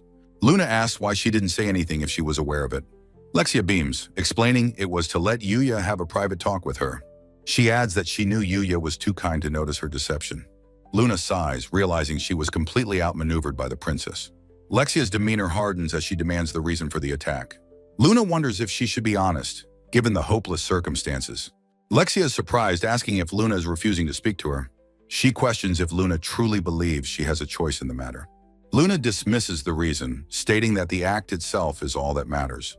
Lexia rejects this, insisting that she wants to know and must be told. Luna resigns herself to her fate, saying a failed assassin can only die. Lexia refutes this, declaring that since she survived, she is the winner. The three of them stand in the room, the focus now on Luna's fate. Yuya speaks up, stating that he does not believe Luna is a villain. Luna remains silent, her head bowed in shame and quiet resignation. Yuya begins to recount Luna's tragic life story for the princess. He tells of her past, the Dark Guild, and her infamous assassin's title. Lexia is shocked, realizing Luna is the legendary assassin, the headhunter. She asks Luna in disbelief if she is truly that skilled and powerful. Luna explains that nobles hire the guild, and her contract was to kill her. Yuya looks troubled, pondering the idea of nobles ordering regicide. Lexia notes that high society is not always as pristine as it seems. Yuya listens intently, his expression serious as he processes the information. He reflects that their world is far beyond anything he could have imagined. Luna finishes her story, telling them to do with her as they please. Yuya and Lexia are taken aback by her blunt resignation to her fate. Luna explains her hopeless situation, trapped between royalty and the guild. Yuya understands that Luna has accepted her fate and told them everything. Luna asks Yuya why he cares so much after only a short time together. She tells him there is no need for him to feel sad for her. Yuya stands abruptly, shouting that of course there is a reason to be sad. He says he had fun training with her and doesn't want her to be sad. He explains that fighting with her as an equal was a new experience. He looks at her with sincere eyes and declares that they are friends. Luna is stunned into silence by his heartfelt and unexpected declaration. Knight the Fenrir hops onto the bed, letting out a small, soft bark. He approaches Luna, who calls out his name in quiet surprise. The Fenrir nuzzles her affectionately, offering his own silent comfort. Lexia muses that Luna's future won't change, no matter what she says. The princess suddenly stands, declaring that Luna will not be an outcast. She announces that if Luna is her problem, then she will manage her. She then turns on Yuya, insisting that she is his friend too. She demands he stop using honorifics, a request he has heard before. Luna tells Lexia to relax, as she will be killed soon anyway. Lexia is exasperated, asking why Luna speaks as if her death is certain. Luna is confused by the princess's question, finding the answer obvious. She points out that attacking a royal means her execution is guaranteed. Lexia smiles slyly, noting that only she and Yuya saw Luna's face. Luna sits in quiet contemplation, thinking it foolish to believe the guild's assassins would overlook her. Princess Lexia points decisively, offering Luna a new role, to serve as her personal bodyguard. Luna panics at the offer, while Lexia worries about feeding her. Yuya watches, utterly bewildered. With a warm smile, Lexia promises to protect Luna, who will be as strong as Owen. Yuya is visibly moved by the princess's profound kindness, whispering her name in admiration. Luna warns Lexia that the Dark Guild is far more dangerous than she can possibly imagine. Looking at her gloved hands, Luna laments that they are too stained with blood to stand in the light. Lexia gently takes her hands, insisting that she is wrong and that her hands are beautiful. A close-up shows Luna's profile, her expression one of shock and quiet emotion. In the hot spring, Lexia marvels at her skin's new beauty, which Luna credits to Yuya's bath. Lexia becomes flustered, loudly telling Luna to be quiet and obey her, just as she'd said before.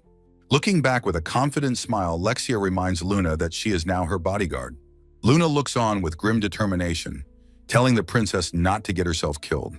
Yuya overhears Lexia's affectionate words from outside and blushes, completely misinterpreting the situation. The two women are shown in a heated face-to-face argument. Elsewhere, Owen despairs, shouting for the princess to return as his men can go no further. In the steaming water, the women agree that Yuya's bath is vastly superior to the royal one. Lexia and Luna relax, feeling the bath revitalize their magical energy. Luna declares it the best. Lexia recalls Luna's earlier comment, realizing she should thank her for the tip about Yuya.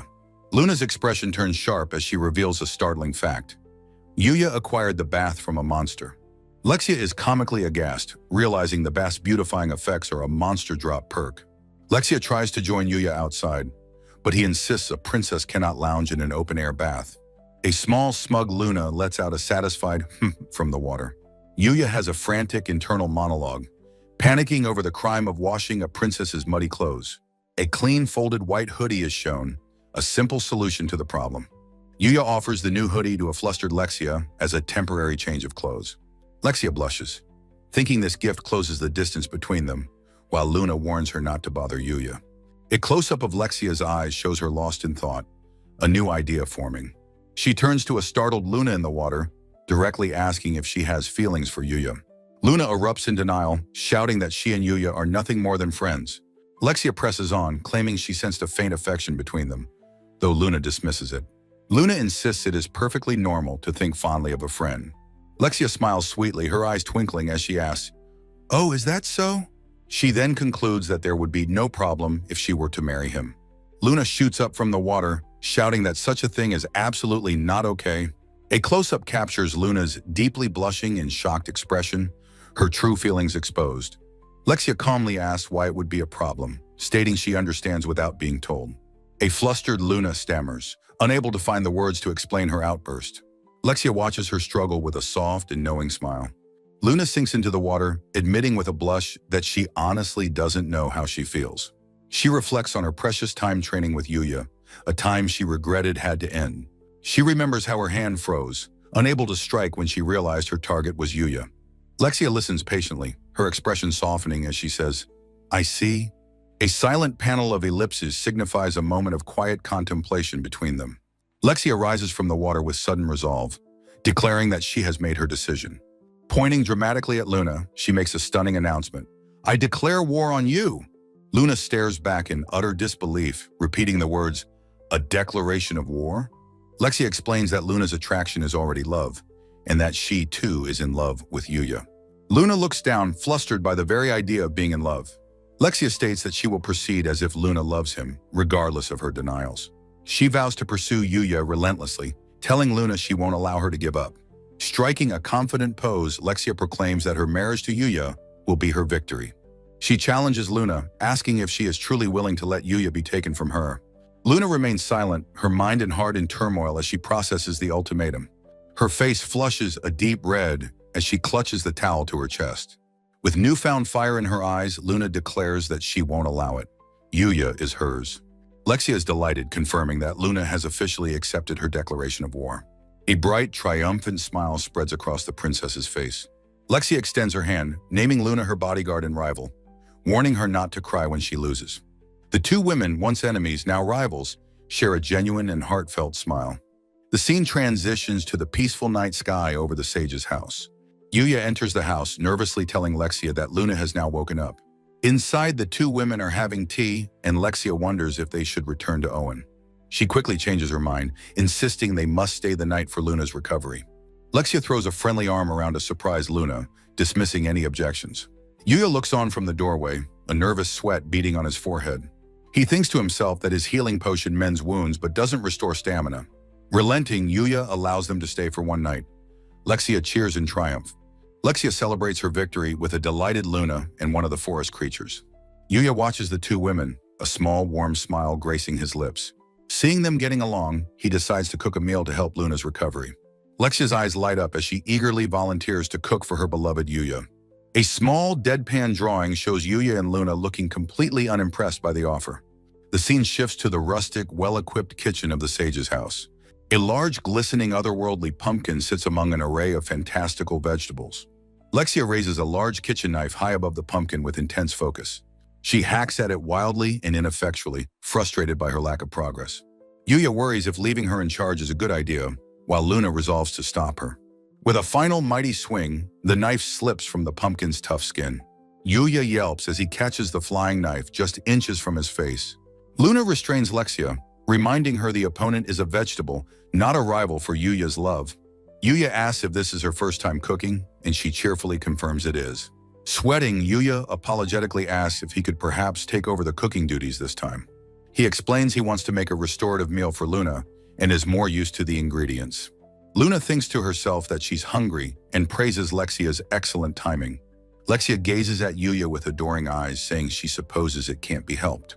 She warns them both to be prepared, as she will be cooking for them next time.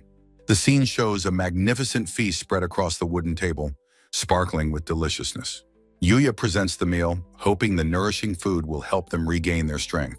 Lexia is amazed that Yuya is a skilled cook, a sentiment Luna quietly agrees with. A single panel declares it is time to eat with a hearty itadakimasu. The two women begin their meal, Lexia exclaiming its deliciousness while Luna notes its unique texture. An inset panel reveals to the reader that they are eating king orc meat. Luna remarks that while his previous cooking was good, this is on an entirely different level. Lexia is shocked to learn that Luna has eaten Yuya's cooking before, during their training. Yuya tells an agitated Lexia to calm down before she spills her food. Lexia leans against a blushing Yuya, sighing that he is truly hers for being so skilled. She gives Luna a smug glance, telling her to back off, which earns her a glare. Yuya is flustered by Lexia's forwardness, asking if she enjoyed the meal. A determined, blushing Luna thinks that she cannot let Lexia take Yuya away from her. Yuya looks on with concern as Luna, appearing weak, makes a request. A close-up reveals a mischievous sparkle in Luna's eye, hinting at her true intent. Luna swoons dramatically, asking Yuya to feed her because she's too weak to move. Princess Lexia's face contorts in a mask of comical, wide-eyed horror. Lexia shouts that eating has nothing to do with physical strength. Luna looks up at Yuya with pleading eyes, asking if he will refuse her. Yuya recalls that he was the one who injured her, feeling a sense of responsibility. Resigned, he agrees and gently brings a spoonful of food to her lips. Luna closes her eyes in bliss, declaring that the food is absolutely delicious. A smug Luna savors her victory while an enraged Lexia fumes in the background. Lexia immediately demands that Yuya-sama feed her just as he did Luna. Closing her eyes, she opens her mouth and declares it a royal command. Yuya stands with a stoic expression, caught in the middle of their rivalry. He thinks to himself how truly frightening royalty can be as he feeds her. The two women then decide it is their turn to feed their caretaker, Yuya. A weary Yuya protests that he has had enough and just wants to eat. They ignore his pleas, presenting him with food as a sign of their gratitude. Both hold out heaping spoonfuls, telling him to open up and not hesitate. Yuya looks on in terror as two massive portions are shoved toward his face. Later that night, Yuya reflects that the meal was surprisingly exhausting. The group moves swiftly through the dense forest, making their way out. Yuya, cloaked and leading the way, says they are close to the forest entrance. He notices Lexia stumble and asks if she is all right, concerned for her. He thinks to himself that he should have just used his transportation magic.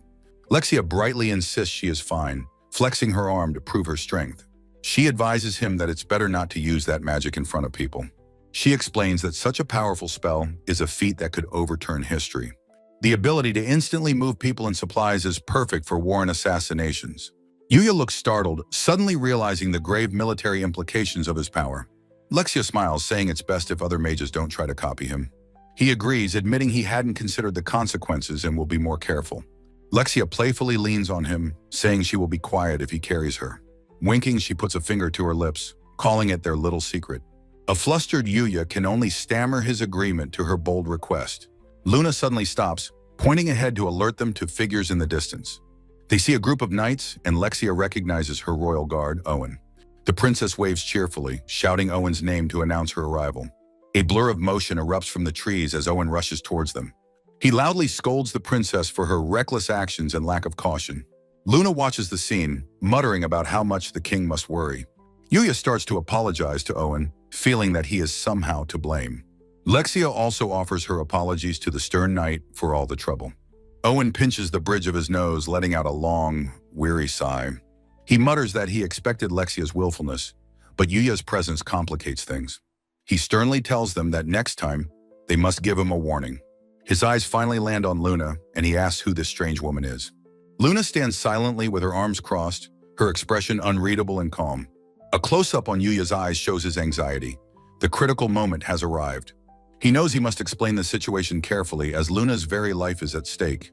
Lexia, however, cheerfully introduces Luna as the assassin who is now her new guard. Yuya and Luna are both horrified, thinking the princess is a complete idiot. The royal guards instantly react, drawing their weapons and surrounding the group. With incredible calm, Luna stops a spearhead just inches from her throat. Owen's face is a grim mask of determination as he prepares for battle. Lexia furiously demands that Owen lower his sword, questioning his actions. Owen argues back, pointing out the illogical nature of her command. Yuya steps in, telling Owen that Luna is a guard and no longer a threat. The knight challenges him, demanding proof that the former assassin can be trusted. Luna calmly states that if she truly meant to kill Lexia, she would have. Owen is shocked by her words, his mind reeling from the implication. Lexia innocently confirms they all slept together, as there was only one bed. Enraged, Owen grabs Yuya, demanding to know if he dishonored the princess. A tiny Yuya screams that it's impossible, while the girls wish it had happened. Yuya reminds the knight that both their lives are on the line right now. Owen lets out another deep, exhausted sigh, his anger finally subsiding. He orders his men to sheathe their swords, though his trust is not yet won. He reasons that with Luna's skill, she could have easily killed them before. Lexia tells him to be grateful, proudly noting Luna is a former assassin.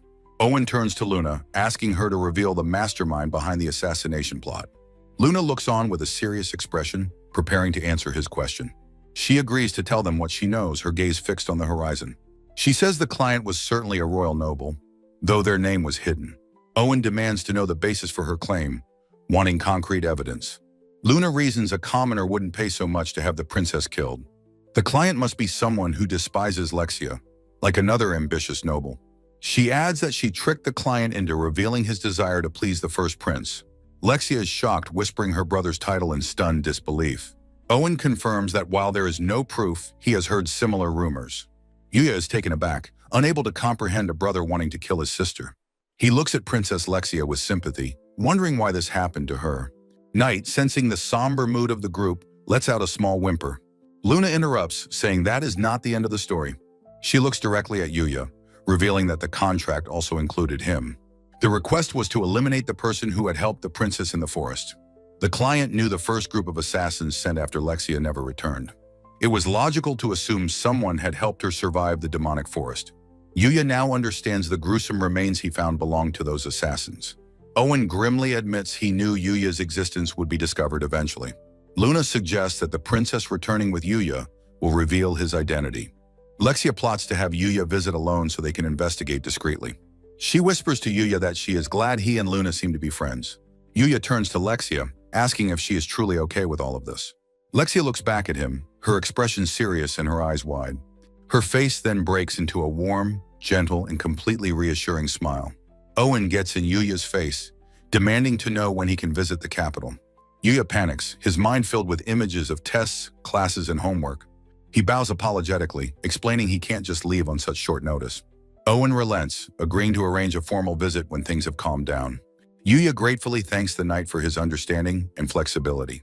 Owen points down the road, giving Yuya directions to the nearest town. The royal knight Owen, with a stressed look, informs Yuya that they unfortunately cannot arrange a carriage.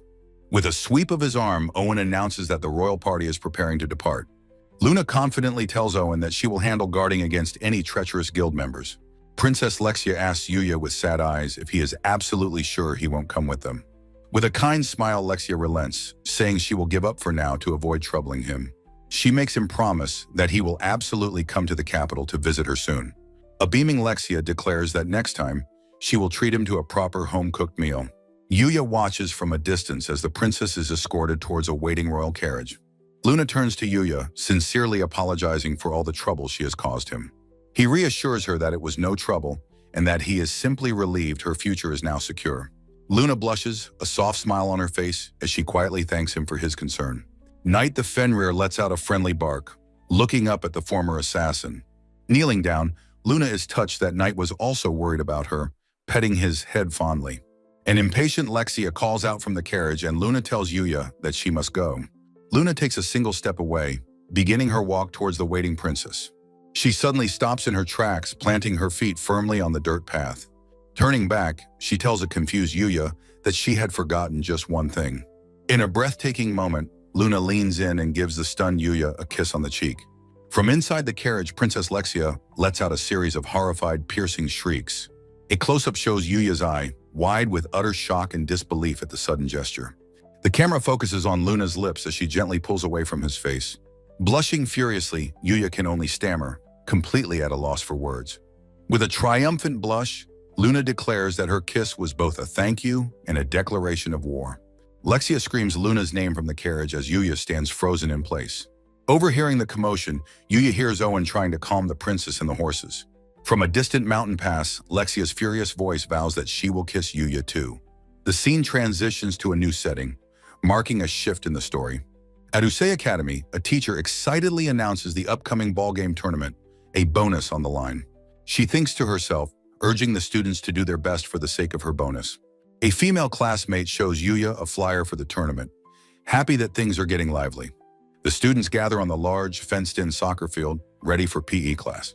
The gym teacher announces that this month's classes will cover the tournament sports, starting with soccer. On the sidelines, a girl explains to her friends that the teams will be co-ed. Akira stretches, noting that since some students are beginners, they will just have to get used to it. Shingo tells a nervous Yuya that the goal for today is simply to get used to the game. The practice match begins, with several players immediately converging on the soccer ball. Shingo asks Yuya if he's okay being the goalkeeper, and Yuya admits this is his first time playing. A cartoonish Yuya asks Shingo if he will play, but Shingo admits he's not good at tackling. Ryo easily dribbles past an opponent who can only marvel at his incredible skill. Like a force of nature, Ryo weaves through the entire opposing team with masterful footwork. A classmate exclaims that Ryo is far too strong, glad he's on their team for the real tournament. Someone shouts an order to target Ryo, urging the players to keep running. Akira slides in with perfect timing, successfully stealing the ball away from his rival, Ryo. Akira declares that though they were teammates before, fate has now made them rivals. Ryo yells that his speech is too long as he lunges to reclaim the ball. Miu intercepts the stray ball, calling out that it was a nice pass as she moves forward. She kicks the ball with incredible force, sending it soaring across the field. Kaidi calls for the pass, but it flies too high, comically bouncing right off her chest. The ball ricochets high into the air from the unexpected impact. Kaidi apologizes and runs to retrieve the ball, spurred on by the cheers of her male teammates. Miu shouts encouragement, telling Kaidi to run harder and jump for the ball. Miu wonders if this technique could be useful in the actual tournament, earning a weary look. Yuya watches in alarm as his male classmates suddenly become hyper-energized and aggressive. Kaidi prepares to throw the ball back into play, calling out that she's ready. Ryo effortlessly receives the throw-in with his knee, preparing to make a play. Akira and his teammates are suddenly filled with a dark power, vowing they can now defeat Ryo. Miu realizes her cheering has backfired, accidentally boosting the opponent's morale instead. Ryo finds himself completely surrounded by the fired-up opposing team. Ryo and Akira's feet collide with the ball in a flash of intense rivalry. Akira smirks, telling Ryo that he will not see him looking uncool any longer. Laughing with theatrical glee, Akira dribbles towards the goal, declaring himself invincible. From the goal, Yuya and Shingo watch with alarm as Akira charges towards them. Akira unleashes a powerful kick, announcing it as the signature shot of the soccer noble prince. He screams, putting all his force into the kick, his face contorted with effort. Yuya grits his teeth and dives, stretching out his gloved hands to block the shot. The other players cry out in disbelief, wondering how the ball is curving so wildly. A smug Akira flashes a brilliant smile, declaring this to be his true power. The name of his technique, the true noble shoot, is dramatically revealed. The ball continues its impossible, arcing path directly towards the goal. In an instant, Yuya is standing on his feet, having caught the wildly curving ball with impossible ease. Blushing with excitement, Yuya looks at the ball in his hands, thrilled by the feeling of playing soccer. The onlookers are stunned, one of them asking aloud if Yuya just teleported.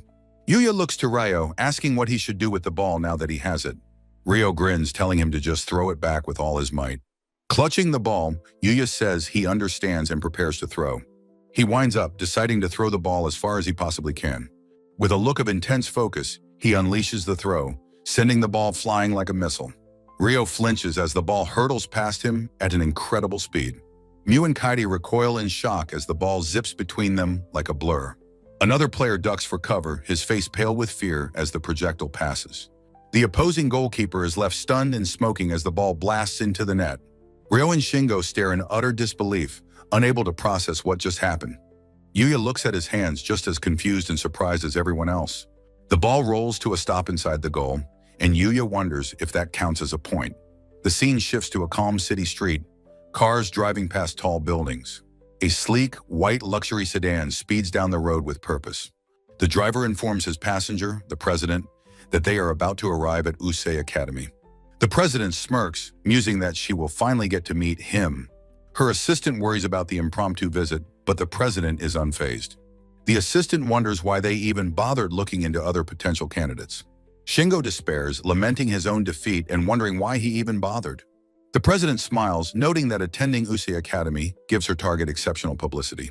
A blackboard is covered in excited scribbles about the tournament, mentioning Yuya and the others. After class, Yuya, Ryo, and Shingo walk together, laughing and chatting. On a desk, the Cutie Beauty magazine featuring Yuya is laid out with other scouting photos. Students in their pristine Usei Academy uniforms walk through the school's impressive campus. At the end of the day, students begin to leave through the main school gates.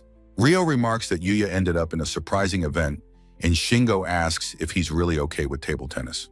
Shingo worries that Yuya might only be able to give about 60% effort in the match. A voice calls out from behind, asking if he is Tenju Yuya, stopping the three friends in their tracks. A man in a sharp suit and sunglasses introduces himself as Kurosawa Kenji. He presents his business card from a talent agency to Yuya and his friends. The group of friends reacts with complete and utter shock at the revelation. Kurosawa asks Tenju Yuya if he has any interest in the entertainment industry. Yuya, completely flustered, admits he doesn't really know who is popular these days. A powerful woman appears, telling Kurosawa to be more direct in scouting Yuya. Yuya is stunned to learn this woman is the agency's president. The president directly asks if he will join, but Yuya insists it's a mistake. She leans in close, reassuring him by mentioning that the model Masora is her client. A small, chibi Yuya can only let out a confused "eh?" in response.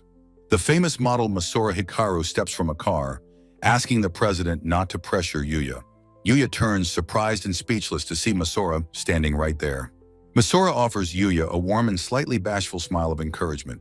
The president asks Masora to help convince him, as Yuya realizes she already knew his name. The magazine Cutie Beauty is shown, featuring the viral photo of Yuya and Masora. Kurosawa explains the magazine was a huge success and asks him to work with them again. Yuya looks down, lost in thought, as he considers the sudden, overwhelming offer. Memories of the chaotic but exciting photo shoot with Masora flash through his mind. He apologizes, explaining that it is not a decision he can make so easily. Kurosawa calmly asks if he has other things he would rather be doing. Yuya frantically explains it's the opposite. He hasn't found his passion yet. He says that he is happy just spending time with his friends now. With new resolve, he states he cannot join the pros with a half-hearted attitude. Masora looks on, touched by his sincerity, whispering his name to herself. Yuya bows deeply, formally apologizing as he turns down the incredible offer. The president grabs him, shouting in disbelief that he's not interested in showbiz. Kurosawa tries to calm her, worried about the company's image as students stare. The president mutters to herself, her sharp eyes noticing posters on the school fence. Her gaze locks onto a poster for the upcoming Usei Academy ballgame tournament. She stands tall, a brilliant idea suddenly striking her as Kurosawa looks on. With a cunning smile, she pivots, suggesting they cover the school's tournament instead. The feature will be on Usei's hopeful students, with Yuya as the main star. She inwardly schemes that this will forge a connection, warding off rival agencies. Yuya panics, pointing out that they would need the school's permission first. The president orders Kurosawa to immediately get an appointment with the chairman. She gives Yuya a dazzling, triumphant smile, promising they will meet again soon. The president and Kurosawa walk away with a determined stride, leaving Yuya behind. Yuya watches them go as his friends comment on the intense pressure she exuded. Misra approaches, apologizing for the commotion and explaining the president investigated him. She continues her explanation, trying to smooth over the chaotic situation. Yuya smiles, telling her not to worry as this could be a catalyst for him. Misra seems relieved, admitting she was truly hoping to work with him again. A flashback shows her private thoughts, wishing Yuya would join their agency. Yuya reaffirms his respect for the professionals and his decision not to join half-heartedly. Masora smiles warmly, promising to wait as a pro for when he is ready. She departs, calling for her president to wait as she heads for the car. Ryo notes how the situation has escalated, with Yuya apologizing for the trouble. His friends cheerfully tell him it's fine, excited to be filmed during the tournament. Yuya is visibly touched by his friends' unwavering support and easy acceptance. Ryo muses that the chairman will probably have no problem with the arrangement. A sparkling Chairman Huju is shown enthusiastically granting his full permission. A sign announces that the day of the Usei Academy ballgame tournament has arrived. Students in gym uniforms gather on the school grounds, buzzing with anticipation. Yuya, also in his uniform, clutches his chest, admitting that he is very nervous. Kaede cheerfully runs up to him, calling out his name to get his attention. In a cute chibi style, she encourages him to do his best today. Kaede watches him for a moment, a thoughtful expression on her face. She explains to another girl that Yuya has been through quite a lot. The president and Kurosawa arrive, greeting Yuya with a cheerful, "Good morning." She declares that they are here to capture his heroic performance on camera today. Yuya looks in shock at the large professional camera crew assembled on the field. The president laughs, telling him not to be nervous, but he insists he is not okay. An announcement calls all students to their events, and Kaede hurries off. The president reassures him that it's a special on the school, so they'll film others too. She tells him to simply have fun, and he politely thanks her. The scene shifts to the first gymnasium, the venue for the table tennis matches. The tournament bracket reveals Yuya's first opponent is from the elite sports class. Yuya and his friend are shocked, questioning what the sports class even is. His friend explains it's a program for top athletes on scholarships. Yuya turns to see his opponent, a hulking, muscular man with an intimidating glare. The photographers in the stands recognize the player as the Sniper, a national champion. The pro looks down at Yuya, noting the small crowd as Yuya apologizes nervously. The pro states that a true professional always performs their best, regardless of the situation. As the match begins, Yuya notes that this is a very different kind of pro. His opponent serves with blinding speed, declaring he will not insult him by holding back. Yuya prepares to return the serve, determined to go all out from the start. The photographers are amazed by the pro's pinpoint accuracy, shouting his nickname, "Sniper!" The ping-pong ball spins with incredible velocity as it hurtles across the table. Yuya meets the ball with a sharp crack, sending a lightning-fast return shot. The pro is shocked by the return, muttering that Yuya is surprisingly skilled.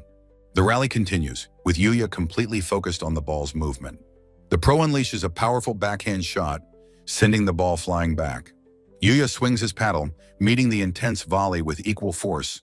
The photographers are in a frenzy, shouting about the incredible rally. The president watches with sparkling eyes, urging him to show her more. Yuya thinks to himself that he is getting used to the ball's angle and direction. A confident smirk crosses his face as he formulates a new strategy. As the pro sends another powerful shot, Yuya decides to imitate his opponent's technique. He mirrors the pro's form, seeing this as a method of learning. His paddle completely shatters upon impact, shocking everyone in the gymnasium. A close-up shows the pro's face, his eyes wide with disbelief. The photographers are equally stunned, their mouths agape at the sudden explosion. Yuya stares at his broken paddle, sweating and completely bewildered by his own strength. The ball, still trailing smoke, burns a smoldering hole clean through the gym floor. Yuya sheepishly raises his hand, forfeiting the match due to his broken equipment. An establishing shot shows the gymnasium from the outside under a calm sky. The photographers complain that the action was too fast for them to capture. The president frantically looks around, demanding to know where her star has gone. Yuya is seen hiding around a corner, panting from the exertion and the stress. He tells Kaede that he feels bad for the president, but hitting her with such force would be a disaster. The energetic Kaede runs towards Yuya, calling his name with urgency. He asks what's wrong, and she quickly asks if he is free. She clasps her hands, desperately begging him to join their volleyball team. The scene shifts to the bustling volleyball tournament on the first ground. His new teammates cheer wildly, calling Tenju-kun their savior. Kaede rallies him, confident that they can win with him on their team. Yuya resolves to do his best, but vows to hold back his true power. A volleyball comes flying over the net with terrifying, spinning force. With a thunderous boom, the ball smashes into the court with explosive impact. The opposing team stares in shock as Yuya stands amidst the destruction. Players from both teams look down at the deep crater in the floorboards. The opposing captain, his sunglasses cracked, raises a hand and forfeits. The tournament bracket shows their team winning every match by default. Yuya wears a strained, pained expression, feeling guilty for the chaos. His friends tell him not to worry, since winning is all that matters. Miss Sawada celebrates the class's sweeping victories in multiple sports. A voice shouts for everyone to clear a path and stand back. The tournament has now moved to the pristine outdoor tennis courts. A teacher calls for a stretcher as a student lies unconscious on the court. Yuya rushes over to Kori, asking what happened. She explains that her doubles partner was injured in the middle of the match. The teacher reassures the unconscious girl that it's just a mild concussion. Kaori tells Yuya that without a partner, she will have to forfeit. Yuya's eye widens as he notices something about Kari. He sees the thick bandages on her hand and asks if she is injured. He realizes she must have practiced until her hands were raw. He gently offers to help her, an offer that makes her blush. The match is set to resume with Yuya as Kaori's new partner. Their opponents sneer, warning Yuya that he will see hell if he's careless. Yuya nervously agrees to play, asking Kaori to go easy. The announcer calls the serve for the Huju pair as Kaori tosses the ball. With a mighty grunt, Kaori swings her racket with all her strength. The sound of a powerful impact echoes across the court. The tennis ball smashes directly into the back of an unsuspecting Yuya's head. He lets out a small, pained grunt from the unexpected blow. Kaori panics, apologizing profusely and asking if he is okay. The female opponent smirks, having realized Kaori's lack of skill. Yuya realizes Kaori's previous partner was also knocked out by her serve. The opponents declare that Kaori is the weak link and begin targeting her. The male opponent observes that Huju seems to be quite bad at sports. His partner agrees, stating that she will be aiming for Kaori. A powerful shot curves through the air, heading directly for Kaori. Kaori lets out a determined cry as she swings her racket. The male opponent easily returns her weak shot with a powerful slam. Kaori apologizes, but Yuya tells her it's okay and he will handle it. With intense focus, Yuya prepares to return a lightning-fast shot. Kaori dashes across the court, trying her best to keep up. Yuya moves with inhuman speed, effortlessly covering the entire court by himself. His expression is a mask of pure concentration during the intense rally. Kaori watches him with a look of complete and utter awe. The spectators murmur in amazement at his speed and dedication. A photographer from the talent agency spots a perfect photo opportunity. He exclaims that he has found the perfect shot. The agency president smirks, remarking that things are becoming very interesting. A high-arching lob shot is sent sailing into the air. The male opponent smirks, believing this is their chance to win the point. His partner, however, realizes her mistake too late. Kaori looks up at the descending ball, ready to act. She grips her racket, determined to finally be useful to her partner. With a sharp cry, she swings with all her might. Her foot suddenly slips on the hard court surface. She cries out in surprise as she loses her balance and begins to fall. The opponent leaps high into the air for a powerful finishing smash. Yuya abandons the ball, dashing across the court in a blur. His eyes are fixed not on the game, but on the falling Kaori. The opponent smashes the ball, sending it towards the now empty court. He lands, confident that he has just won the point for his team. Yuya catches Kaori, sweeping her into his arms before she can hit the ground. They look into each other's eyes, their faces only inches apart. The photographers erupt in a frenzy, capturing the incredibly romantic moment. Kaori, blushing furiously, calls out Yuya's name. They both spring apart, apologizing profusely and bowing to each other in a panic. The agency president barks orders for them to get closer for the camera. Kaori quietly glances over at Yuya. They share a warm, genuine smile, a moment of connection captured on film. A caption declares that the ballgame tournament has safely concluded. After school, Yuya stands on the beautiful Usei Academy campus. He spots Kaori standing by herself near the school's exit. He calls out to her, and she turns, her face lighting up with a smile. He asks her what's wrong, and she shyly approaches him. With a blush, she asks if they can walk part of the way home together.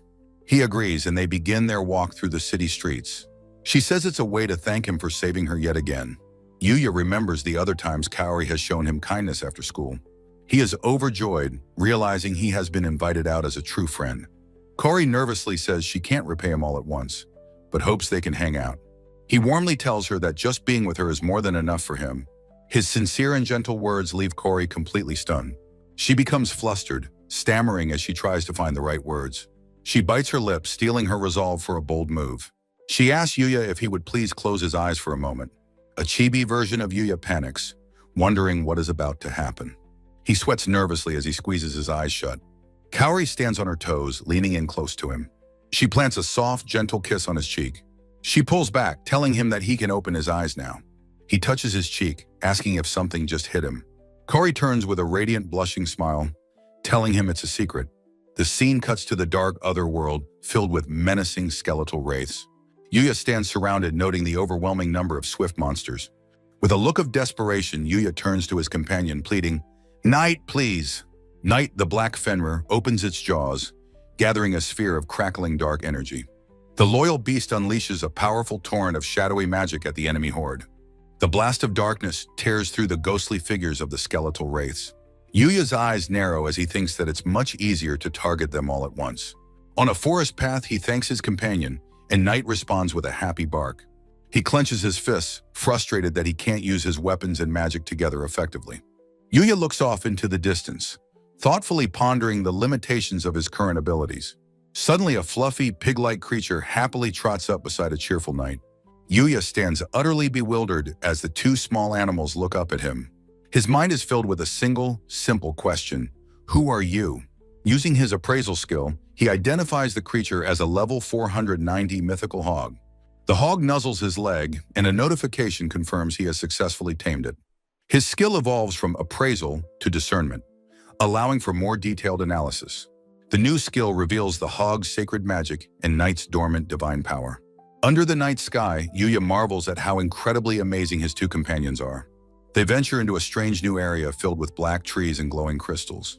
His skill identifies the flora as incredibly hard and valuable black crystal trees. He uses his assimilation skill to hide as a massive armored creature stomps by. He worries about the creature, muttering that this area is far too dangerous for it. He decides he needs to give his new companion a proper name. He suggests the name Akatsuki, and the mythical hog oinks in happy agreement. He suddenly raises a finger, silencing them as he senses an approaching danger. A look of alarm spreads across Yuya's face as the new threat appears. His discernment identifies a terrifying level 10 mithril boar with incredible stats. He is shocked that a level 10 monster could have 40,000 attack power. The mithril boar raises a massive crystalline hoof, preparing to crush him. It stomps the ground with enough force to shatter the earth beneath it. Yuya is horrified, realizing its super olfaction skill has found him despite his camouflage. The crystalline behemoth charges at him with terrifying speed and unstoppable force. He leaps out of the way, barely avoiding the monster's devastating full-body tackle. The sheer force of the near-miss attack causes him to cry out in shock. Knight and Akatsuki watch from the side, letting out terrified yelps of alarm. Gritting his teeth in defiance, Yuya screams at the monster to stay away. The mithril boar lets out a furious squeal as it launches another attack. He is sent tumbling across the ground, completely outmatched by the creature's power. His eyes are wide with panic and exhaustion as he struggles to get his bearings. He thinks with dread how impossibly fast the creature is for its massive size. He urgently yells at Knight and Akatsuki to run and get away from the battle.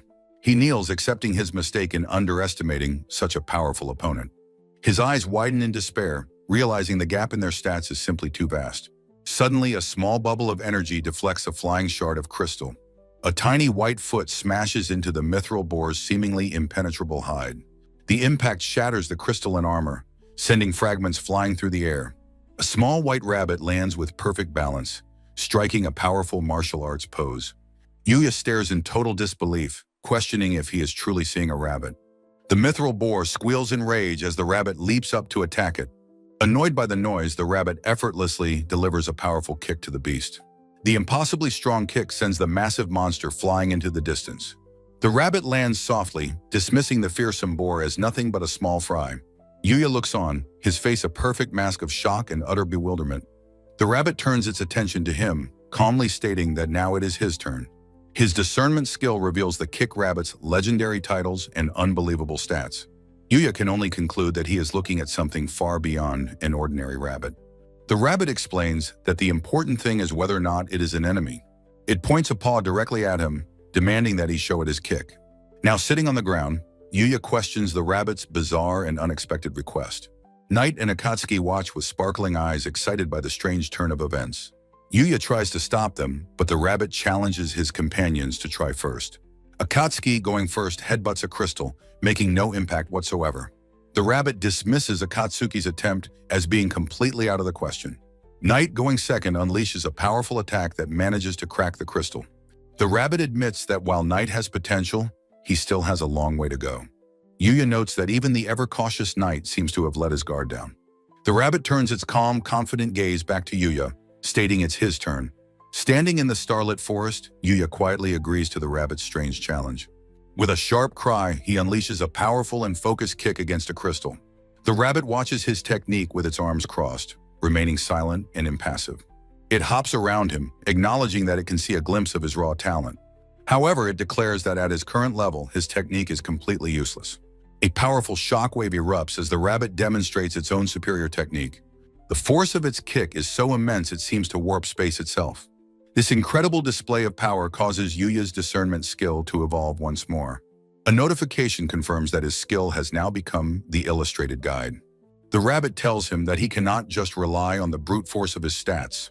It explains that he must learn precision and accuracy to truly increase his power. The small rabbit stands back, giving him a simple, direct command. Try it. A faint, determined smile appears on Yuya's face as he accepts the challenge. And so his special training with the mysterious Usagi-san officially began. Usagi is a harsh teacher, correcting the angle of his leg as it demonstrates. It demands that he move faster, as Knight and Akatsuki watch the intense training. He finally executes a perfect kick, amazed that he was actually able to do it. Usagi dismissively states that mastering this level of skill is only to be expected. It declares that the practice is over, and the real combat training will now begin. The rabbit instructs him to block its kicks and then try to counterattack. Yuya grits his teeth, shouting that he will come at it with all his strength. Usagi encourages him, telling him to determine the best place to land his strikes. After a long and grueling session, Usagi's voice echoes, "All right, that's enough." Yuya is sent flying, collapsing onto the ground, completely exhausted from the training. His soul seems to float out of his mouth as he groans about the brutal training. Usagi announces that's all for the day, much to Yuya's shocked disbelief. The rabbit calmly states that they will continue the training at his house tomorrow. Yuya sits up, stammering in confusion about it coming to his home. With a simple farewell, Usagi launches itself into the sky like a white rocket. Yuya and his companions watch, dumbfounded, as the rabbit disappears from sight. He wonders how the rabbit could possibly know where his house is located. He receives a new title, Disciple of the Kick Saint, confirming his new master. A flashback shows Usagi in the forest a short time before their fateful meeting. It had heard a noise, wondering if it was a territorial dispute between monsters. It decided to investigate on a whim, hoping to find something interesting. In a dark crystalline forest, Yuya confronts the massive mithril boar, while a small white rabbit observes from a high branch. The rabbit muses to itself that this can hardly be called a battle. It's a completely one-sided affair for the human. With a look of intense focus, Yuya narrows his eyes, his gaze fixed on the monstrous beast before him. He realizes that the human's power seems far more limitless and immeasurable than the boar's raw strength. He knows he cannot simply abandon his companions. He steels his resolve, deciding he must help them. The very next day, the mysterious rabbit appears at the sage's house, proudly announcing its arrival. Yuya, flanked by his two animal companions, is completely stunned to see that the rabbit has actually come to visit. He leads the silent rabbit toward the back of the house, explaining that the yard is empty and available. The rabbit notes the incredible unseen magic that permeates the area, a fact that greatly surprises Yuya. The rustic house stands peacefully in its clearing, a true sanctuary in the heart of the dangerous forest. As the rabbit walks away, Yuya asks if they are truly going to continue, and the creature confirms that is its purpose. While practicing a powerful high kick, Yuya pauses to ask his strange new mentor why it is training them. The rabbit remains perfectly poised, a small but undeniably authoritative figure, watching his every powerful move. He is utterly stunned when the rabbit calmly informs him that it has chosen him to be its successor. The rabbit clarifies its intentions, stating with absolute certainty that it has specifically chosen him for this important role. Comically exhausted, Yuya lies defeated on the ground, wondering what this strange successor business is all about. They take a brief respite from the intense training to share a simple, humble meal of handmade rice balls. Yuya asks if it saw his incredible stats, but the rabbit, now called Usagi, explains its duty as a sacred being. Holding his food, Yuya repeats the term sacred, trying to comprehend the meaning of this new profound concept. The unusual group enjoys their meal together, a moment of peace in the quiet and secluded forest clearing. The rabbit, clutching a freshly picked carrot, asks if Yuya is truly unaware of what it means to be sacred. He stammers that he is indeed ignorant, while his loyal companions bark and grunt their agreement beside him. Yuya correctly guesses that if there is a sacred force, there must also be an opposing force of evil. Usagi explains that the sacred title is an honor, like a star, bestowed upon those who have mastered their craft. This world is defined by a fundamental conflict between the corrupting evil and the protective sacred forces. To become sacred is to accept a solemn duty to fight the evil, a constant and deadly battle. They seek out successors, the rabbit explains, because it is a great pity to let their perfected skills simply vanish. The rabbit admits that this desire to pass on its legacy is, in its own way, a form of selfishness. Yuya listens with a heavy heart, beginning to understand the immense weight of the responsibility being offered to him. He turns away from his would-be mentor, politely but firmly refusing the immense burden of becoming a successor. He explains that he cannot accept such a crucial role with a light heart, feeling that he is not yet worthy. The rabbit, its back turned, seems to accept his decision, simply saying that it understands his position. But then, it abruptly declares that the training will continue anyway, much to Yuya's complete and utter shock. He insists that he has nothing to offer in return and that Usagi should find someone more suitable for the role. The rabbit pauses to consider his words, its small furry face a mask of thoughtful and calculating silence. Usagi then makes a surprising counterproposal. In exchange for the training, Yuya will teach it the ways of magic. It notes that the house's barrier is unusual, and that its own magic is powerful and far more complex. The rabbit formally declares its desire to learn this powerful magic, offering a trade of skills. Yuya panics, doubting his ability to teach a skill that he was lucky enough to acquire himself. The battle rabbit reassures him, saying it knows he lacks magical aptitude and that any knowledge would be a bargain. Yuya realizes this would make their relationship an equal exchange, rather than a one-sided and burdensome tutelage.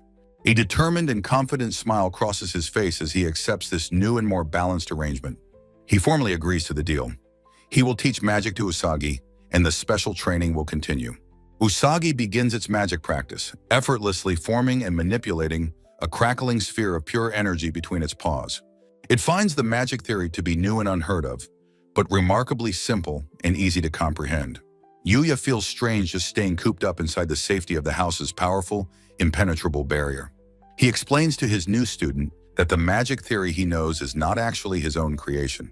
It was a gift, taught to him by his master, the sage who originally built and owned the house. Usagi wisely tells him that the ability to grow into a fine and respectable person is a talent in and of itself. The rabbit glows with a newfound motivation, saying it feels a great sense of purpose in training him. A flustered Yuya comically notes to himself that he is being praised by his new, formidable master. A week of intense, grueling, and transformative training passes in what feels like the blink of an eye. Now clad in his full set of dark adventurer's armor, Yuya wears an expression of utter deadpan exhaustion. He stands before his ultimate test, a final exam in the form of the colossal King Mithril boar. He nervously asks his master if victory is even possible, but Usagi replies with unwavering confidence that he will win. The boar lets out a ferocious, earth-shaking squeal and charges forward with devastating and unstoppable speed. Usagi calmly notes that since it's the same species as before, he should be able to predict its attack patterns. A glowing targeting reticle appears over Yuya's eye as his powerful discernment skill automatically activates. He sees its stats are vastly superior to the last one, screaming that it is not the same at all. The creature's defining feature is its tough, crystalline hide, a natural armor that is completely impervious to magic. The very ground trembles with the sheer, overwhelming force of the monstrous creature's raw, untamed power. He is sent flying by the boar's powerful charge, grunting in pain from the force of the brutal impact. He activates his infinite gauntlets, their magical energy glowing as he prepares to counter with his own power. He channels all of his immense weight and incredible speed into a single, focused, and decisive blow. His powerful punch connects with an explosive shockwave, causing the massive beast to roar in agony. Usagi warns that there are beings of evil in the world that are far stronger than this mere pig. The master's voice echoes in his mind as he lies on the ground. At this level, he cannot protect anyone. With a defiant and furious glare, Yuya grits his teeth and absolutely refuses to accept defeat. The massive boar lets out another enraged and guttural squeal, its voice filled with murderous intent.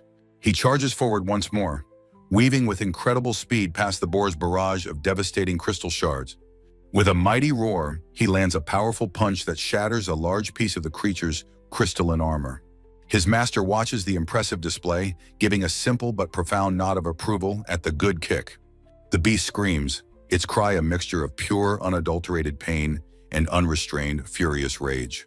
He summons his ultimate and most reliable weapon, the legendary and unstoppable Absolute Spear.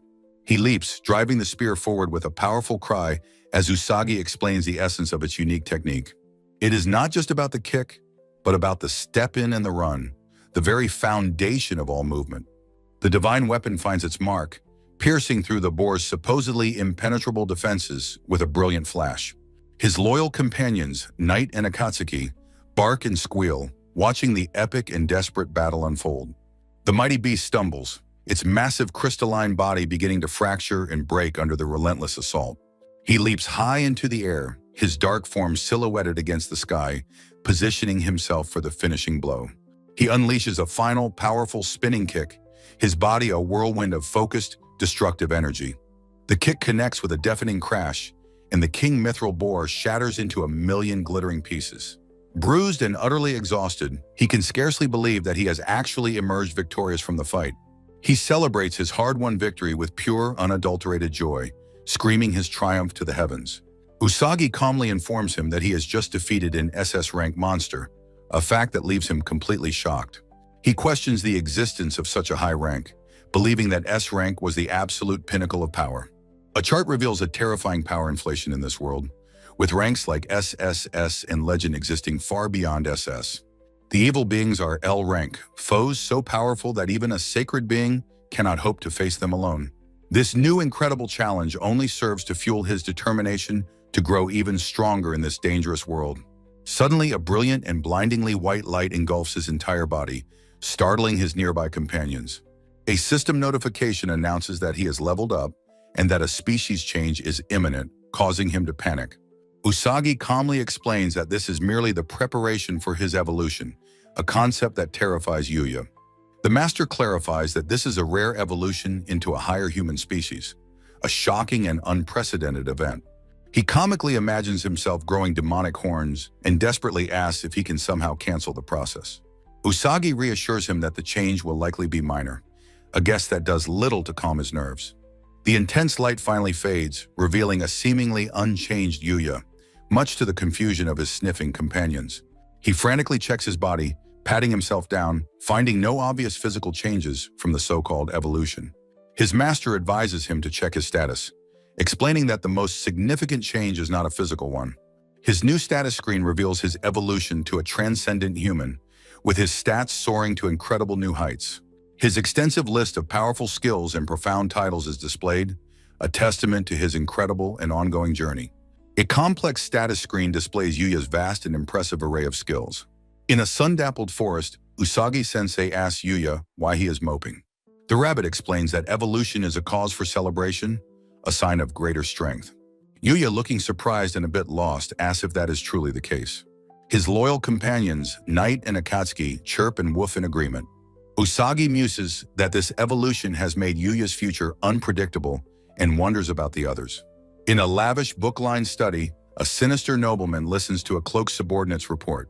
The chapter title page shows a grand city as the subordinate speaks of someone in the great demonic forest. A close-up reveals an ornate lamp, casting a warm glow on the study's countless books. The nobleman considers the news that Lexia's savior will soon be invited to the castle. He grits his teeth, acknowledging that with the Knight Owen involved, the story is highly credible. The subordinate reveals that a noble hired the Dark Guild's headhunter to kill the princess. The nobleman reacts with interest, realizing the infamous headhunter was involved in the plot. His subordinate reports that the assassination failed, shocking the nobleman into disbelief. He learns that the headhunter was stopped by the forest resident and now serves Lexia. The nobleman slams his desk in a rage, furious that his pawns were useless. His anger cools into a chilling resolve as he decides to change his plan. He concocts a new deadly scheme to take place during the royal audience. Lexia excitedly tells her father that she will introduce him to her beloved Yuya-sama. The subordinate warns that the new plan will endanger the nobleman's own standing. The nobleman outlines his plot to frame the outlaw from the forest for a royal massacre.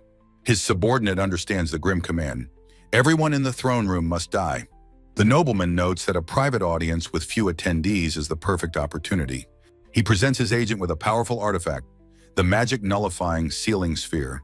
He strategizes that with the mages neutralized, they can overwhelm the rest with numbers. The cloaked figure bows, accepting the sinister new mission without a word. Outside, the agent simply says, "Yes," before departing into the night. With matters at his school settled, Yuya begins his journey to the royal castle. His two small companions, Knight and Akatsuki, trot faithfully behind his cloaked figure. Before leaving, he receives final words of wisdom from his mentor, Usagi-sensei. A vast, breathtaking landscape of rolling hills and forests stretches out before him. On his journey, he and his companions encounter a large flock of fluffy, sleep sheep. He arrives in a bustling town filled with people and rustic, multi-story buildings. A local merchant is amazed by the rare and valuable materials Yuya offers. Yuya is shocked to discover that simple pepper from his world is a valuable commodity here. He is startled when a magical street lamp suddenly flares to life beside him. With a confident smile, he takes in the vibrant sights of the bustling marketplace. He continues his journey, catching a ride in a horse-drawn covered wagon. The ride is comically bumpy, tossing Yuya and his companions around inside the wagon. The wagon rattles along a grassy path, its journey nearing its end. He stands before the royal capital, a magnificent city crowned by a towering castle. Walking through the streets, he notes the vibrant and energetic atmosphere of the capital. He finally arrives at the imposing stone walls and fortified gate of the royal castle. 2 armored guards block his path, sternly telling him he is forbidden to enter.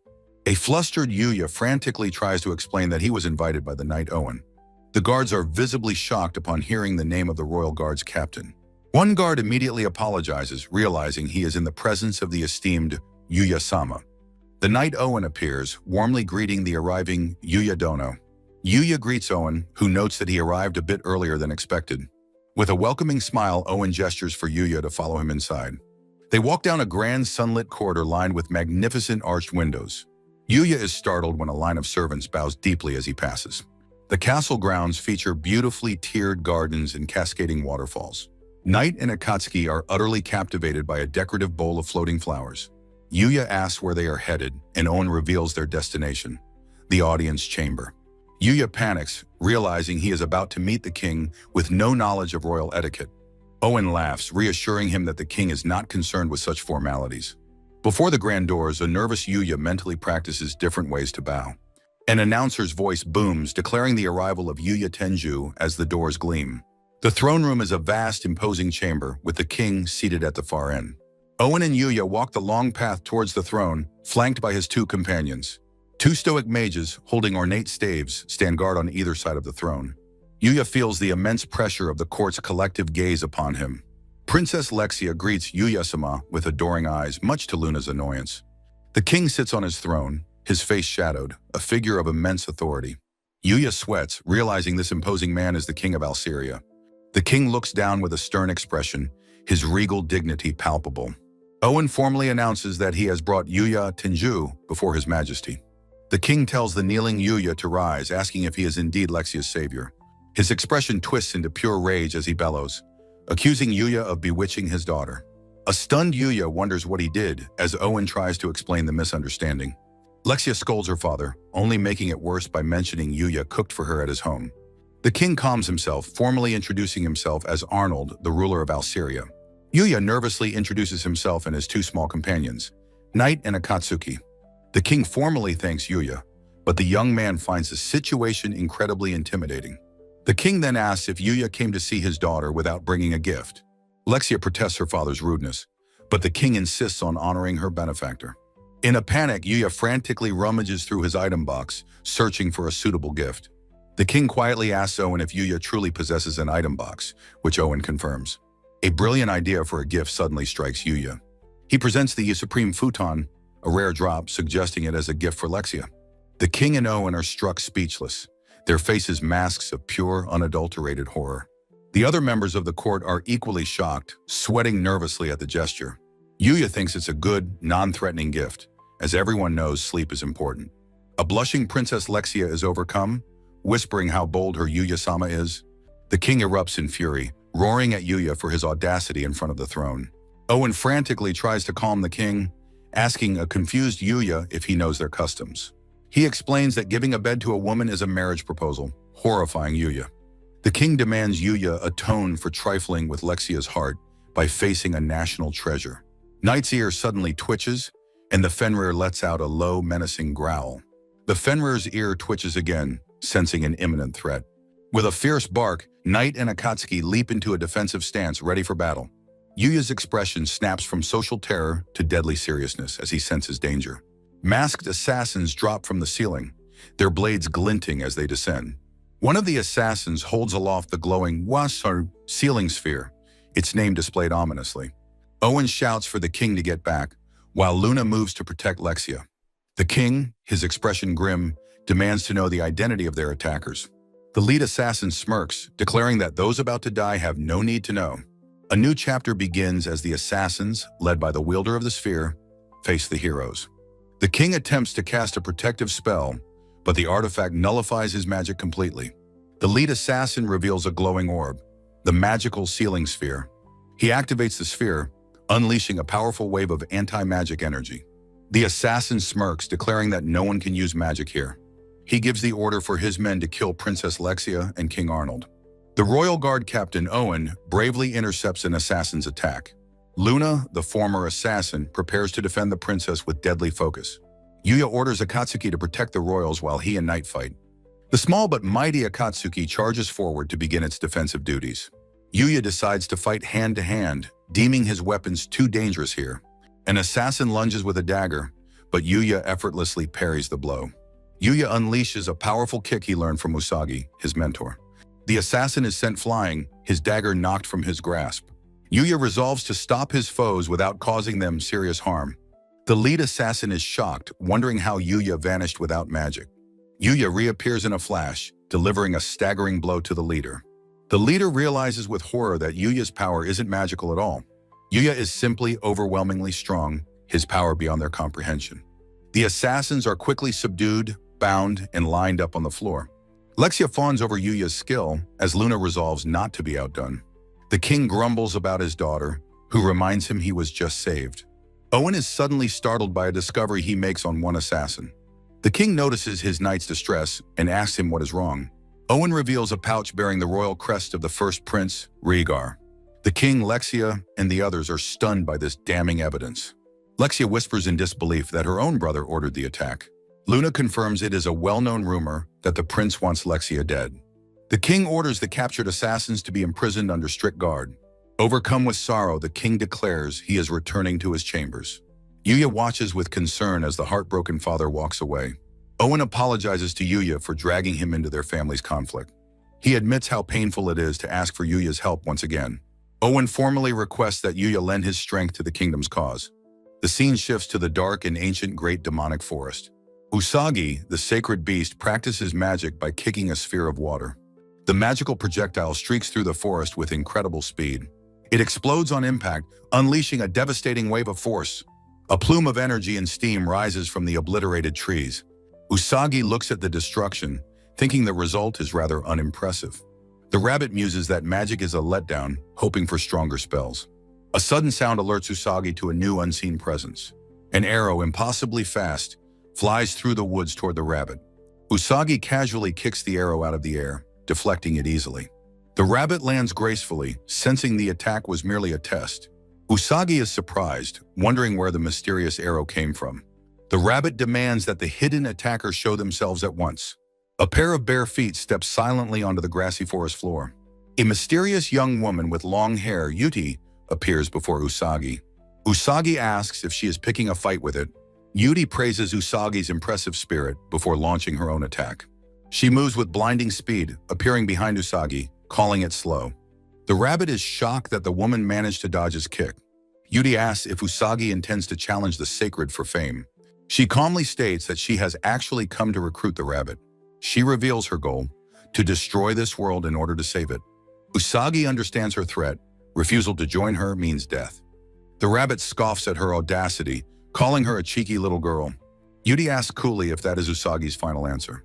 With a cold and final tone, she declares that this is the end. A sky full of arrows materializes, a deadly rain aimed at Usagi. The rabbit recognizes the legendary technique with a start of surprise. The storm of arrows descends upon the forest with lethal intent. Yuti watches her attack unfold, her expression calm and detached.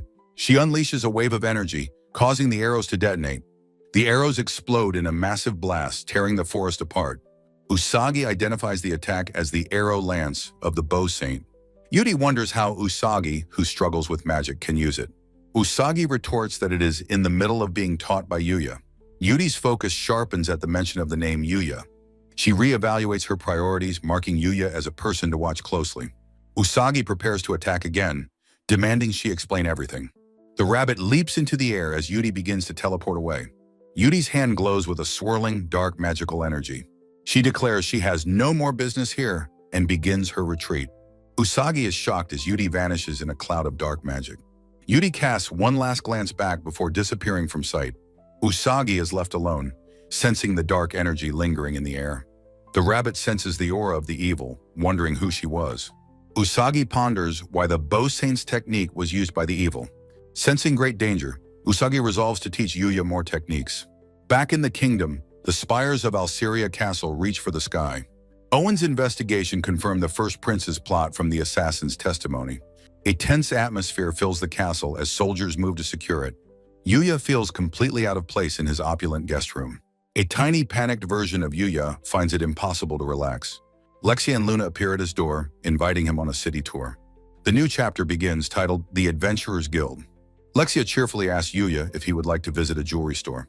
Luna interjects, arguing that a blacksmith shop would be a better choice. Yuya is caught between them, wondering how he got into this situation. He asks Owen if it's truly safe for the princess to be out. Owen is flustered, admitting he couldn't possibly refuse the princess's request. The knight explains that the castle isn't necessarily safer than the city. More importantly, he believes being with Yuya is good for Lexia's spirits. Yuya understands and agrees to the outing with a gentle smile. Lexia points out a famous sweet shop, asking Yuya to join her. Yuya is glad she's getting a real break, which makes her blush. Lexia is completely flustered by his kindness, as Luna smirks knowingly. The two women begin to playfully compete for Yuya's attention. Their bickering overwhelms Yuya, who worries about Lexia drawing too much notice. He then spots a large building in the distance, wondering what it is. Luna and Princess Lexia stand together, their expressions a mixture of curiosity and concern. Owen gestures towards a grand building, asking Yuya if he's interested in the Adventurers Guild. Inside, a smiling receptionist named Amelia welcomes them and asks about their business. Owen explains that his companions wish to register and asks for an explanation of the guild. Amelia describes the guild as an independent body that operates across nations, upholding local laws. She notes that there's no quest quota, asking if all three of them will be signing up. "No, just two of us," Luna declares flatly, flashing a peace sign. She sternly reminds a fuming Lexia that a princess cannot simply register publicly. Luna reasons that if Lexia wants to join quests, it's better to be a registered adventurer. Secretly, Luna smirks, realizing this is a perfect chance to get Yuya alone on a mission. The two women begin to squabble over Yuya's arm as the receptionist asks them to sign. Yuya begins the registration form, writing down his name and place of origin. He pauses at magic attribute, wondering what to write for the sage's immense power. He decides to simply list the elements he has used so far: water, fire, and wind. He remembers Lexia's warning about using his more conspicuous powers in public. Thinking of his teleportation ability, he decides it's best not to mention it on the form. Amelia presents a large crystal orb, explaining it will measure their magical power. Luna places her hand on the orb, which glows a steady yellow, according to Amelia. She admits to a nervous Yuya that magic isn't really her strong suit. Amelia calls for the next person, telling Yuya to simply place his hand on the crystal. He gently rests his hand on the orb's smooth, cool surface. The crystal begins to vibrate violently, startling everyone at the counter. With a deafening crack, the orb shatters from the sheer force of his latent magic. Amelia, Lexia, and Luna stare in complete shock at the broken fragments. The other adventurers in the hall are stunned into silence by the sudden explosion. A sharp sound effect emphasizes the destruction of the powerful magical artifact. The pieces of the once perfect sphere lie scattered across the wooden counter. Yuya panics, offering to pay, but a flustered Amelia says it was just an accident. She marvels that he is the first person in history to have shattered the crystal. Lexia beams with pride, declaring that it is exactly what she expected of her Yuya-sama. Emilia hands them their new guild cards, officially making them F-rank adventurers. Yuya understands that he must now find a suitable quest on the nearby bulletin board. The board is plastered with requests for goblin slaying, escort missions, and herb gathering. Lexia is impressed by the vast number of quests available to adventurers every day. Luna suggests that since they've registered, they might as well take on a quest. Yuya thoughtfully scans the various monster subjugation posters. He notices a request with an illustration of a creature he has encountered before. A glamorous witch plucks a B-rank quest from him, chiding him for aiming too high. Lexia and Luna immediately step in front of Yuya, demanding to know her business. The witch tells them to relax, explaining she was just greeting a handsome man. She leans in close to Yuya, suggestively asking if he wants to have some fun with her. Lexia furiously claims Yuya as hers while Luna notes the witch reeks of alcohol. Gloria laughs, admitting she's an adventurer who wants to get closer to a strong man. She reveals that she saw him shatter the magical crystal at the reception desk. She winks, saying that forming a connection with someone so powerful would be beneficial. She introduces herself as Gloria, promising they will meet again before she departs. Yuya stands awkwardly between a fuming Lexia and a stone-faced, glaring Luna. He quietly reflects on the encounter, his expression one of mild confusion. He thinks she's a strange person, completely unaware of his own incredible power. His entire party, including his animal companions, stares at him in disbelief. Luna smiles faintly, thinking his humility is a very charming part of his character. Lexia, worried about this new rival, resolves that she must become an adventurer too. She declares that she will join them and help with an herb-gathering quest. Yuya apologizes to Owen, admitting that there is no stopping the determined princess. Back at the counter, the trio officially accepts the herb-gathering quest. Emilia shows them a detailed drawing of the specific medicinal herb they must find. She explains there's a bonus for 10 or more, but warns them not to damage the roots. Securing these herbs, she notes, is an important task for both adventurers and the city. She cheerfully wishes them good luck as they head out on their first mission. In a sunlit field, Yuya carefully harvests one of the valuable heal herbs. Luna observes, noting that the key is to collect the plant without harming the roots. Lexia, filled with competitive spirit, decides she must gather a great many herbs. She impulsively declares a competition, much to Luna's weary exasperation. Lexia raises the stakes. The winner gets to have Yuya all to themselves for a day.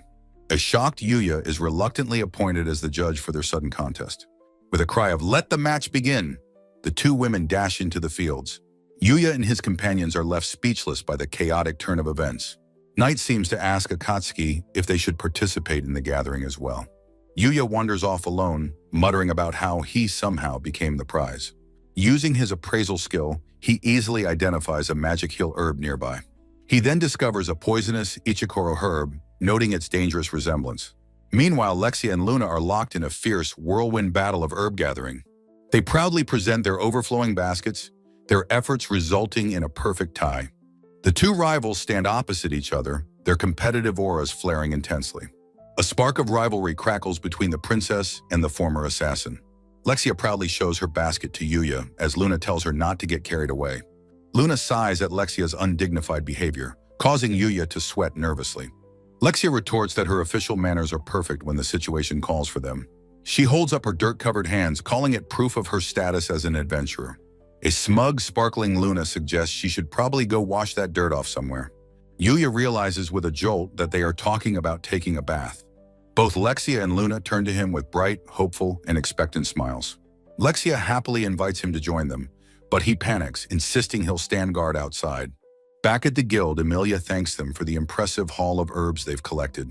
The scene shifts back to the real world, showing the exterior of Kaori's modern home. Inside, Kaori sits at her desk, diligently studying in her tidy bedroom. She sighs, admitting to herself that she is still weak in classical literature and English. Leaning back, she remembers the upcoming test and wonders if Yuya is studying too. She whispers his name, a deep blush spreading across her cheeks. A montage of her recent memories with Yuya flashes through her mind, ending on their kiss. She slams her head on her desk in embarrassment, wondering why she did such a thing. Clutching a pillow, she finally admits to herself that she has feelings for him. She worries that such a wonderful person would surely attract the attention of other girls. The thought occurs that he might not even be a student at their school. Her eyes fill with a quiet sadness as she considers this possibility. She realizes, with a pang of frustration, that she knows nothing about his life outside of school. Wondering how to get closer to him, her gaze falls upon her textbook. A brilliant idea strikes her. She could ask him to study for the test with her. A hopeful, determined smile graces her lips as she resolves to take the next step. The story concludes with a final, majestic shot of Alceria Castle in the other world. An imposing knight in full plate armor strides purposefully down a grand castle hallway. Yuya notes their return to the castle, while Luna senses the unusually tense atmosphere. Princess Lexia calls out to the approaching knight, Owen, asking what has transpired. Owen gravely informs her that they have successfully located the first prince's whereabouts. He instructs Lexia to return to her chambers while he secures the rogue prince. Owen shamefully admits his forces may be insufficient and requests Yuya's powerful assistance. With a determined look, Yuya readily agrees to help them in any way he can. They arrive at a large, secluded mansion standing silently under a darkening sky. Now clad in his black battle armor, Yuya asks if the prince is truly inside. Owen explains that the prince secretly prepared this mansion as a place of isolation. From a high balcony, Yudi looks down, questioning the prince's need for isolation. Inside the mansion, a grand but empty staircase leads up into the shadows. Owen and Yuya rush down a long, echoing hallway, their mission clear. Suddenly, Owen stops and recoils, shouting for someone to stay back. At a doorway ahead, two royal guards plead with the prince to surrender peacefully.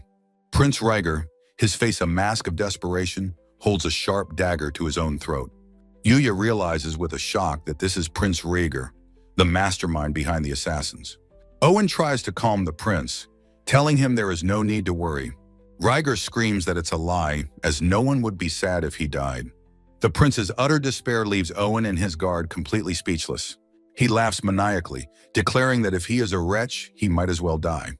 Yuya understands that the situation is incredibly dangerous and cannot continue. He stands ready beside Owen as the tension in the room reaches its breaking point. The royal guards can only look on, their faces etched with sorrow and helplessness. Yuya shouts for his companion, Knight, ordering him to stop the prince at all costs.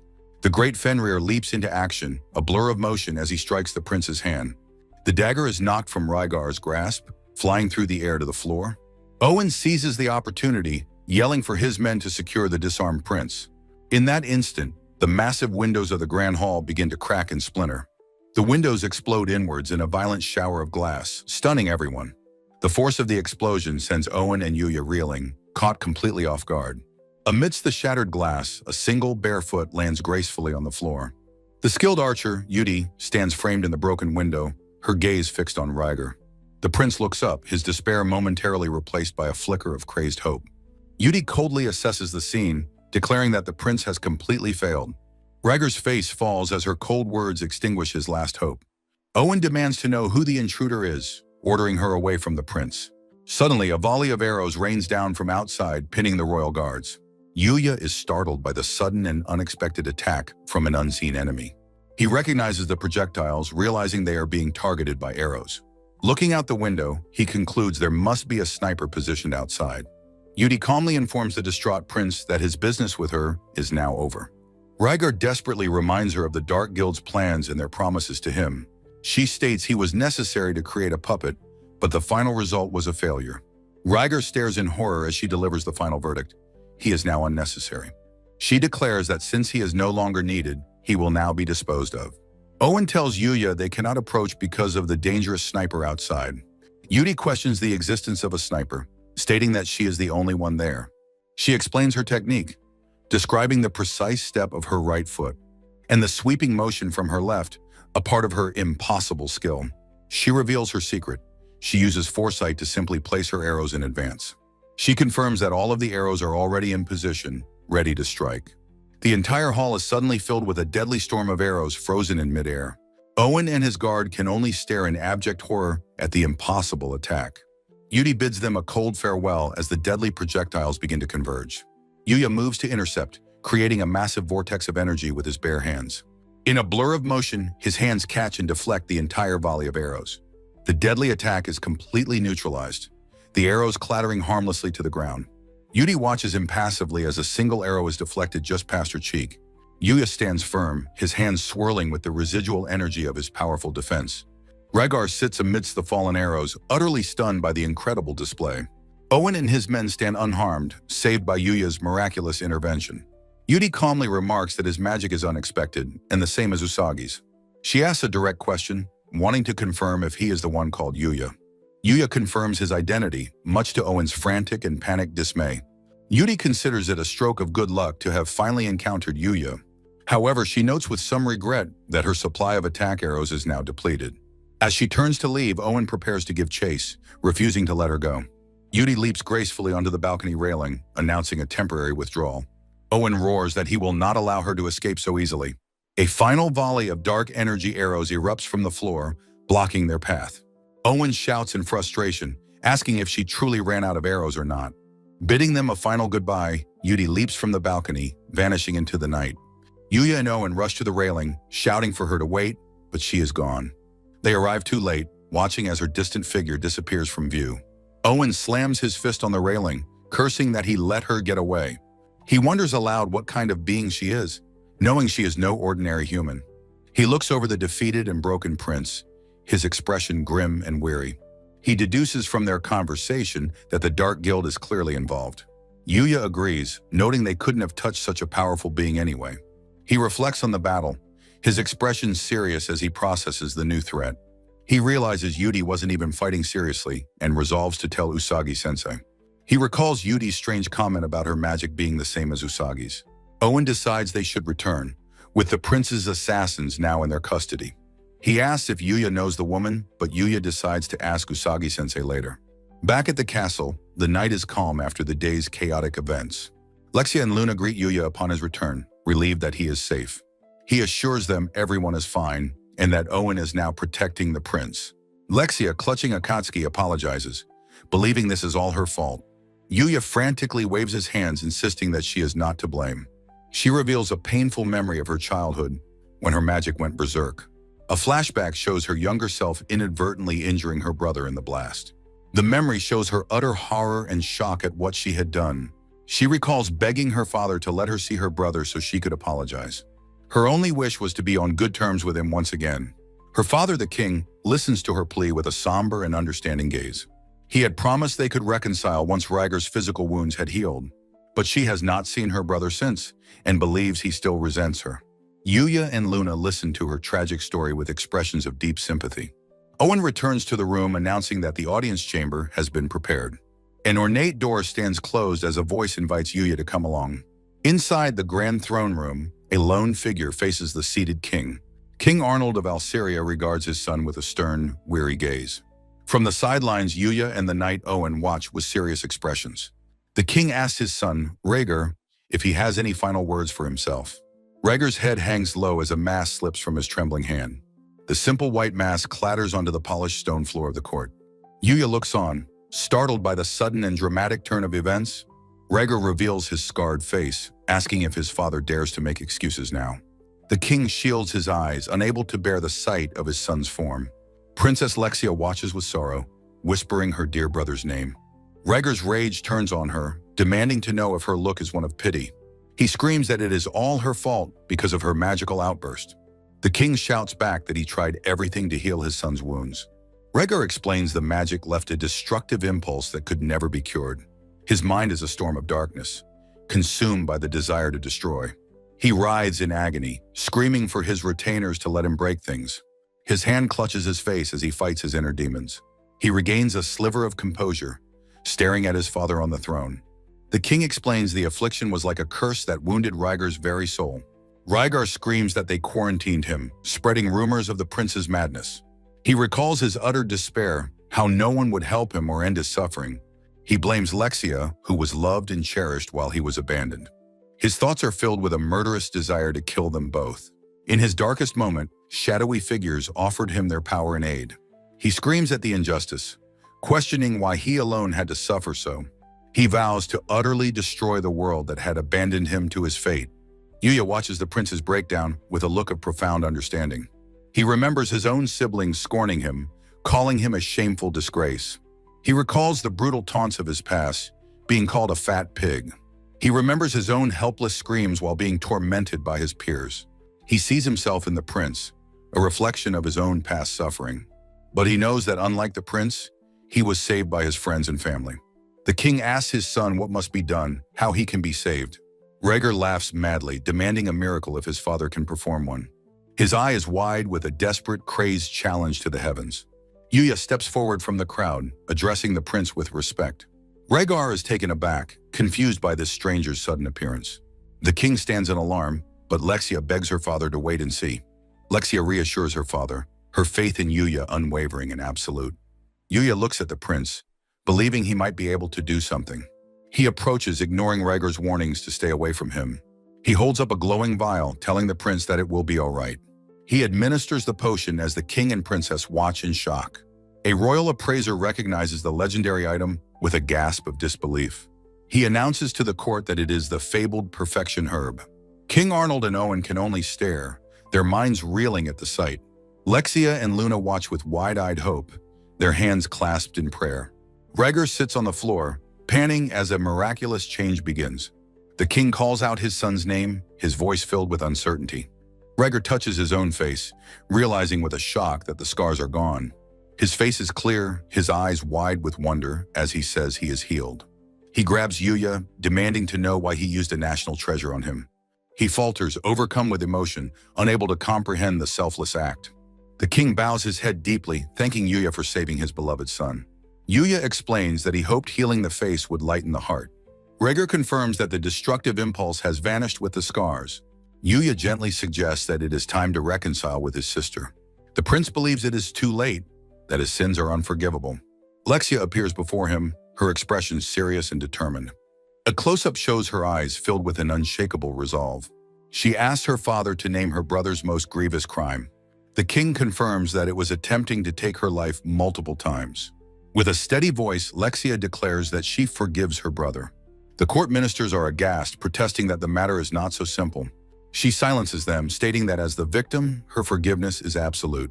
A minister argues that the prince also conspired with the Dark Guild. Lexia counters that since her own guard is from the guild, she is also guilty. The king is comically shocked to learn of his daughter's new bodyguard. He is flustered, but Lexia insists that what is fine for her is fine for her brother. She shouts at the court to be quiet, as she is the one who forgives. Yuya and Rhaegar are stunned into silence by her powerful declaration. Yuya stands respectfully before the shamed prince, his duty done. Luna smiles softly, noting that Lexia is surprisingly stubborn. Rhaegar looks up at his sister, his eyes filled with tears of gratitude. Lexia smiles warmly, asking if they can be on good terms once more. Overcome with emotion, Rhaegar weeps, thanking his sister for her mercy. Prince Rhaegar's death sentence is commuted, though he is exiled from court.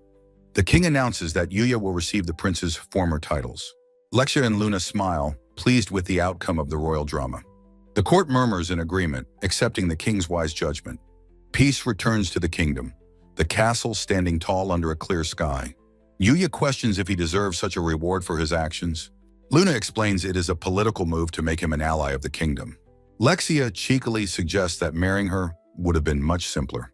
Luna retorts that she could be his bride, since he dislikes royalty. Yuya, flustered, quickly tries to escape their playful bickering. He says his goodbyes, thanking them for everything before he departs. Lexia and Luna wave cheerfully, telling him to visit them again soon. His companions wonder if he will ever stop going to the dangerous forest.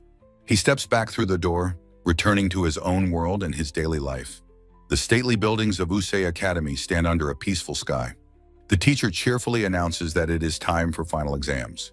Yuya's classmates cry out in despair at the thought of studying. Yuya looks at his notebook, nervous about his first test at the new school. The scene shifts to a bustling city street after the school day has ended. Kaori asks him about the upcoming tests, admitting her own weak subjects. He shyly confesses that he is not very good at mathematics. Kaori looks down, a soft blush spreading across her cheeks. She quietly admits that math is actually her strongest subject. Clutching her books, Kaori nervously asks Yuya if he wants to study for the test together. Blushing, she then boldly suggests they could study at his house, shocking him completely.